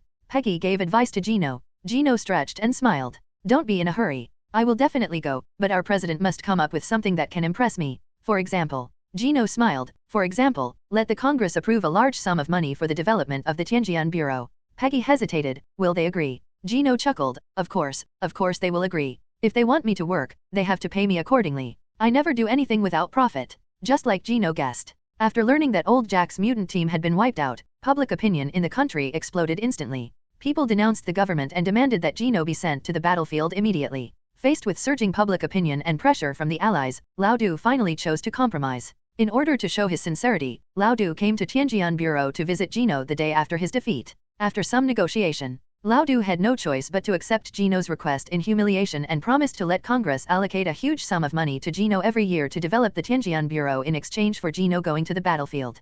Paris. It has always been known as the romantic capital of Europe and the capital of literature and art. Many major events in history have occurred in this city. At the same time, there are also many breast milk jokes surrounding this city. For example, no one can capture Paris before France surrenders. The Eiffel Tower, known as the symbol of Paris, has always been regarded as a symbol of romance. Every year, travelers to Paris propose and express their love under this tower. But now, the city is filled with soldiers with Hydra medals on their chests. Under the Eiffel Tower, the 4-armed giant Bucky was playing with a rock. This was the mutant head of Jack's team. The opponent could turn his body into a solid rock, but he died easily in Bucky's hands at this moment. The Red Skull stands high-spirited under the Eiffel Tower in Paris, with his hands behind his back and his head held high, showing a rebellious attitude. The Red Skull is now in a state of triumph. With the help of future Mankong and the power of the Cosmic Cube, he can easily reverse the war and tilt the balance of victory in his favor. Red Skull is proud, victory will eventually belong to me. And just when the Red Skull was so proud that he was about to go to the White House to enjoy the cherry blossoms, a sonic boom suddenly sounded above his head. The Red Skull quickly raised his head and saw that the gloomy dark clouds were broken by an afterimage, and a little sunshine fell on the earth through the dark clouds. A tall figure wearing Vibranium armor slowly fell from the sky and stopped in midair. The howling gusts of wind caused the bright red cloak behind him to flutter in the wind, and his robes hunted. Red Skull, we meet again. The person coming was none other than Gino. After putting on a new suit, his aura had obviously gone up a notch. Especially the large and even reflective S logo on his chest gave people a sense of intimidation. Guangguiyajang breath. Gino Wilson. Red Skull gritted his teeth and seemed to squeeze out these words from between his teeth. Why does this guy always come to spoil the fun every time something good happens? And Gino looks full of technology style. The battle suit and the handsome appearance were like those of an ancient Greek handsome man. Compared with his fiery red head, the Red Skull couldn't help but feel ashamed. But this sense of humiliation will soon turn into anger, making Red Skull deepen his hatred of Gino. There's no need to call me by my name so affectionately. We're not familiar with each other. Gino floated in the air with a smile, but his expression was lazy, and he didn't even bother to lower his head to look at the Red Skull. He lazily asked, where is the backup plan you arranged? Gino's peripheral vision fell on Bucky not far away, and he said nonchalantly, is he the so-called Bucky Superman? Haha, I admit that you are very strong. Maybe one Bucky is no match for you, but what if there are 4? The Red Skull smiled crookedly and made a arc. He opened his arms, and 3 blue lights lit up in the next second. 3 powerful men who looked like devil musclemen appeared behind the Red Skull. Gino understood and looked at the ferocious laughing Red Skull. It turns out that 3 more super soldiers were created. No wonder your first reaction when you saw me was not to run away. Red Skull sneered. Do you think I will be unprepared? These supermen are the gifts I prepared for you. Looking at the confident Red Skull, Gino looked pitiful. Do you think you can defeat me with just these people? Forget it, let me recognize the reality for you. Gino suddenly landed on the ground, and the huge impact crushed the road, leaving a small crater. Gino walked towards the Red Skull with a steady pace. The concrete floor cracked under his feet with every step, leaving spider web-like cracks. Stop him. The Red Skull immediately pointed at Gino, and the 3 super soldiers immediately blocked the Red Skull, staring at Gino expressionlessly while rushing towards Gino. The 2 teams walked slowly at first, and then gradually increased their speed. The 2 sides continued to increase their speed, so much so that their bodies turned into afterimages, and the distance of hundreds of meters disappeared in an instant, but Gino's speed was obviously faster. The next second, Gino hit the leading reformed warrior like a cannonball. Oh. Under the impact of the extreme speed and steel body, the opponent was smashed into a mess without even knowing what happened. Is this the so-called super soldier? Gino didn't stop, and after directly hitting one person, he pinched the necks of the remaining 2 people with his hands. The 2 super warriors raised their fists and hit Gino without hesitation. The powerful and heavy punch set off strong winds and hit Gino on both cheeks. The extreme speed even turned the fist into an afterimage. But to Gino, it was like slow motion. Turning his head slightly to avoid the fist, Gino grinned, pressed his hands on their necks, and smashed the 2 super soldiers into the ground. Explode yourself. Seeing that his super soldier was easily knocked down, Red Skull quickly gave instructions to the 2. After the Red Skull finished speaking, the skins of the 2 super warriors were like burning gas tanks, glowing orange like boiling hot water. They immediately hugged Gino's waist from left to right, and their huge arms tightly wrapped around Gino to prevent him from breaking free. Facing the killing move prepared by the Red Skull, Gino didn't even bother to hide. He just stood there and wanted to see how powerful the 2 people's self-destruction could be. Oh. Next second, the 2 warriors self-destruct. The extremis virus had transformed their blood into hot magma, setting off scorching orange flames that engulfed Gino. Is he dead? Red Skull looked forward to the flame. But the next second, a sound broke through the air. Gino, wearing a Vibranium suit, slowly floated in the air, looking at the Red Skull with a playful look. Is this your trump card? To be honest, the power is really good. If it had been anyone else, they might have been killed by the explosion, but facing Gino, who was wearing a Vibranium suit, these explosions and the flames generated by the explosions could not hurt him at all. Gino shook his head regretfully, stretched out his index finger and shook it. It's a pity it doesn't work for me. Gino stared at the Red Skull, raised his eyebrows slightly and said, but are you interested in cooperating? What? Red Skull raised his head and stared at Gino, feeling a little surprised in his heart. The so-called god on Earth actually wanted to cooperate with him. Aren't they enemies?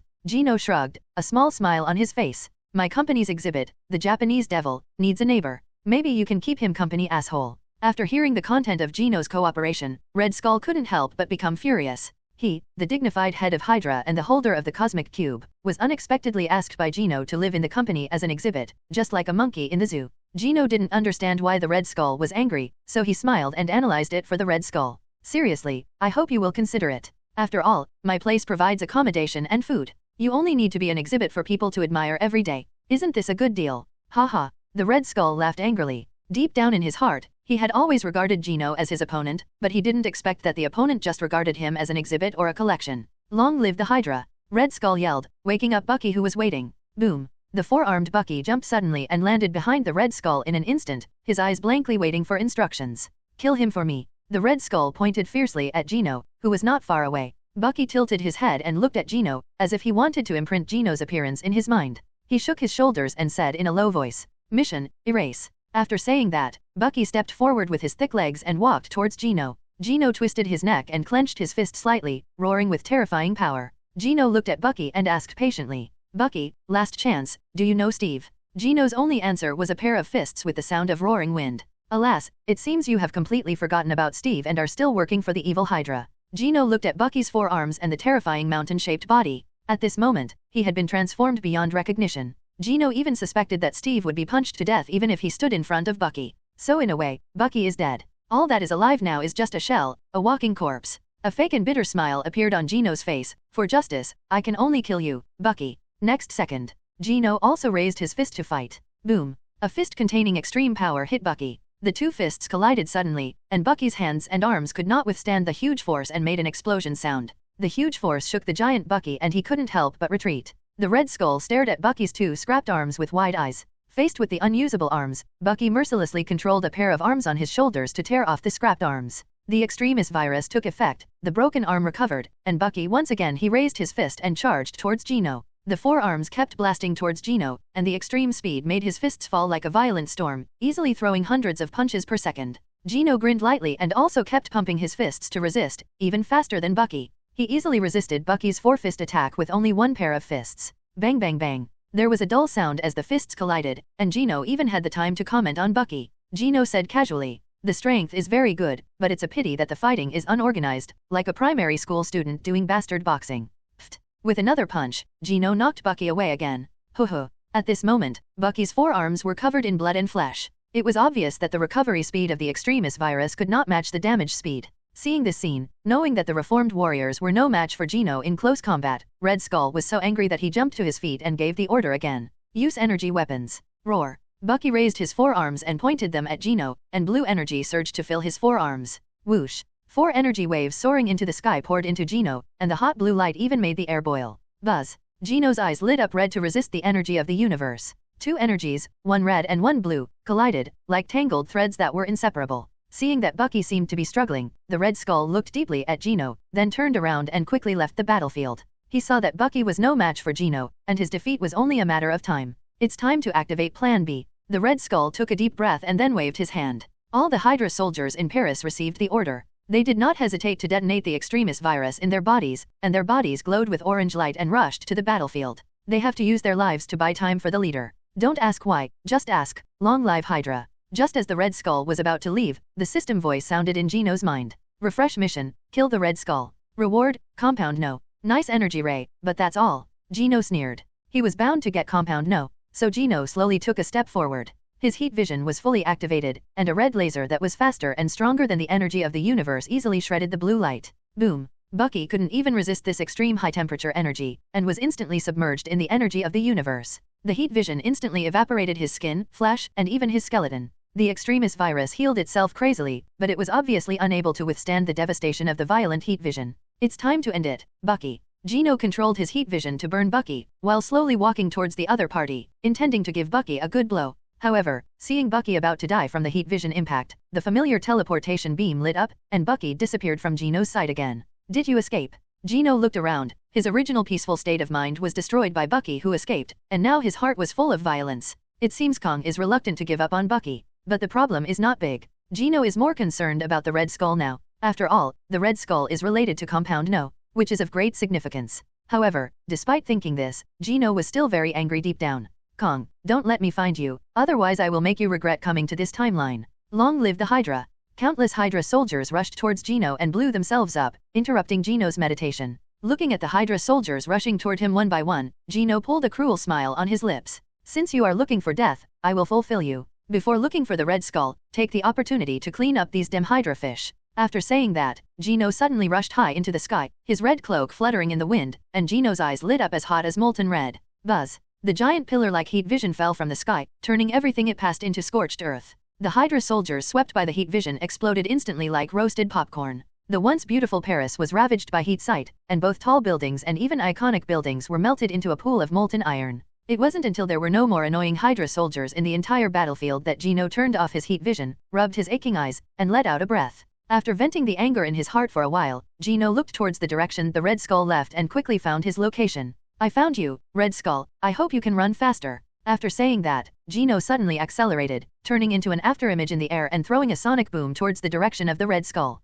I originally planned to imprison the Red Skull as a mascot in the Tianjian Bureau, but unfortunately, for the sake of Compound No, I had to suffer the Red Skull and let him die. Damn it, hurry up, hurry up. Somewhere in Paris, the Red Skull is urging Dr. Zola to clean up the Cosmic Cube. Just now, after realizing that his superpowered Bucky was no match for Gino, Red Skull wisely chose to escape and retreat. However, although he ran away in embarrassment like a lost dog, Red Skull was still very confident. At this moment, Red Skull is wearing a black leather coat with a Hydra belt hanging around his waist, announcing his plan to Zola with his hands behind his back. Dr. Zola, I'm going to make dem Gino feel pain. Gino thought it was over after defeating his superpowered Bucky? No, Schmidt wants to say no loudly. As an ambitious and self-proclaimed smart man, the Red Skull will never hang himself from a tree. Therefore, he had planned a terrible plan a long time ago. Use the Valkyrie missiles made by the Cosmic Cube to launch attacks on important central cities in various countries, thus reshaping the world order. Zola was panting while carrying the suitcase containing the Cosmic Cube, while still having to concentrate on answering Schmidt's words.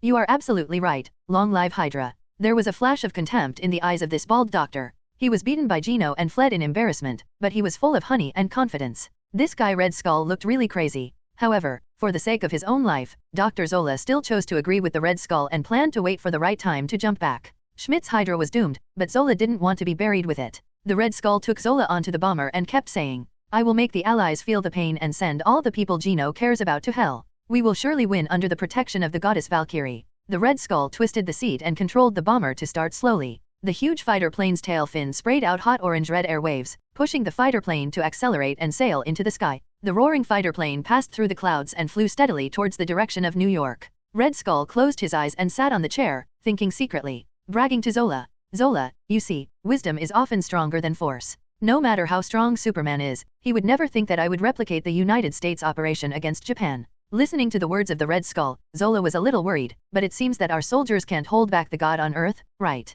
Zola is a scientist and he believes in science more. After scientific comparison, it would not take long for Gino to kill all those Hydra warriors. But facing the Red Skull's gaze that seemed to be murderous, Zola chose to keep her mouth shut. Humph. The Red Skull withdrew his gaze and once again controlled the fighter plane to fly towards New York. At this time, Red Skull suddenly noticed an afterimage flashing past the left fighter plane. Dr. Zola, did you see that? Red Skull turned to look at Zola nervously. No, I didn't see anything. Zola shook her head. But the Red Skull was convinced that he was right. He took off the blaster from his waist, stood up from the chair nervously, and stared outside the cab. No, he's right here. Damn it, Gino Wilson, get out of here. At this moment, a dull and slow footstep sounded from the aircraft corridor. A tall and strong figure slowly stepped into the cab, clapping his hands and applauding. Yes, it seems your eyesight has improved now, Red Skull. Die. Red Skull immediately pulled the trigger, and the blue energy hit the vibranium armor and burst into a ball of sparks. Gino looked down, stretched out his fingers to wipe off the black dust on his armor, and shook his head slowly.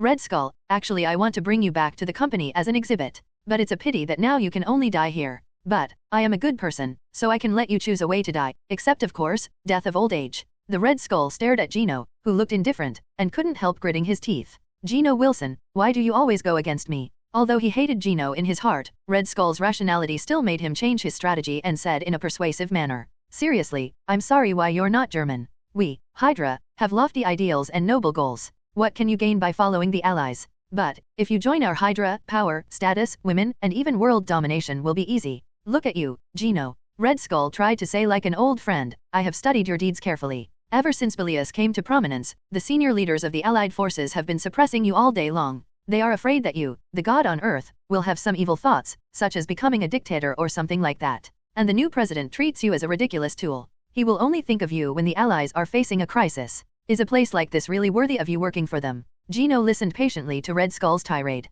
He was always patient with dying people, treating them as hospice care. But Gino was still amused after listening to Red Skull's nonsense. According to what you say, if I were Hydra, I wouldn't be subject to suspicion. Gino pointed at Dr. Zola, who was cowering in the corner and shaking with fear. Look, as far as I know, the transformation and application of the Cosmic Cube are actually Dr. Zola's achievements, but you take these achievements on yourself and threaten Dr. Zola from time to time. Gino smiled and shook his head. With all due respect, Red Skull, you are no different from those fat-minded politicians. Whatever I want, I will get. I will do whatever I want. I only care about profit, Red Skull. Hearing Gino's words, Red Skull seemed to have grasped a life-saving straw. He picked up the Rubik's Cube suitcase in his hand and said, in this case, we can definitely make a deal, Gino. I'll give you the Cosmic Cube, how about you let me go? Gino stared at the Red Skull as if he was mentally retarded. No, why are you so naive? Gino grinned and showed a cheerful smile. If I kill you, these things will also belong to me. Red Skull couldn't help but be stunned. Yes, why didn't he think of it? But soon, this emotion was replaced by shame. The Red Skull immediately turned the gun, pointed the blaster at the Cosmic Cube in the box, and shouted sternly, listen, if you don't let me go, I will use the blaster. I can blow up this Rubik's Cube with a gun. We will die together then. Dr. Zola beside him suddenly let out a marmot scream. Admiral Gino, stop this lunatic quickly. The Cosmic Cube is an unstable energy cube. If it is broken, no one knows what will happen. Seeing that his former little brother had betrayed him, the Red Skull almost lost his breath and roared at Zola. Shut up, Zora. How dare you humiliate me? The bomber flew smoothly at high altitude, heading towards New York. Outside the window was the sound of howling wind, and inside the cockpit, the atmosphere was tense at the moment. Dr. Zola is a scientist. At the same time, he has a very obvious characteristic, that is, he cherishes his life and is afraid of death.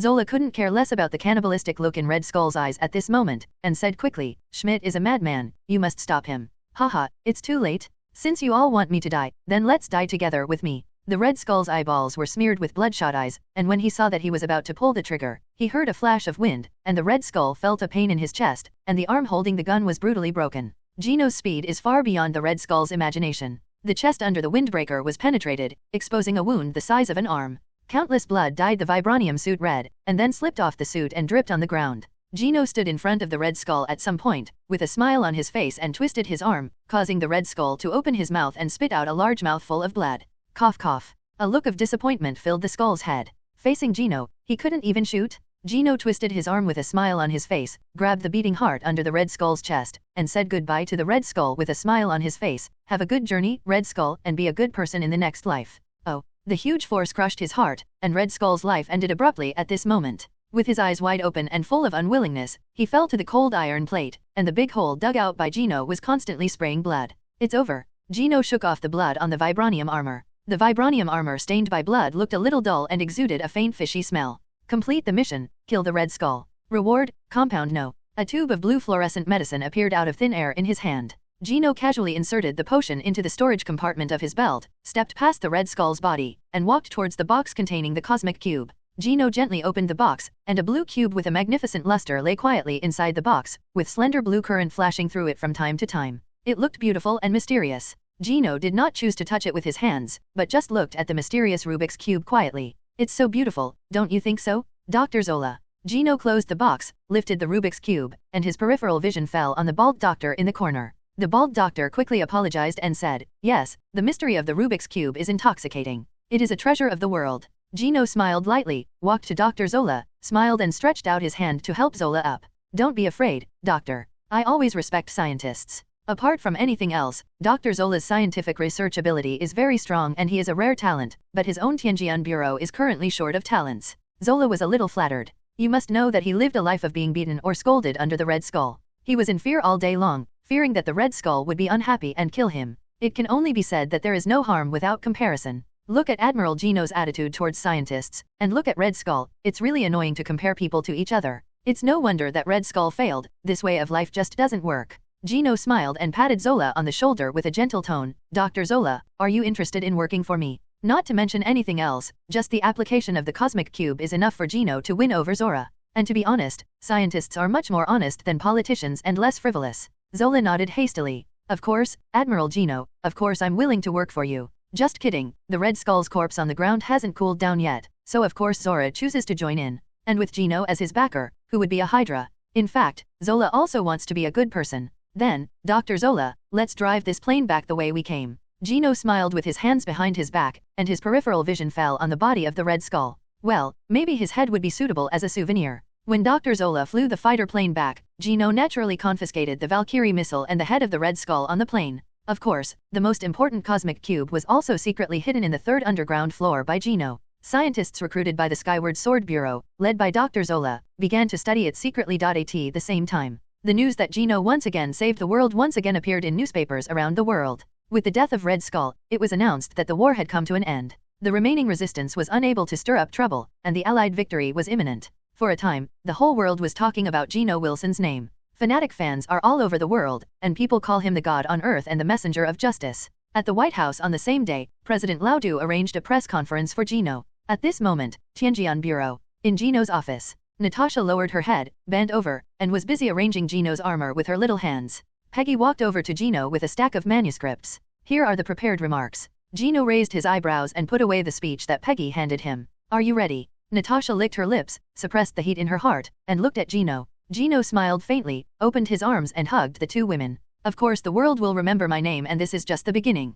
Peggy pushed Gino away. Okay, let's go quickly, the press conference is about to begin. Gino nodded, then floated out of the window and flew towards the White House. At that time, the clock passed 12 o'clock, and the lawn of the White House was already crowded with reporters from various media. But people could not see Gino, and they couldn't help but whisper. What happened? Where did Admiral Gino go? At this time, a strong cold wind blew through, and people invariably looked up to the sky. I saw Gino wearing a Vibranium armor slowly falling from the sky. The sunlight shining under the vibranium armor made his body even more majestic and taller. Gino did not go to the podium, but slowly flew towards the crowd with a smile on his face. Whether they were politicians or reporters, people reached out to touch the armor and made a sound of admiration. Everyone. Gino smiled and raised the manuscript in his hand. Before coming here, my secretary wrote an article for me, but I didn't think it was needed. As he spoke, Gino tore up the manuscript, slowly floated into the air, and looked down at everyone. Some people say that I am a god on Earth, a Superman, a being beyond human beings, a god existing in the world. But, at this moment, I want to tell you that rather than becoming a god, I would rather be a human being. Gino's eyes were sincere and his tone was sincere. I am actually just an ordinary person. Rather than being a Superman, I would rather you call me a native of my motherland. Because, my heart is for a free America and I am willing to fight for the people and freedom of the United States. The crowd was silent for a moment, then cheered louder. Motherlander, Superman. People were waving their arms and cheering and screaming. Countless flashlights connected together, as if they were going to completely submerge Gino. In midair, Gino smiled and stretched out his arms, as if he wanted to embrace the world in his arms. Gino's ambition. Late at night. At the end of the day's celebration, Gino Shiren walked down to the underground base of the Tianjian Bureau. Passing through the corridor, many scientific researchers cast admiring glances at Gino. It's just because of working hours, otherwise there would be a bunch of people rushing up to ask for Gino's autograph. You know, any of Gino's signatures can now be sold for thousands of dollars. If the message is unique, the price will be several times higher. Gino smiled and nodded at these poor scientific men, and then found Dr. Zola in the office. The little bald man was studying the no compound that Gino gave him all night long, and the scientific researchers around him were driven by him to keep recording the composition ratio. What are the results of the research? Doctor. Gino walked towards Zola with a smile. Seeing the visitor, Zola quickly put down her work and said hello with a smile. Sir Gino, the experiment is going well. I have cracked most of the ratios.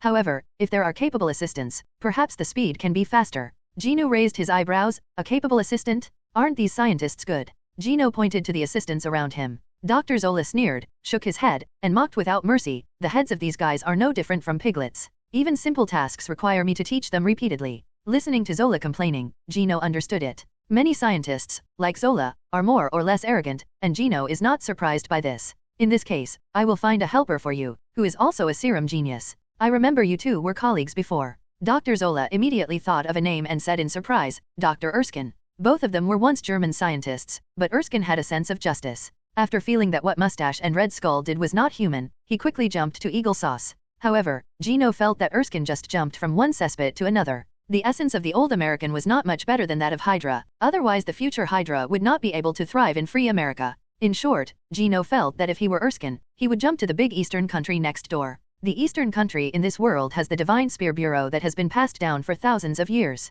The director Zhang Xian is a ruthless man who has lived from the Ming dynasty to the present. The country has mysterious powers such as the so-called Heaven and Kunlun. Therefore, the Japanese in this world were killed before they even had time to get close, so they had to focus on the United States. But none of this has anything to do with Gino. Gino nodded and smiled, then said, yes, it's Dr. Erskin. In fact, Dr. Erskin's life has not been particularly good recently. Erskin protested several times after learning that the military had used the super serum to create a bunch of super soldiers without his permission. But a simple scientist going to protest against the largest gangster organization in the world is undoubtedly like a little white rabbit condemning the evil wolf. Not only was there no result, many people within the strategic science group criticized this kind-hearted scientist for being old-fashioned and ignorant. Therefore, Gino believed that Dr. Erskin would not refuse his invitation. At the very least, he would respect Erskin's wishes and allow those trustworthy to administer the serum. For example, good guys like old Logan who doesn't get close to women, and Victor who likes to be polite. Zola agreed with Gino's idea. If it is that man, it will indeed speed up the cracking process greatly.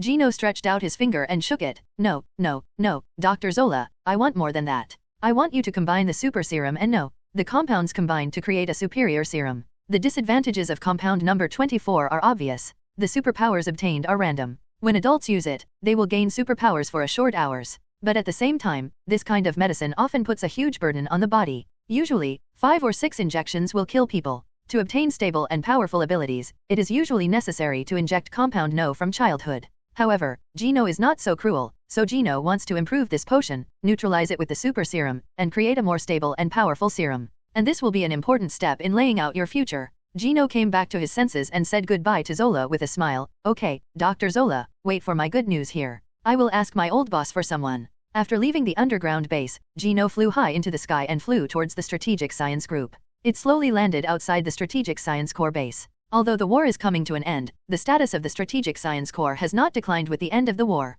On the contrary, it has tended to rise. After all, the shock brought by Hydra made the high-level officials jealous, and they also wanted to build the Strategic Science Corps into an excellent secret service agency. Therefore, the Strategic Science Corps underwent an expansion. But the bad news is that Colonel Phillips has been transferred. Just like in some places, the Strategic Science Corps has parachuted a group of related people to take up positions. They regard the Strategic Science Corps as a place to brush up their qualifications and pave the way for the future. Gino walked into the Strategic Science Group and was quickly discovered by agents working overtime. Oh, my god, it's Admiral Gino. People of the motherland, I am your fan. Please give me your autograph. Oh my god, Superman? It's Superman. Meeting agents like Gino is like a fangirl meeting her idol, with fanaticism coming from all directions. Okay, but lady, please put down your collar first. I don't have the habit of signing on my skin. You have to disguise your appearance outside. Gino put on a wry smile while patiently signing his name for the fans. It was hard to get rid of the ardent fans. Gino walked through the corridor familiarly, walked around in a circle and walked into the underground base of the Strategic Science Corps.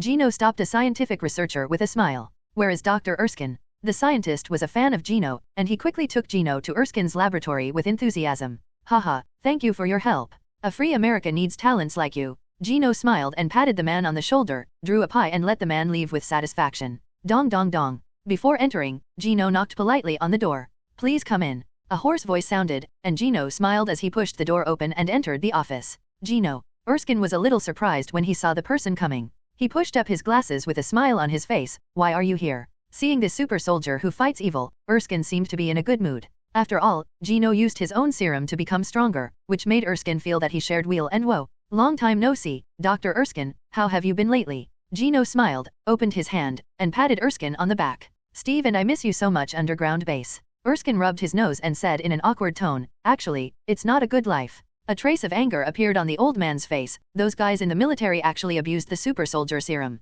I'm worried that this formula will be leaked and cause more sins. Erskin's worries are not unreasonable. After all, many major events in the United States in the Marvel Universe were caused by the Army. The Hulk, for example, hates these horrific monsters. Listening to Erskin's concerns, Gino deeply agreed, patting the old man on the shoulder and echoing, "You're right to be worried, Doctor." After all, he is now in charge of the Skyward Sword Bureau independently of the Army. He is really unfamiliar with the Army. He can even help Erskin scold the old guys in the Pentagon. However, in order to avoid this situation, I have a plan here. Do you want to know? Gino too had a rough idea and told Erskin his plan to develop a super serum and compound no. After listening to Gino's words, Erskin was slightly surprised. A serum that can awaken superpowers. However, as a scientist, Erskin quickly asked, this serum may cause great damage to the human body. Gino nodded without denying it. This is why I came to you, Dr. Erskin. Skyward Sword Bureau needs your power. Erskin hesitated a little. He thought about the proliferation of super serums. If he helped Gino develop a new serum, would Gino also mass-produce super soldiers like the Army did?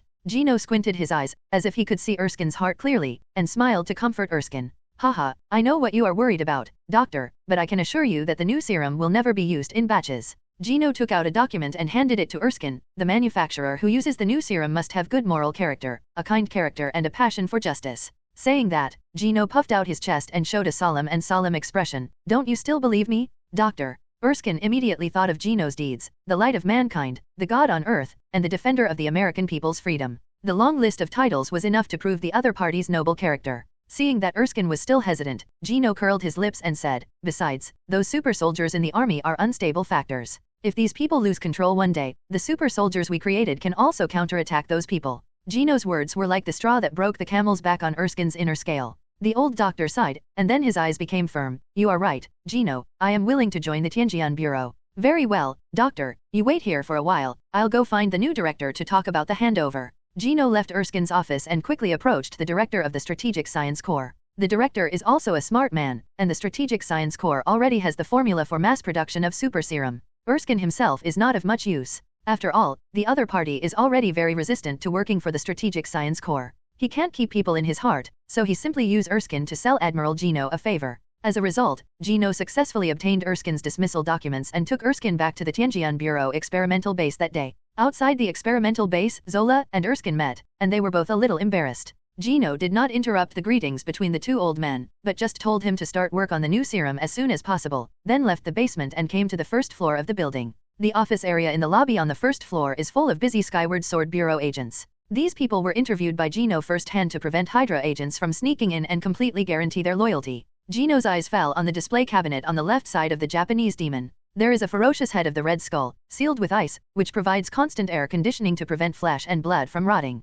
Yes, very good. Gino clasped his hands behind his back and cast his peripheral vision on several newly opened display cabinets. He didn't know when Kang's souvenirs would be placed in them. Anyway, he was looking forward to this day. Just when Gino was developing a new serum, he was in a military camp somewhere in the Washington Army. John, Ted. A colonel knocked on the green cloth table and looked at the two of them. One of the two men had a broken leg, the other had lost an arm, their injuries sustained during the war. But now that the war is over and the country's economic focus has shifted, there is no need to keep these wounded soldiers hanging around in the military camps to receive military pay. The colonel showed a professional smile. Thank you for your contribution to a free America, but I'm sorry, the war is over, you can go home and enjoy your retirement life. Here's your retirement pay. As he spoke, the colonel placed the two envelopes on the table and read out the next person's name. John and Ted looked bitter. John, who had good legs, stepped forward, picked up the envelope, and helped Ted leave the camp. The two left the camp and found a veteran's bar to get drunk. Because the drinks here are cheap, and the bar manager is also a veteran, it attracts many veterans to patronize. As he drank cups of cheap beer and became drunk, Ted couldn't help complaining. Farkey? They fired us just like that. Look at me, my friend, I lost a leg during the war and they just kicked me out for a measly $1 in discharge pay. You know, I lost a leg. What can I do after I retire from the army? No girl will like me. I can't even work in the fields and exchange labor for payment. As he said this, the legless Ted couldn't help but cover his cheeks and cry. George was in an equally uncomfortable mood. He is missing an arm, and in mainstream society, no white girl would be willing to marry him. Do you really think reality is like the movies? Will a beautiful girl fall in love with a sincere and infatuated man? It's good if people don't discriminate against you. However, George was still in a good mood. He said with emotion, okay, let's look at it. At least we survived and we can get some money. Those comrades who are defined as missing can't even receive death compensation. While the two were talking, there was a commotion at the entrance of the bar. Ward? Why are you like this? Oh my god, it's unbelievable. The two Georges looked towards the entrance. I saw a strong man smiling and greeting everyone. George frowned. Didn't I remember that Ward lost his legs in the war? How did this guy stand up? George and Ted looked at each other, and their eyes lit up with hope. Now that Ward can regrow his legs, does that mean they can also become normal people? So, the excited George walked towards Ward, intending to ask him how he recovered.